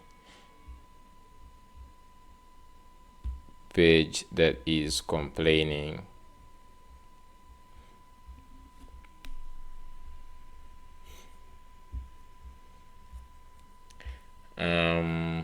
So we're just going to start the reports. Now I don't know if I should use this because it has already written a lot already.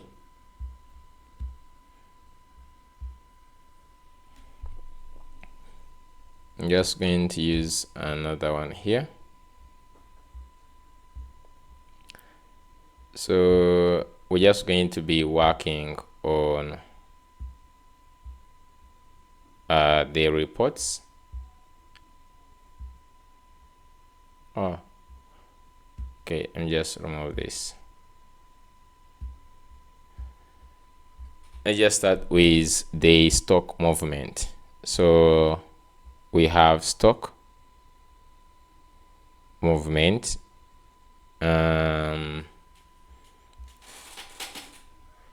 So I would start by giving it also the,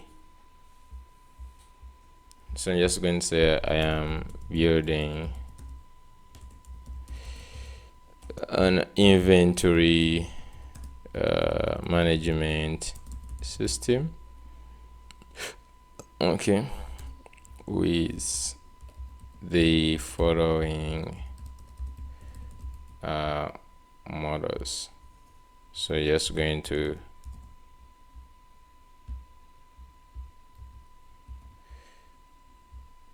with the following Prisma schema. So I'm just going to tell that I want to make reports UIs. Okay, these reports should show, for instance, summary cards, some charts, and yeah, I'm just going to say here bar. I'm just going to say either bar chart or line chart or pie chart. I don't want to use a lot of charts. There are a lot of charts, as you can see here. There is area chart, for instance. These are the area charts. Then there is like bar charts.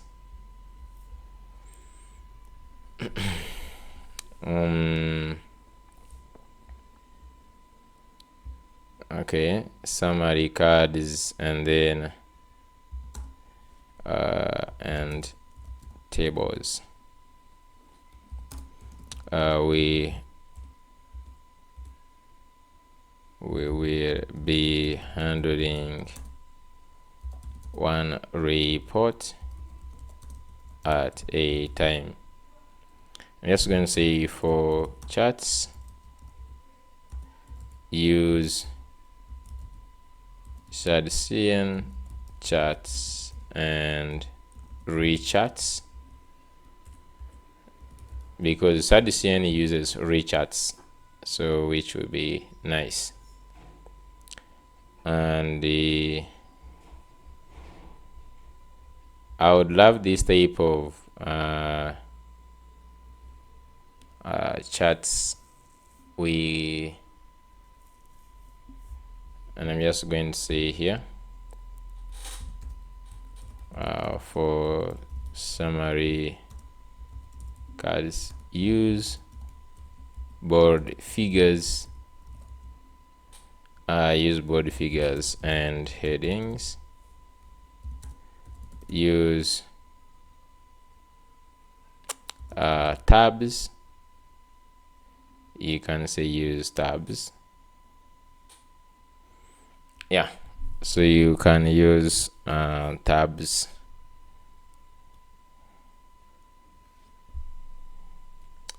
If necessary. So the first one we are starting with is going to be a stock movement. So the first report is stock movement.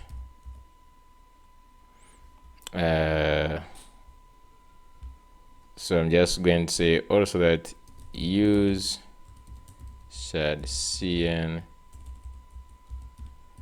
tailwind TypeScript and Next.js. I'm just going to say that write all the necessary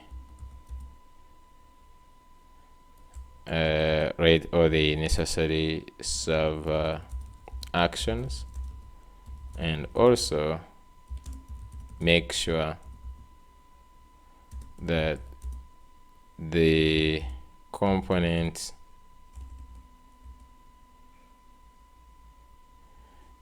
the server actions are in actions reports.ts, and then data is fetched in the page and then sent to the component. Okay, so the pages are in dashboard, for instance, dashboard. So like this one is reports inventory movement. So dashboard, reports, and then stock movement. I'm just going to change that on dashboard, reports, then we have stock movement. So that is going to be the page.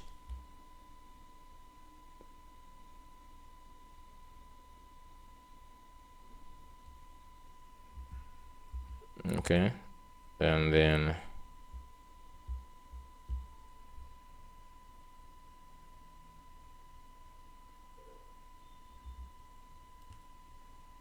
let me remove this. So the first report is stock movement,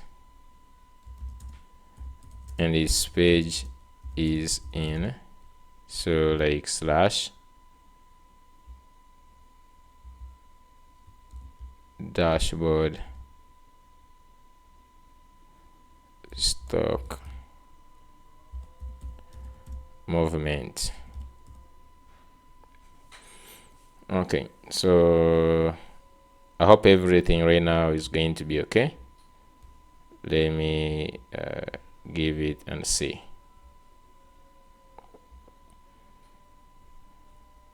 So let me just take some water. Hello guys, so now I looked at the reports, that the ones we have here, they are actually good. So what I'm just going to do is I'm just going to also look at the ones we have at Zoho. These are the ones Zoho is doing. Is having sales by customer, sales by item. So just going to add some of these ones. Then we have product sales. Then under inventory, you have the inventory summary. So if you just go on inventory summary, what do you have? Okay, so you can look at the inventory summary. Inventory summary has this. You have the item, quantity ordered, I think as of this period. Then you have the quantity out, stock on hand, committed stock, available, and blah blah. So the first one we gave was not really good. So here I'm just going to say the first report is stock movement. So now what you're just going to do in this one, I'm just going to explain what to put in this report. We give the summary of, so already we have stock. We already have under inventory, we have stock transfers. Okay, we already have stock transfers here. Okay, and the stock adjustments.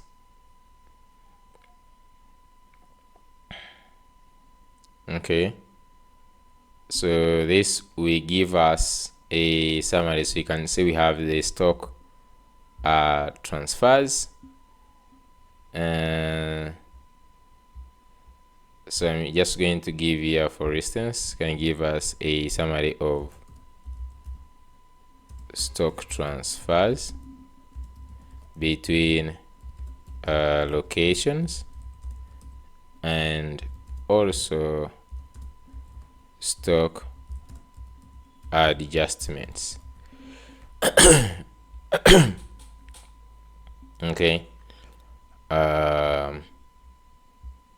just to simplify, because when you leave it open-handed, it is going to, I don't know if it has anything to do with stock, for instance. There is inventory, inventory aging summary, stock summary report. I think this would be the first one. There is stock summary report.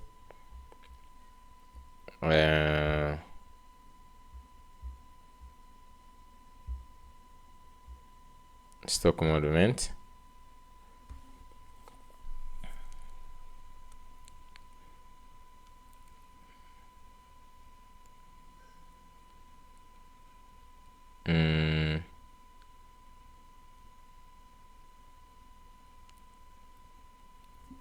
Just going to say here, I'm just going to say that always be precise and provide what you think is needed. Okay, so you can just say I think I'm just going to get also an example here. I'm just going to take an example here.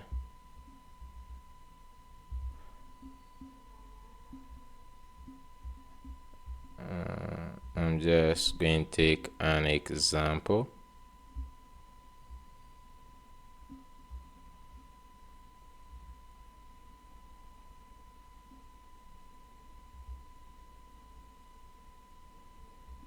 Okay.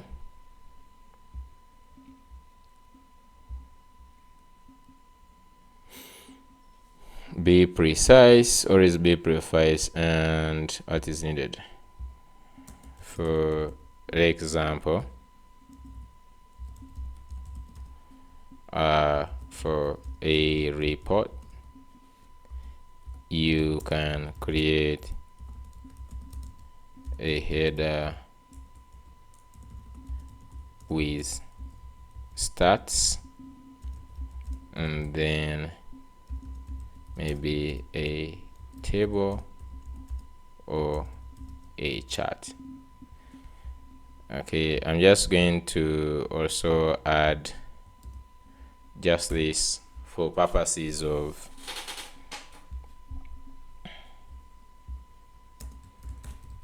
I've attached an example of a chart. Okay, I'm just going to see what it's going to do right now.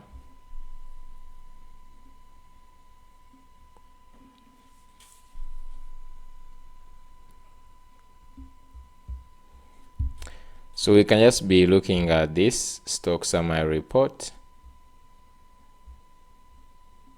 Their reports, I don't know. I don't know if it is me who is.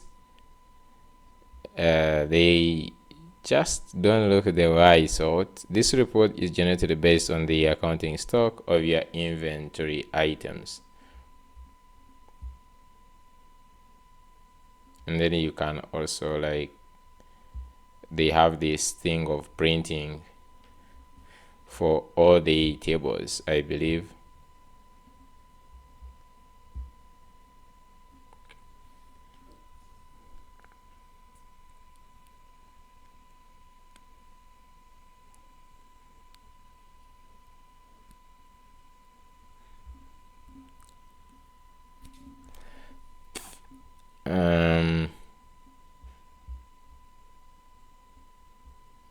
We are remaining with only the reports. I'm not going to handle returns because I have stock adjustment, but you can just go ahead and handle it. So I'm just going to first go to the sidebar config. I will look for returns. This I'm just going to remove the returns here.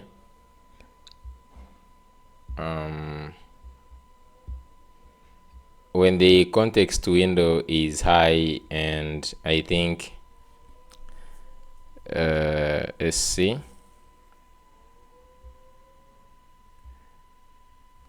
So first getting the serve action file to get daily, weekly, monthly.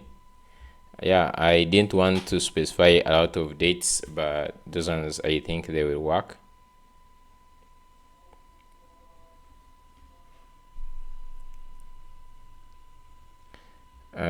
Transfers, get a trend.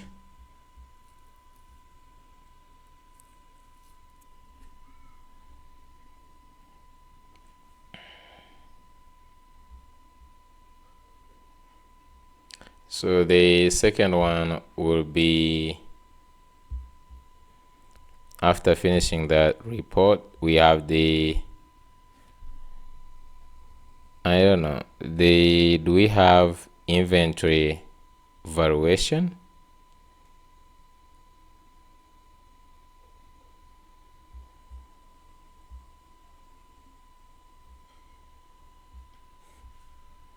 I don't know, I'm just going to put few reports, for the fact being that some of these things we have them already up here. If you want to go to purchases, you get all those.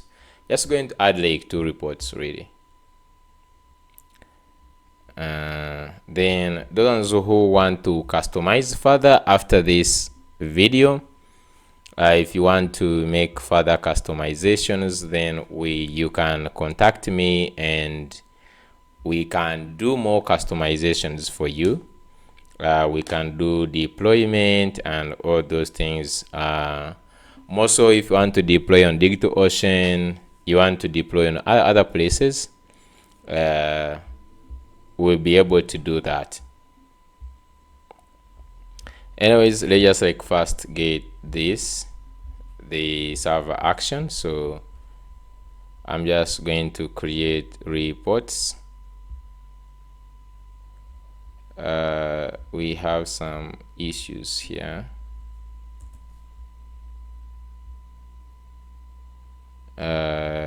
We have inventory metrics.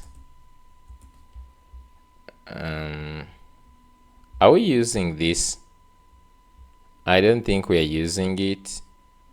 We are not using these two here. If you remember in this page here, we are not using any other component apart from the inventory. Yeah, so I'm just going to create here reports.ts,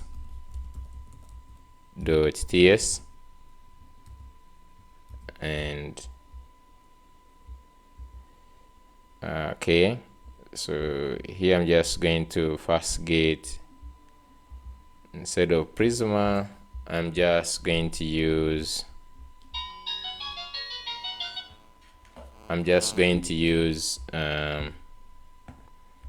db. So we just select Prisma dot and then replace it with db, and then let's get the db.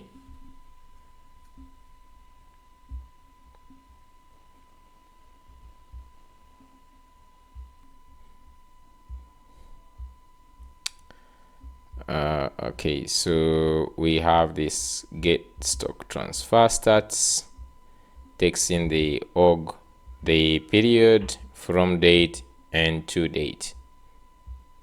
Okay, and then we have a report page. So we have this dashboard, report, stock movements. So just going to go to the dashboard, reports, and in the reports I'm just going to create stock movements, and in the stock movements we'll have the page. So here have the page.tsx, and then we'll have this. So I will also create the components here.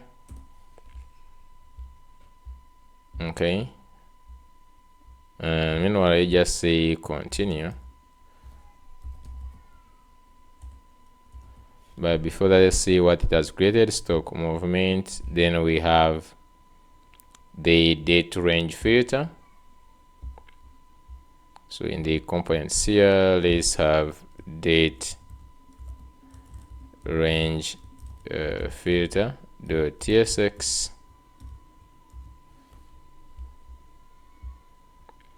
and then let's see stock movement report. So this is the one that we need to continue.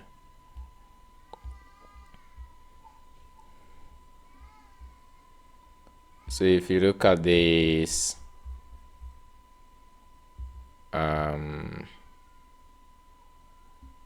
we can be looking at what it is depending on. It is having a form, and saying object is possibly undefined, and that is the form. Let's first see the form.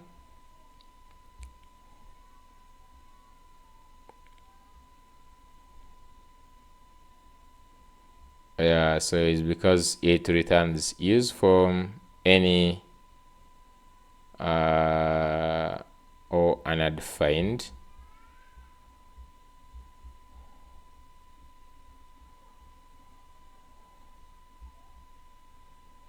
So because of possibly undefined, we can just say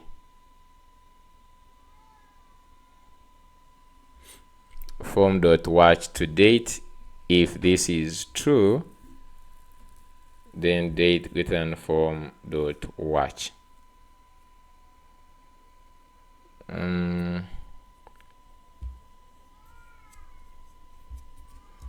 Just say from no.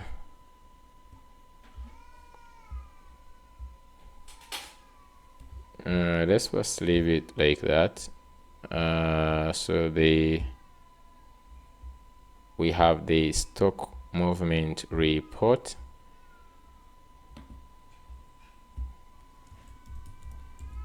Stock movement report.tsx. Okay. Why is this not complete?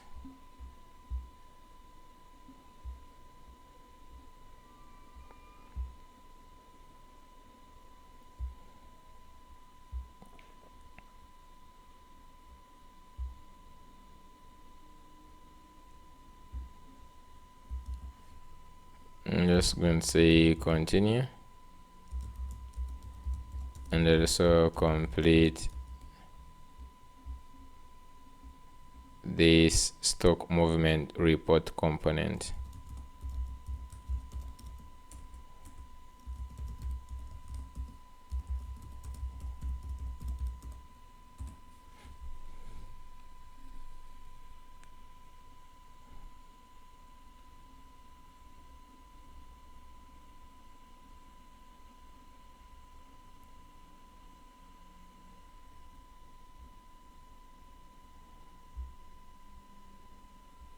So let's look at this. We have also the summary cards.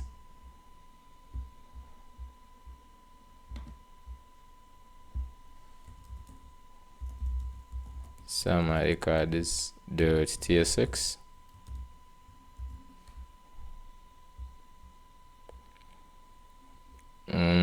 Summary cards. Then we have the transfer chart.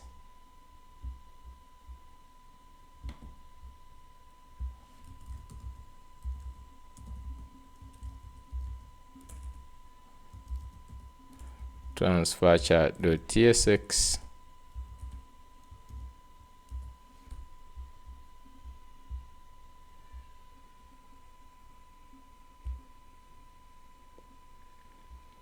And then we have the adjustment chart.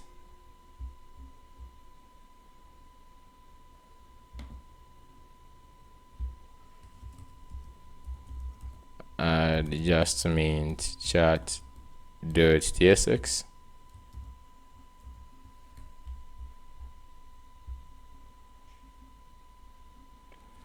Then we have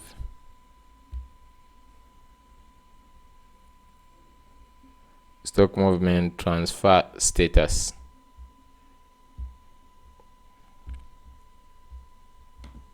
We have transfer.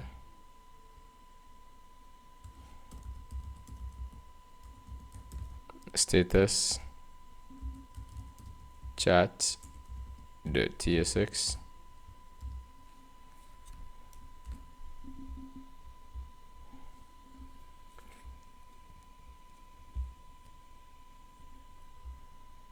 We have adjustment type chart.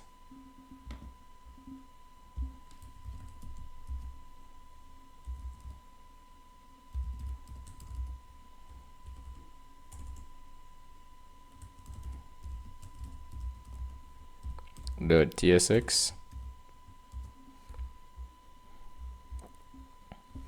And then we have also the table.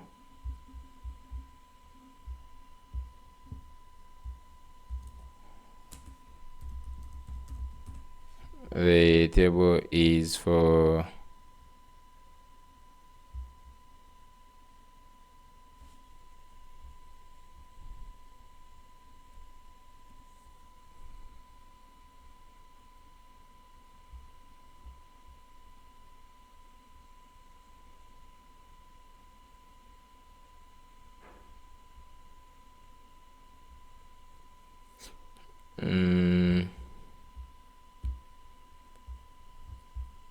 we have this table, the recent adjustment table, recent adjustments,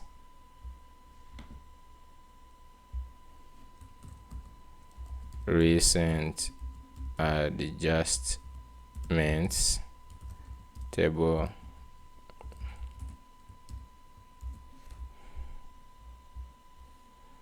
Then there is top adjustments table. I don't know if all these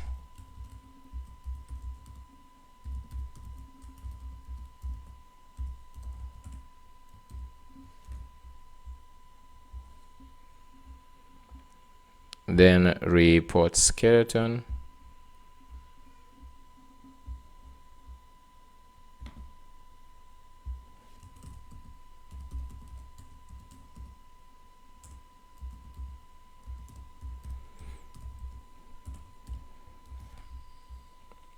and then we have the grid.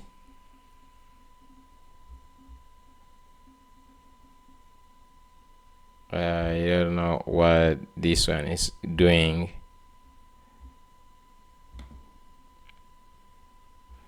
This one is inside the UI grid, and then there is UI page header.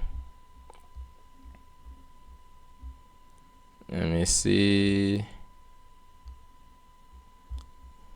In the UI grid,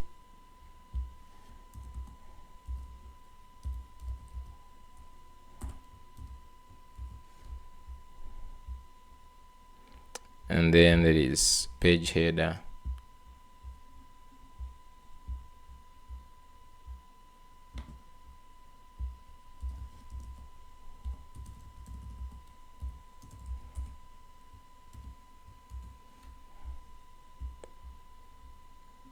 And then we have the stock movement report.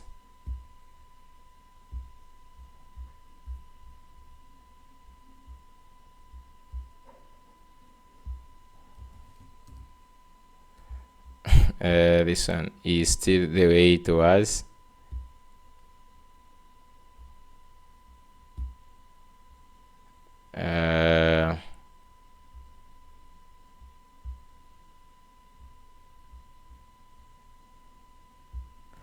The stock movement report component is incomplete.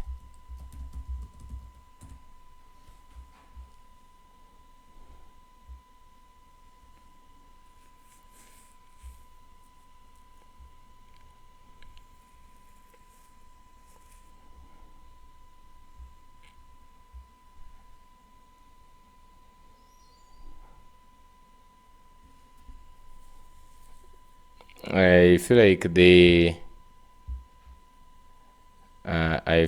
the reports might just do really few. I feel like I'm tired at this point. Just going in the 5 hour in the 5th hour. Let me do this. Okay, so everything originates from these ones. All the components come from here. So we have the grid at components UI grid. Then all these ones, they come from summary cards.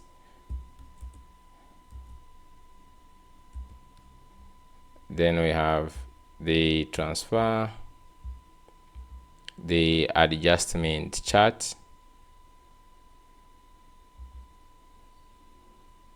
let's see, adjustment chart. So you can just like do this.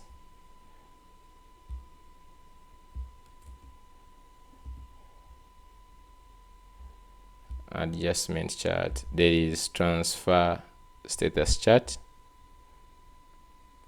transfer status chart,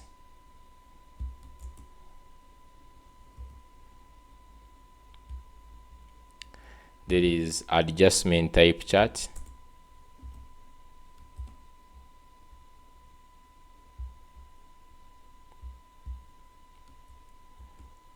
then there is recent transfers table,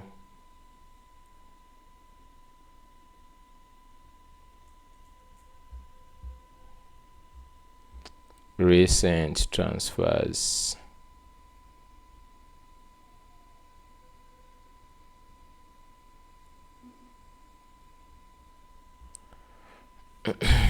how comes I don't have recent transfers?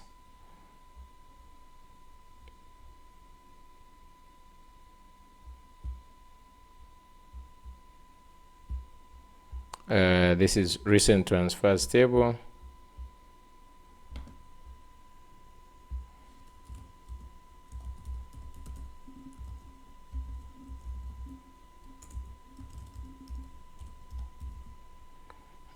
Okay.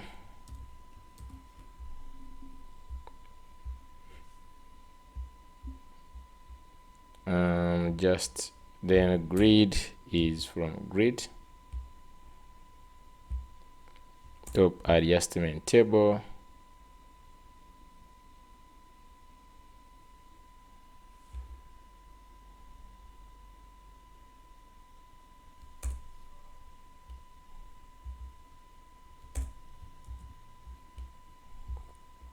I'm just going to import grid.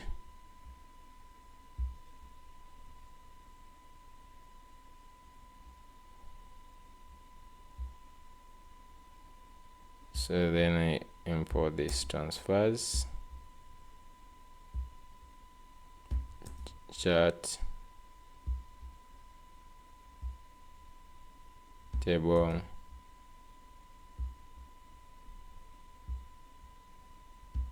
and table.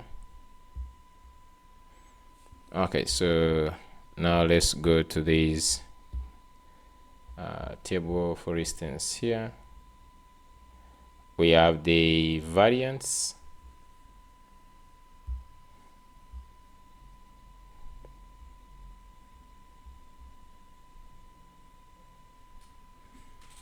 so it's a info now undefined type primary is not assignable to type this. So there is a primary that they have added.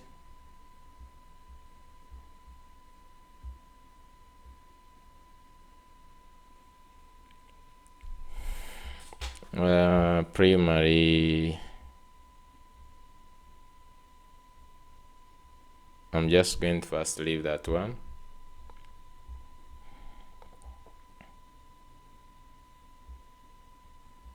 I think for primary, I'm just going to remove primary.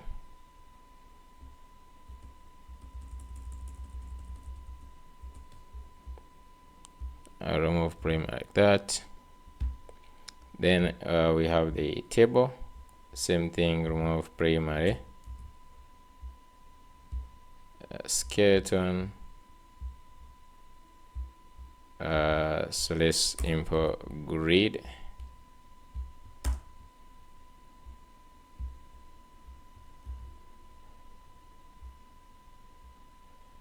And then we have summary cards.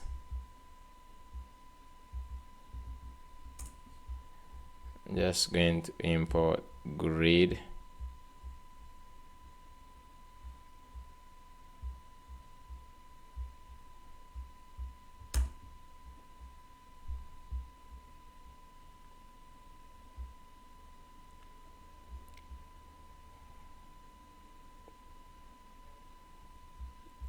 then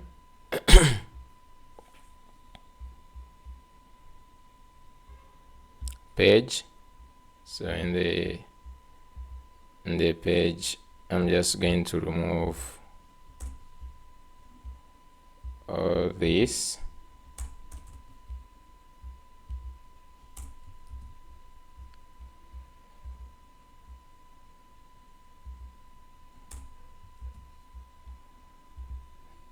Okay, so let's import these different components.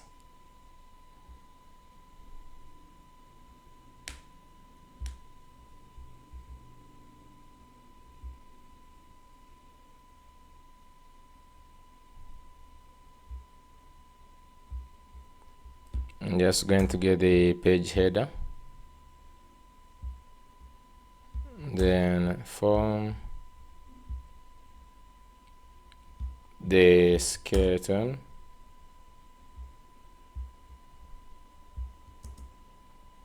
then the stock movement,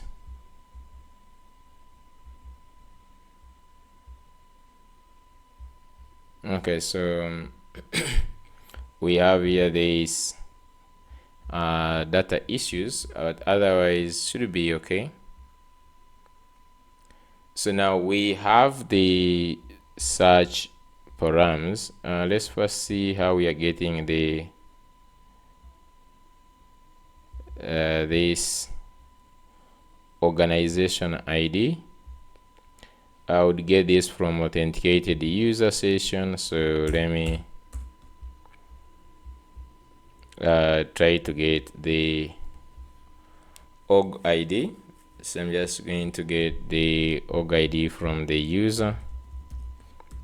Const user is equal to await get authenticated user, and then from it we just get const org ID is user dot org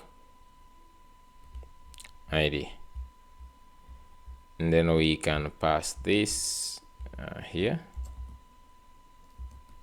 org ID.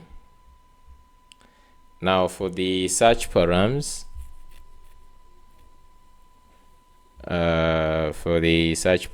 this is not how the search params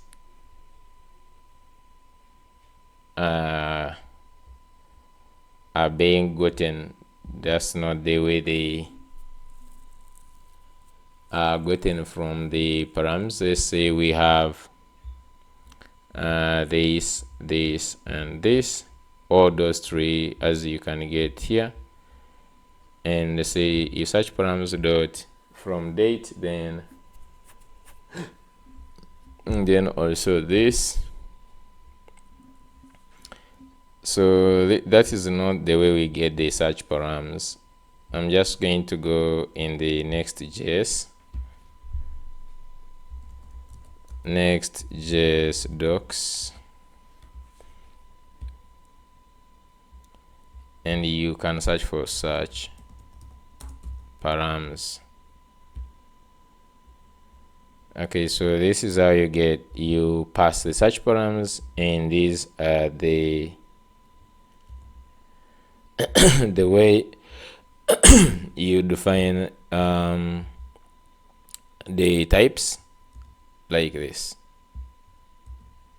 Okay, and then down here, if you want to use these params, so here this is how you get the params. Okay,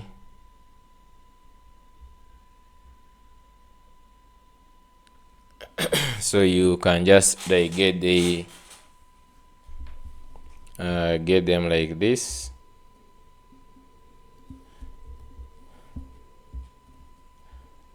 Okay, so you can just get them like this, either like this or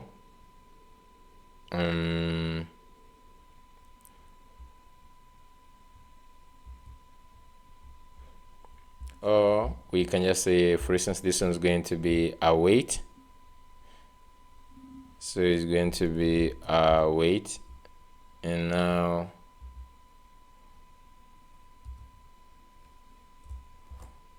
like period. Okay, and by default is going to be monthly, and now you can apply this as.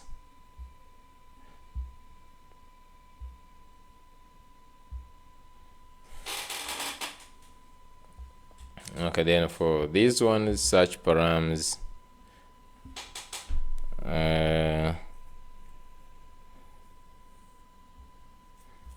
so I'm just going to say late. It said late here.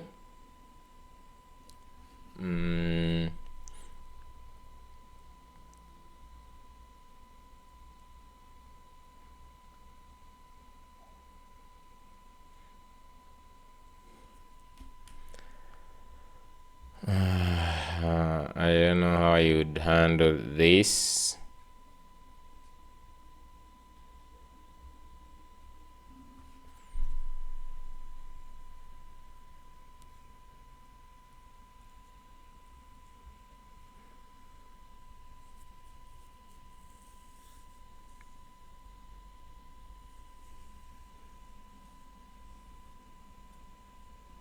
So I would say maybe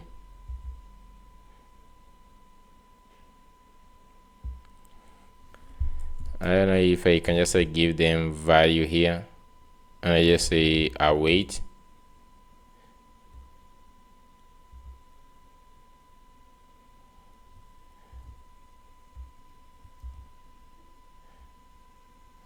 Await search params. So it is await like this dot form date. The same thing.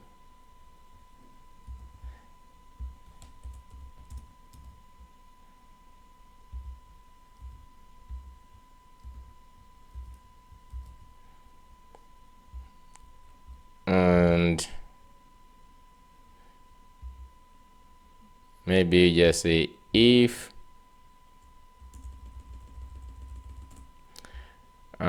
from date.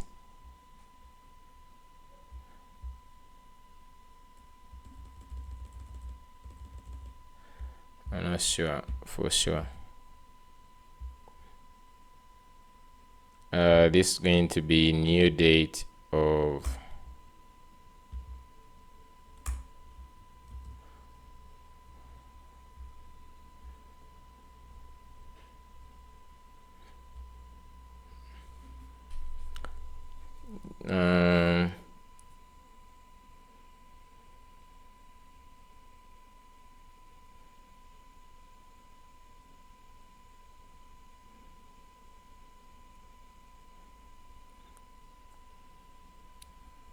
so I'm just going to let these ones. I'm just going to say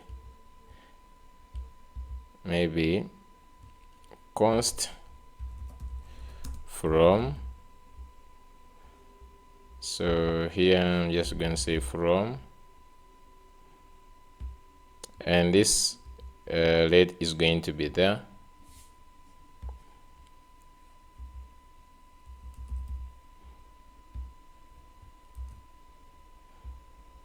And then for this, as I say, const 2,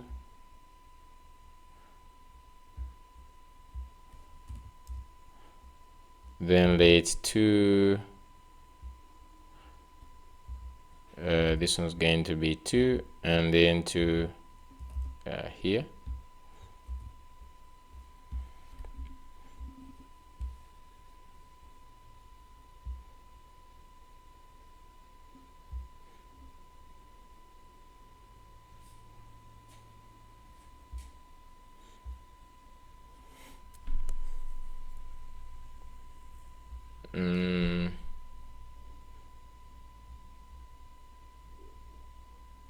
insert time string. So these ones here I'm just going to say as string, and then also this as string. Okay.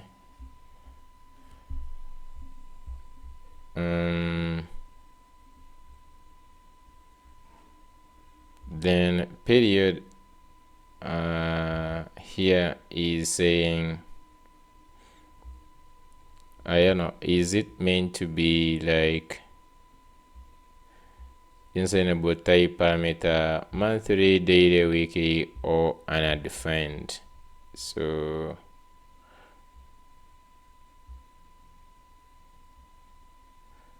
this as I'm just going to say as this.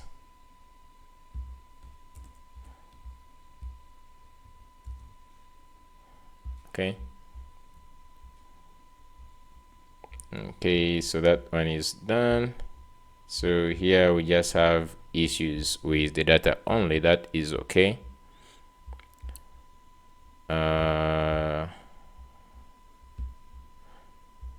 We can just go and reports, and this first one is supposed to change it to sidebar config. Under reports, the first one reports, and this is going to be stock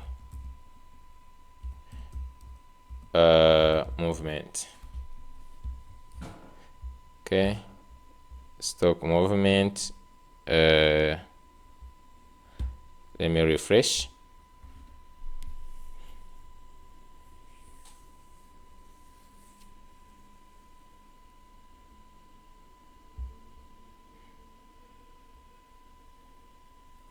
Reports, inventory movement, something is not right. Okay,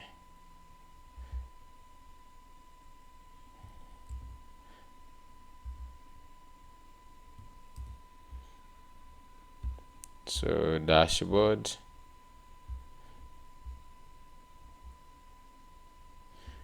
report stock movement, dashboard, reports. Okay, so what did I create, guys? Okay, so it is stock movements.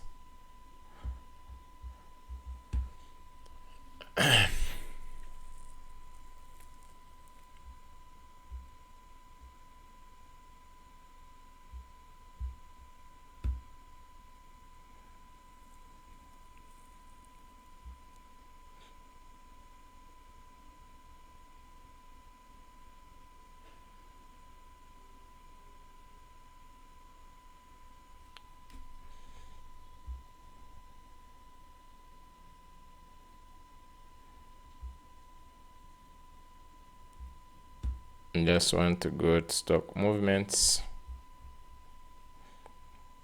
Okay, stock movement report from period from 2. You can pick a date and apply, but right now total stock transfers 7, items transfer 35, stock adjustments, and net adjustments. Then down here you have transfers, 7 transfers, approved 14, draft 29, completed 57, then adjustments, and then they are here, the transfer 16, downtown 2, completed. I think these ones I'm just going to make them not in a grid.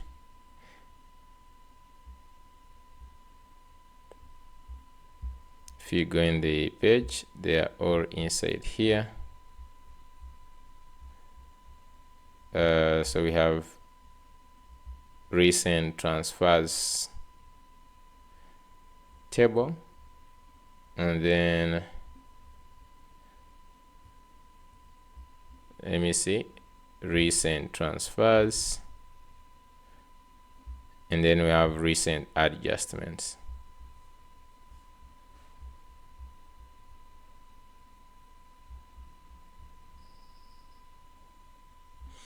So I'm just going to say here column 1,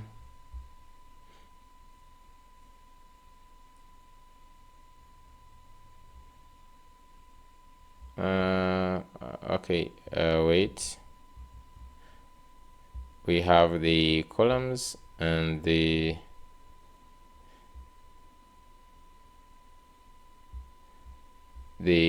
grid.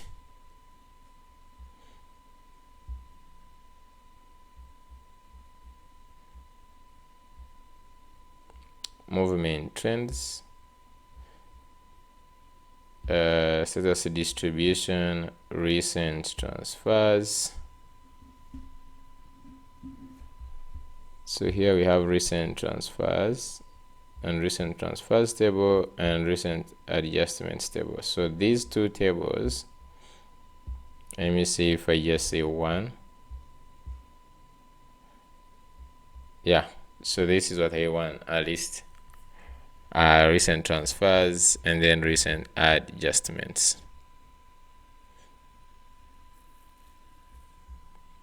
Okay, this looks good. Then transfers, and then adjustments,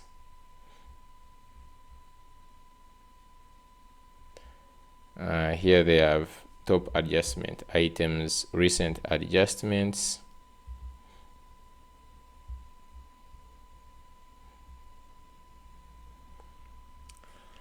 okay, then we have here this week, monthly, and here you can pick a date, and then you can pick also the to date and apply it. Okay, that one looks good.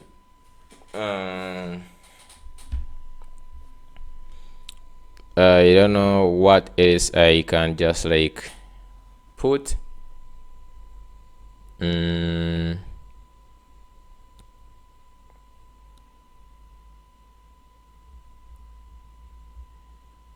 don't know what else I can put. Let me see the time. Okay.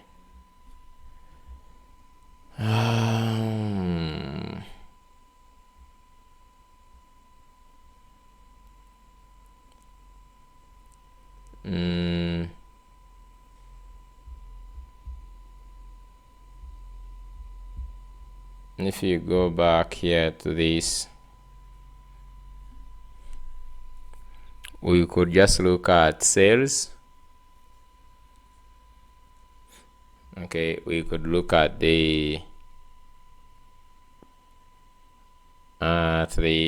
sales report, sales by customer, sales by item.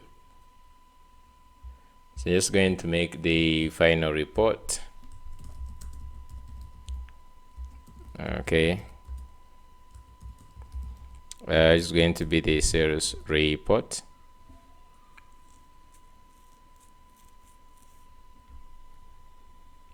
Okay, and in this we can just look at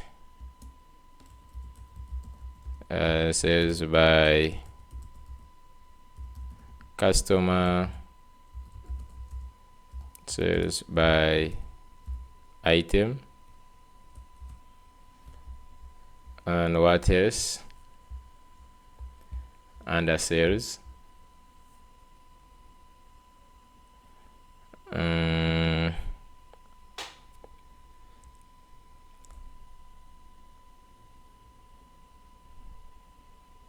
I think that's it. I don't know.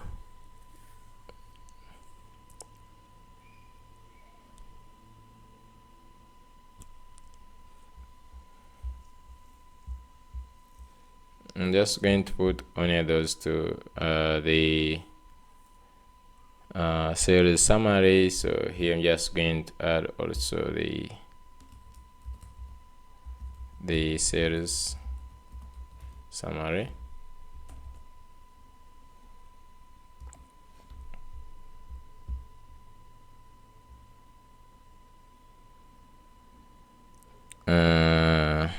I think I'm just going to only just deal with that only, and then let me just go and say here,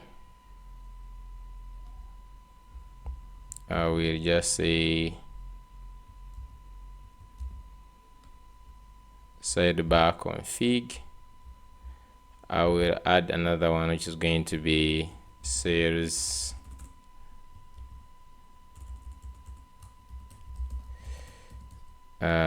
sales report. Is going to be report sales. Okay, I'm just going to remove all others for now.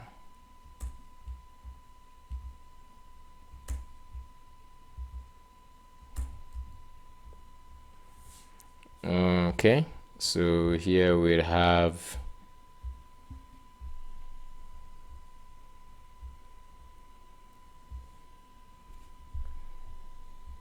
okay, so actions sales report.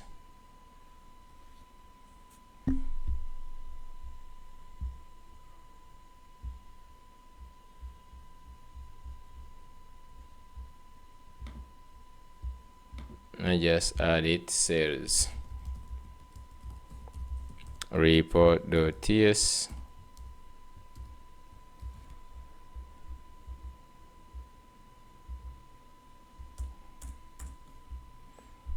I'm just going to do this Prisma dot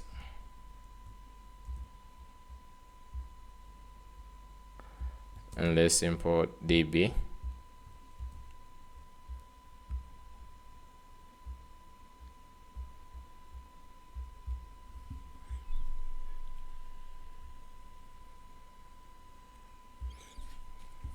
Top custom IDs, filter customer data, map item customer ID. Okay, then we just go to the page. Okay,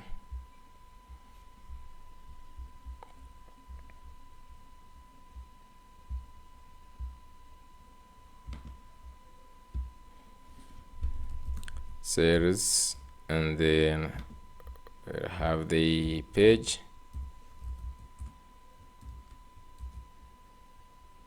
and then components. Okay,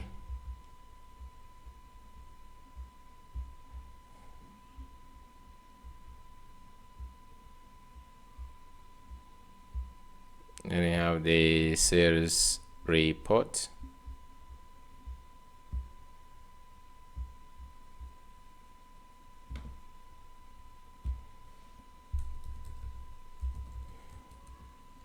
Sales report .tsx, then have the summary cards,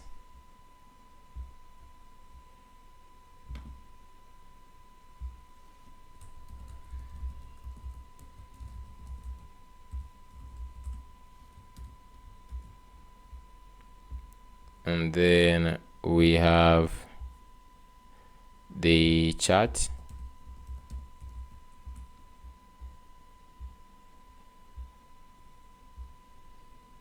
I'm just going to be working on the page. Let me just go to this page. I think for the date they are the same. You can see here we have the period, and then Then we have the from date and the to date. Yeah. So I'm just going to go to this.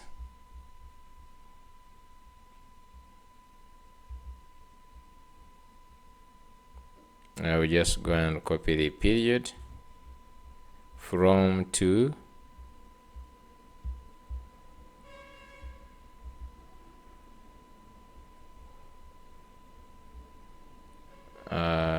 There is another one which is the view, and then also this.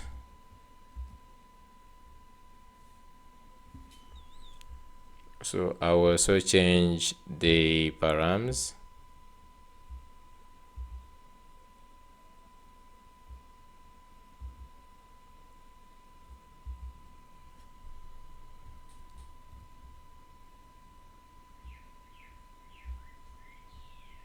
So where we have these params here. So view is the only one remaining, which should be also await, I think, as a string.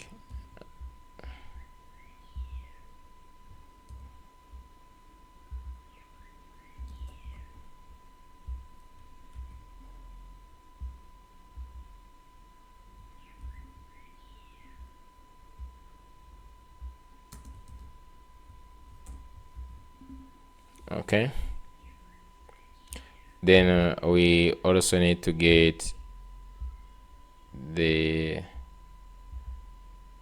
organization ID.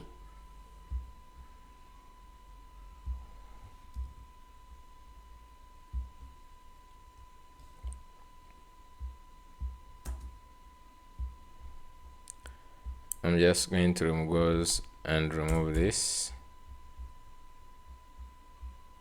And here I'm just going to pass in the that. Then we have different components.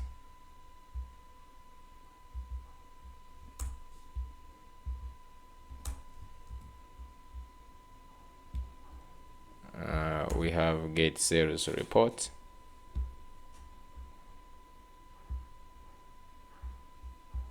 Date range.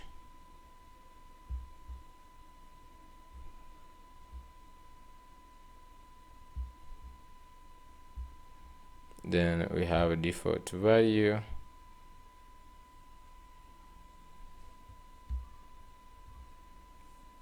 So this, I'm just going to say that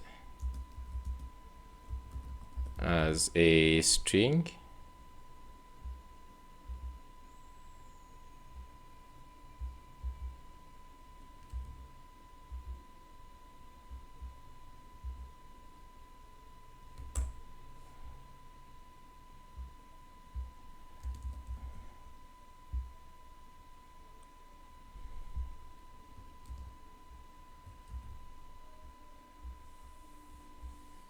Okay, then down here, let's get the skeleton. Then sales report.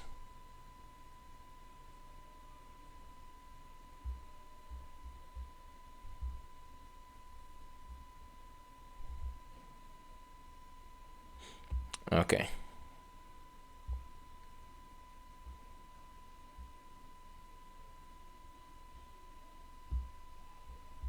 So we have sales trend chart.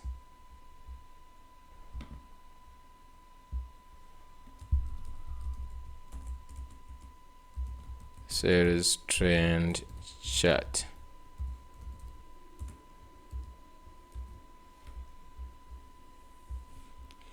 Then we have order status chart.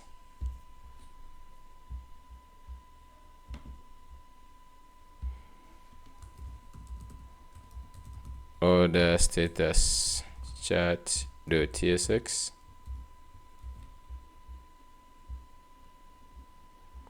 Then a payment status chart.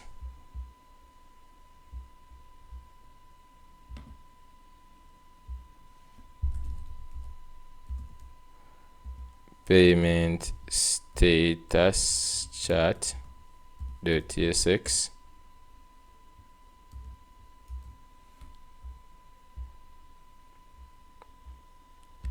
Then customer sales chart.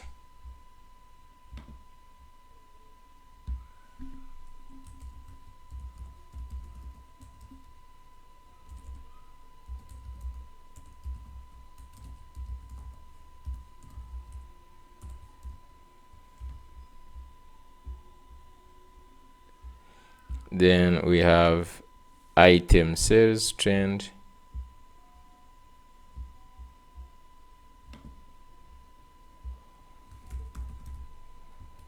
Item sales trend chart.tsx.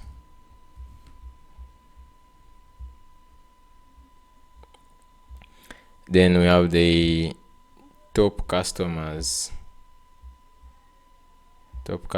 table.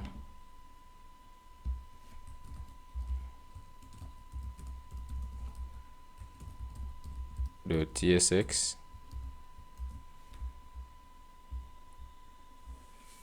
Then we have recent order table.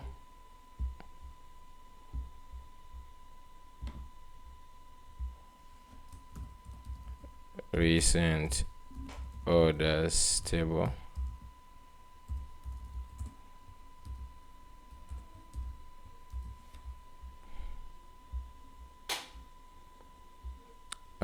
So just say continue.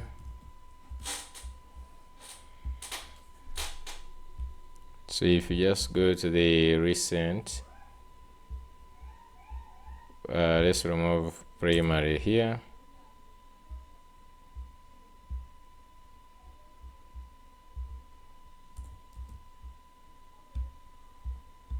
Then sales report is having all these tables, so I'm just going to remove all these.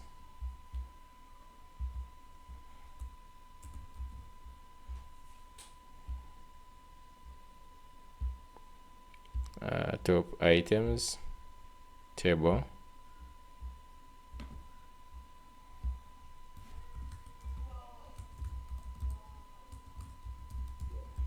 .tsx.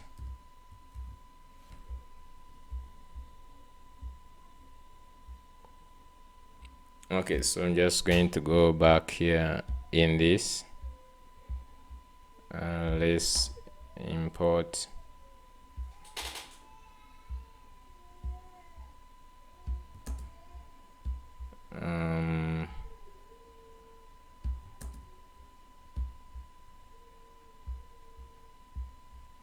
then we have the top items, and we have the chart,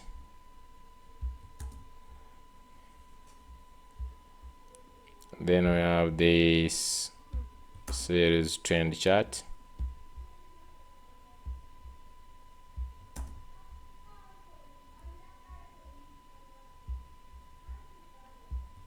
and then we have payment status chart. Okay, so in the page we have the issues with the data only, I guess. I just want to go and see the preview to this.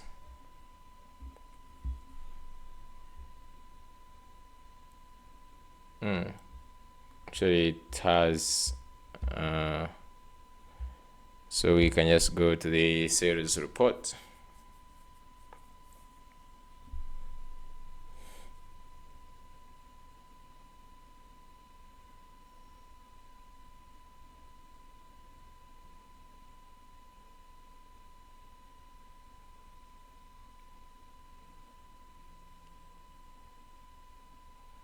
Okay, so you can see the sales report. You have the pending, and then these ones. I think we can also, then we have walk-in customers, top customers by revenue, then sales by item. I like the fact that these ones are full width. For these ones, you can see then the summary here, and then the top customers. I think for these ones they deserve also to be full width. Let me first go and see.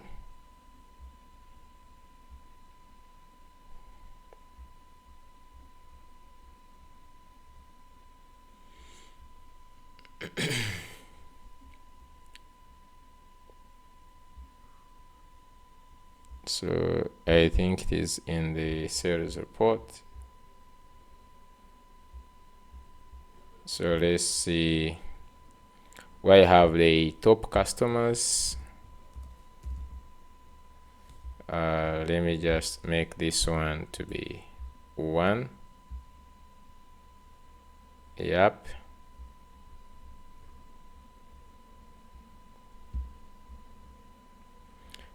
For this one, I just like leave it like so.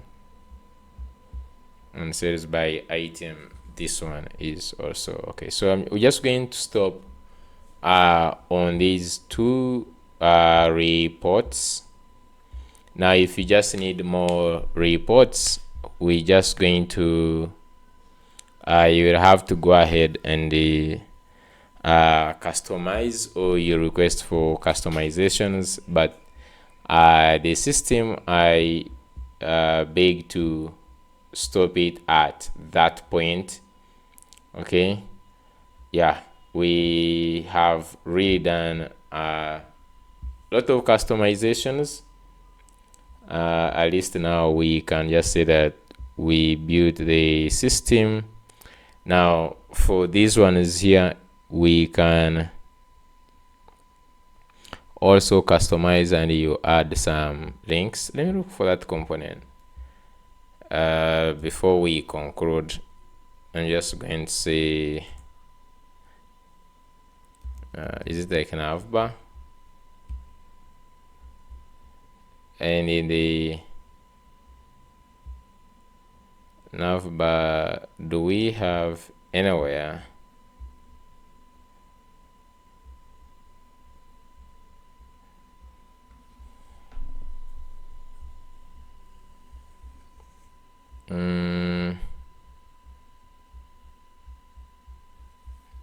I just want to see where we have this menu. So we pass in this.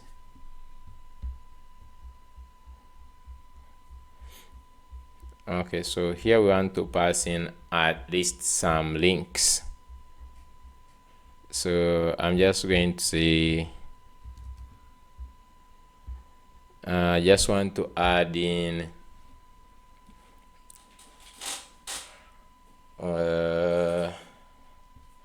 the links that are common. So I'm just going to go to, I'm just going to say I want to customize this. How do they call this component? User drop down. User drop down menu components with some quick links.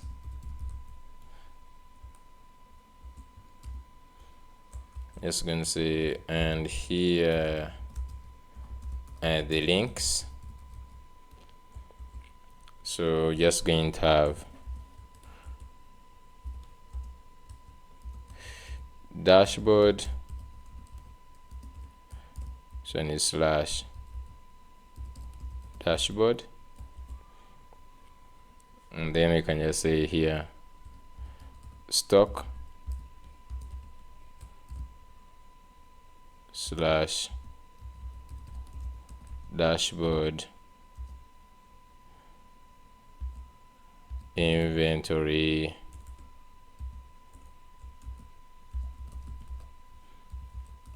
stock. So if you just go back in the app, in here we have stock, inventory stock, and then we have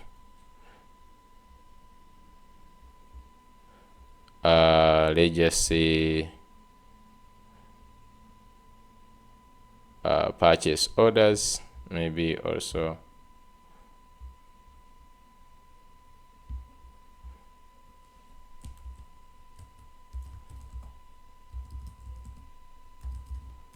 purchase orders, dashboard, purchases order. Let me see. This is purchases, purchase orders.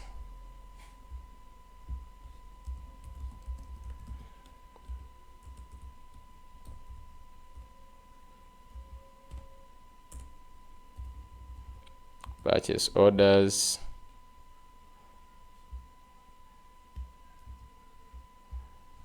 And then we have sales orders, and then you can just go to slash dashboard,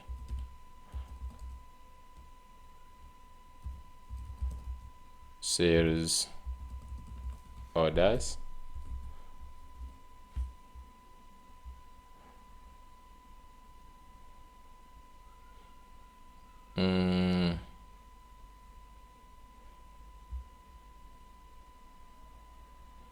sales orders, yes. And another thing, we can just like,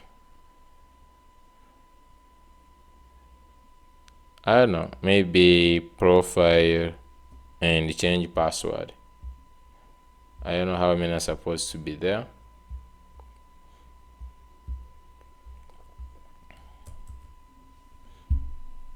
Then just going to say profile. It's going to be dashboard settings, profile. Okay, so just like add those links in the drop down.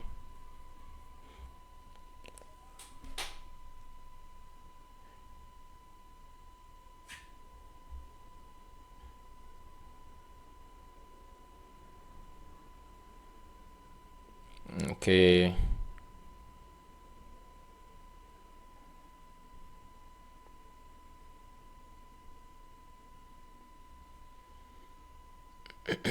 original menu items. I don't know why it has added the original menu items.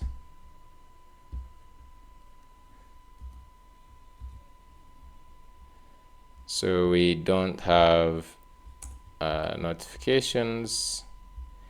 I know people are just going to be saying that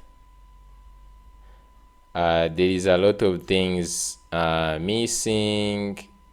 I know. So like for sure, what we have tried to add in the system is an MVP, like something that maybe say works. This one should be use client. I don't know why.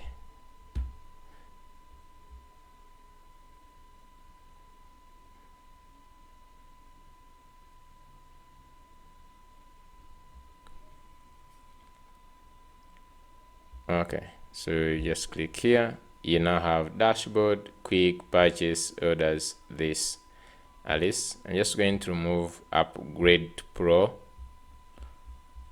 Okay, upgrade pro. Maybe I will just add one link that I don't know. You can just like add one more link that takes to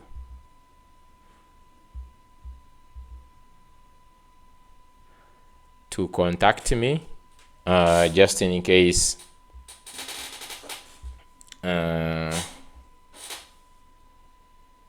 you purchase and you want to contact me, I could just like add one link where you can contact, but I'm just going to comment this out just like this. Yeah, and these they are also this site at the same time.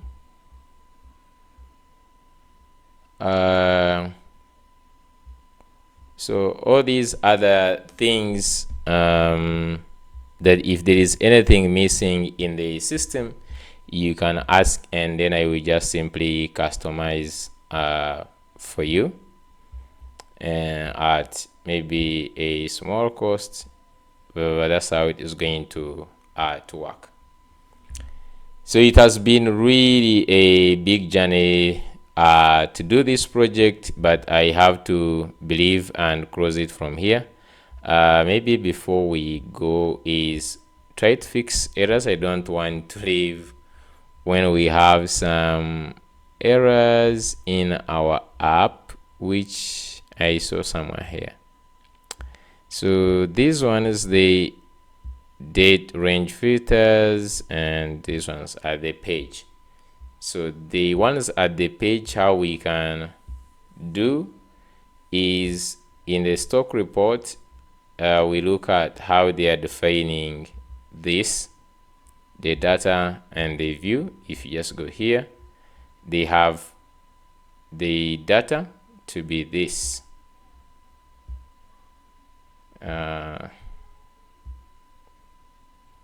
Okay, so now I'm just going to name this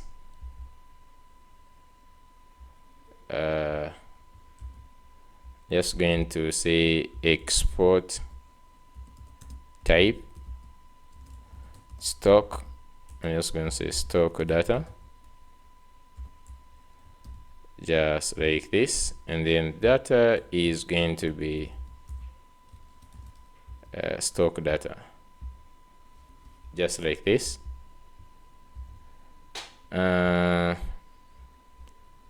Meaning that I can now, since I've exported it, I can use it in a page. So in a page here, I'm just going to say data as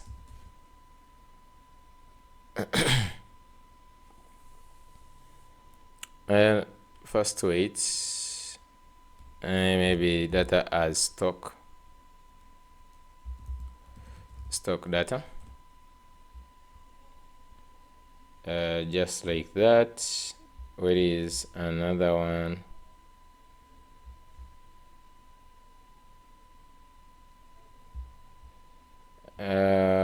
Wait. Let me hope it was not an array. It was just simply just like that, stock data. I just simply copied and I pasted, so here there is no any problem. This is for the stock movement report. Stock movement report.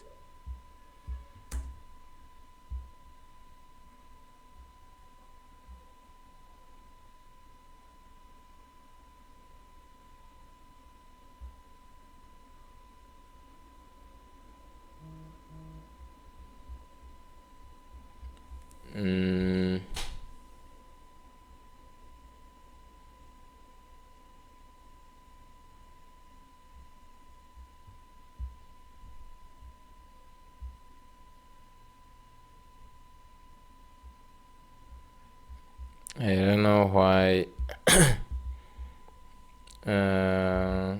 this is the same exact same thing. I don't know why it is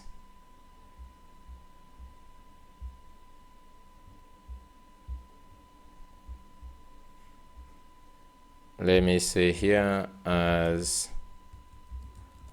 stock data.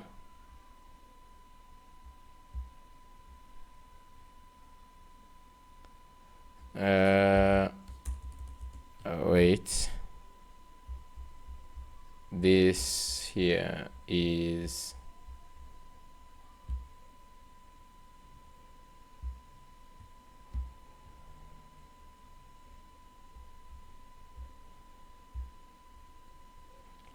report data. For some reason, it is saying to return as like an array. It is an object.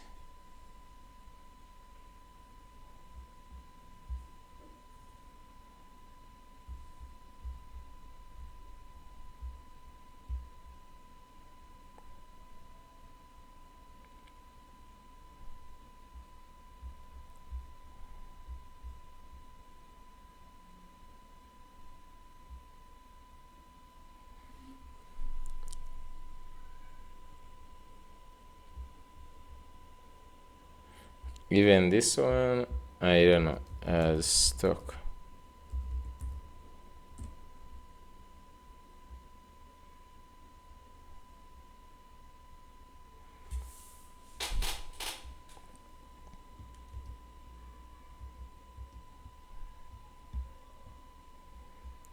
I just want maybe to do as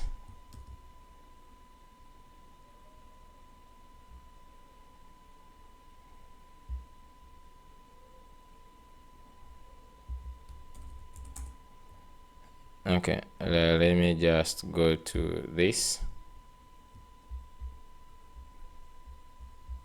So adjustments, and it returns this.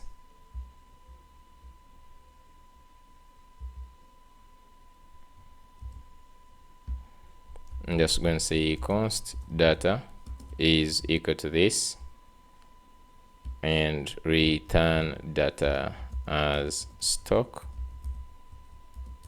data, like that. So but it doesn't even here accept, because types of recent transfers are incompatible.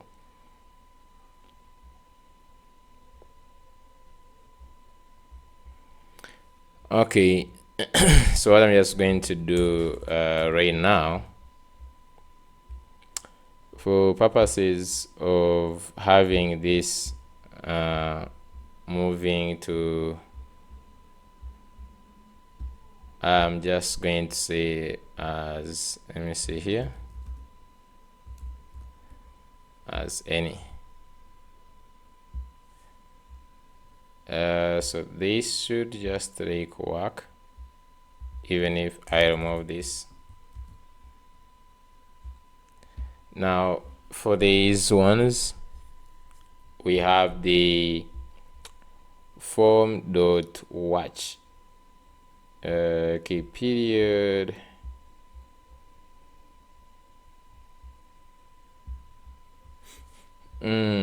Form.watch, we have to date if it is true. I'm seeing here we are first saying date. Okay, if date is greater than new date, or from date to date is true, and then date greater than form.watch to date. So this is what is saying that the same thing here, the Sidebar to saying that object is undefined,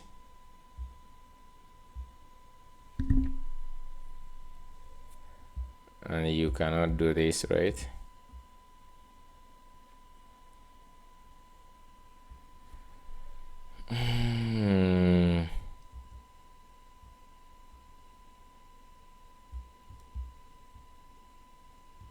So I can just go to form. I think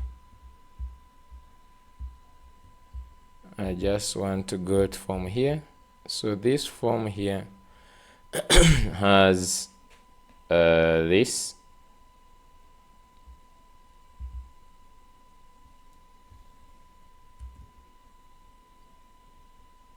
Okay, you can just see here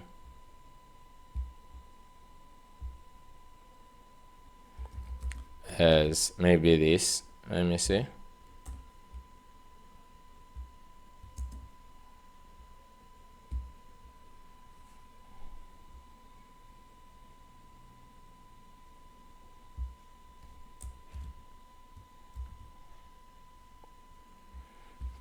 So if I hover this,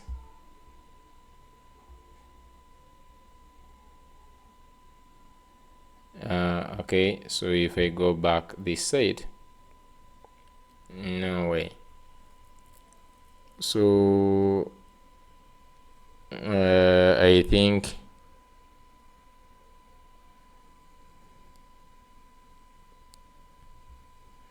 form.watch is still saying it is undefined. That is weird.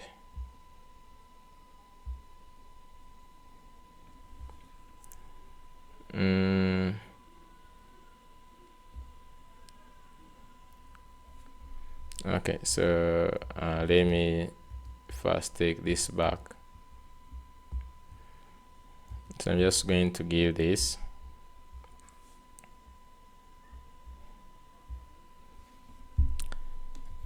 in this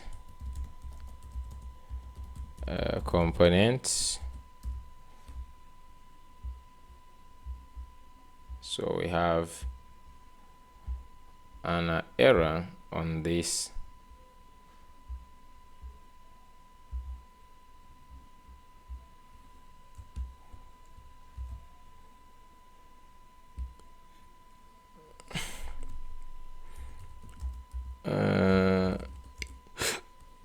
Yes, you can see I have an error.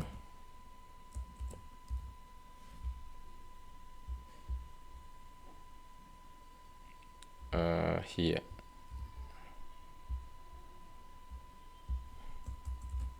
On this line.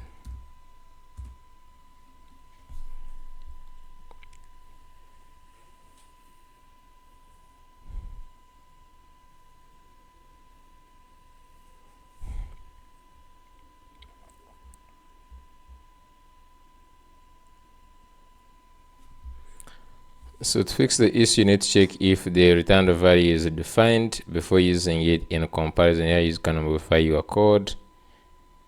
So basically it becomes disabled like this. The null coalition operator says this is won't be null. So another, however, a safer approach would be this. Okay, so let's just add this and see. I'm just going to do the same here.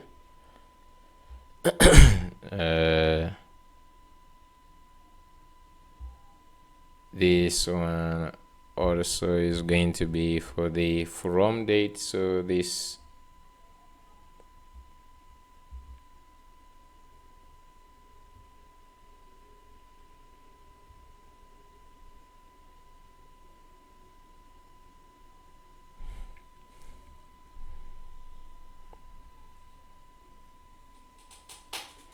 so I'm just going to say this to say from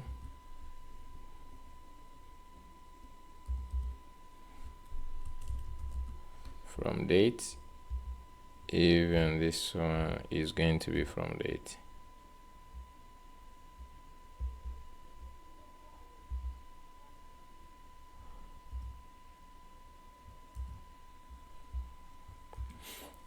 Okay, then we go to this. It has the same thing in the sales report. What did we do here? We gave it any, so we just going to go here.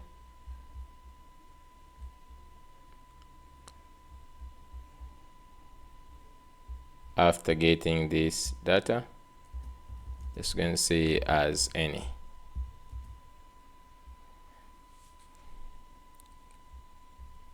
Okay, so we have sales report. What is this?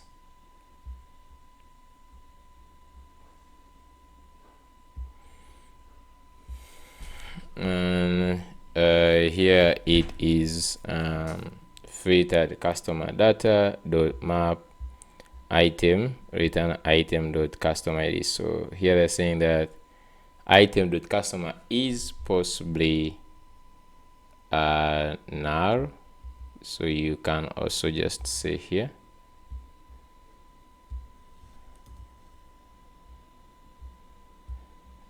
I just have this is possibly null.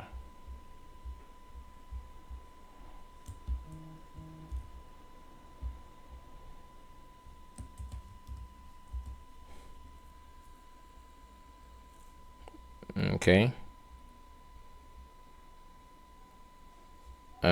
Frequent in a code base, you might want to create a guard help function.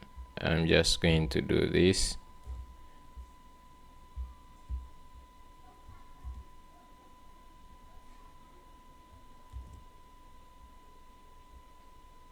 Okay.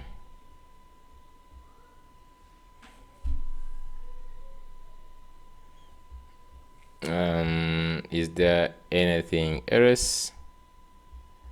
I'm not sure. So there is no any errors. I'm just going to say that thank you guys for watching this episode, our last episode. I will see you in the next videos. There are a lot of videos that are lined up. Laravel full stack is coming. We have Honor full stack is coming. Building API with Honor. Nice stuff coming up next. So stay tuned. Please make sure you have subscribed so that you don't miss any videos. Thank you so much. I will see you in the next one.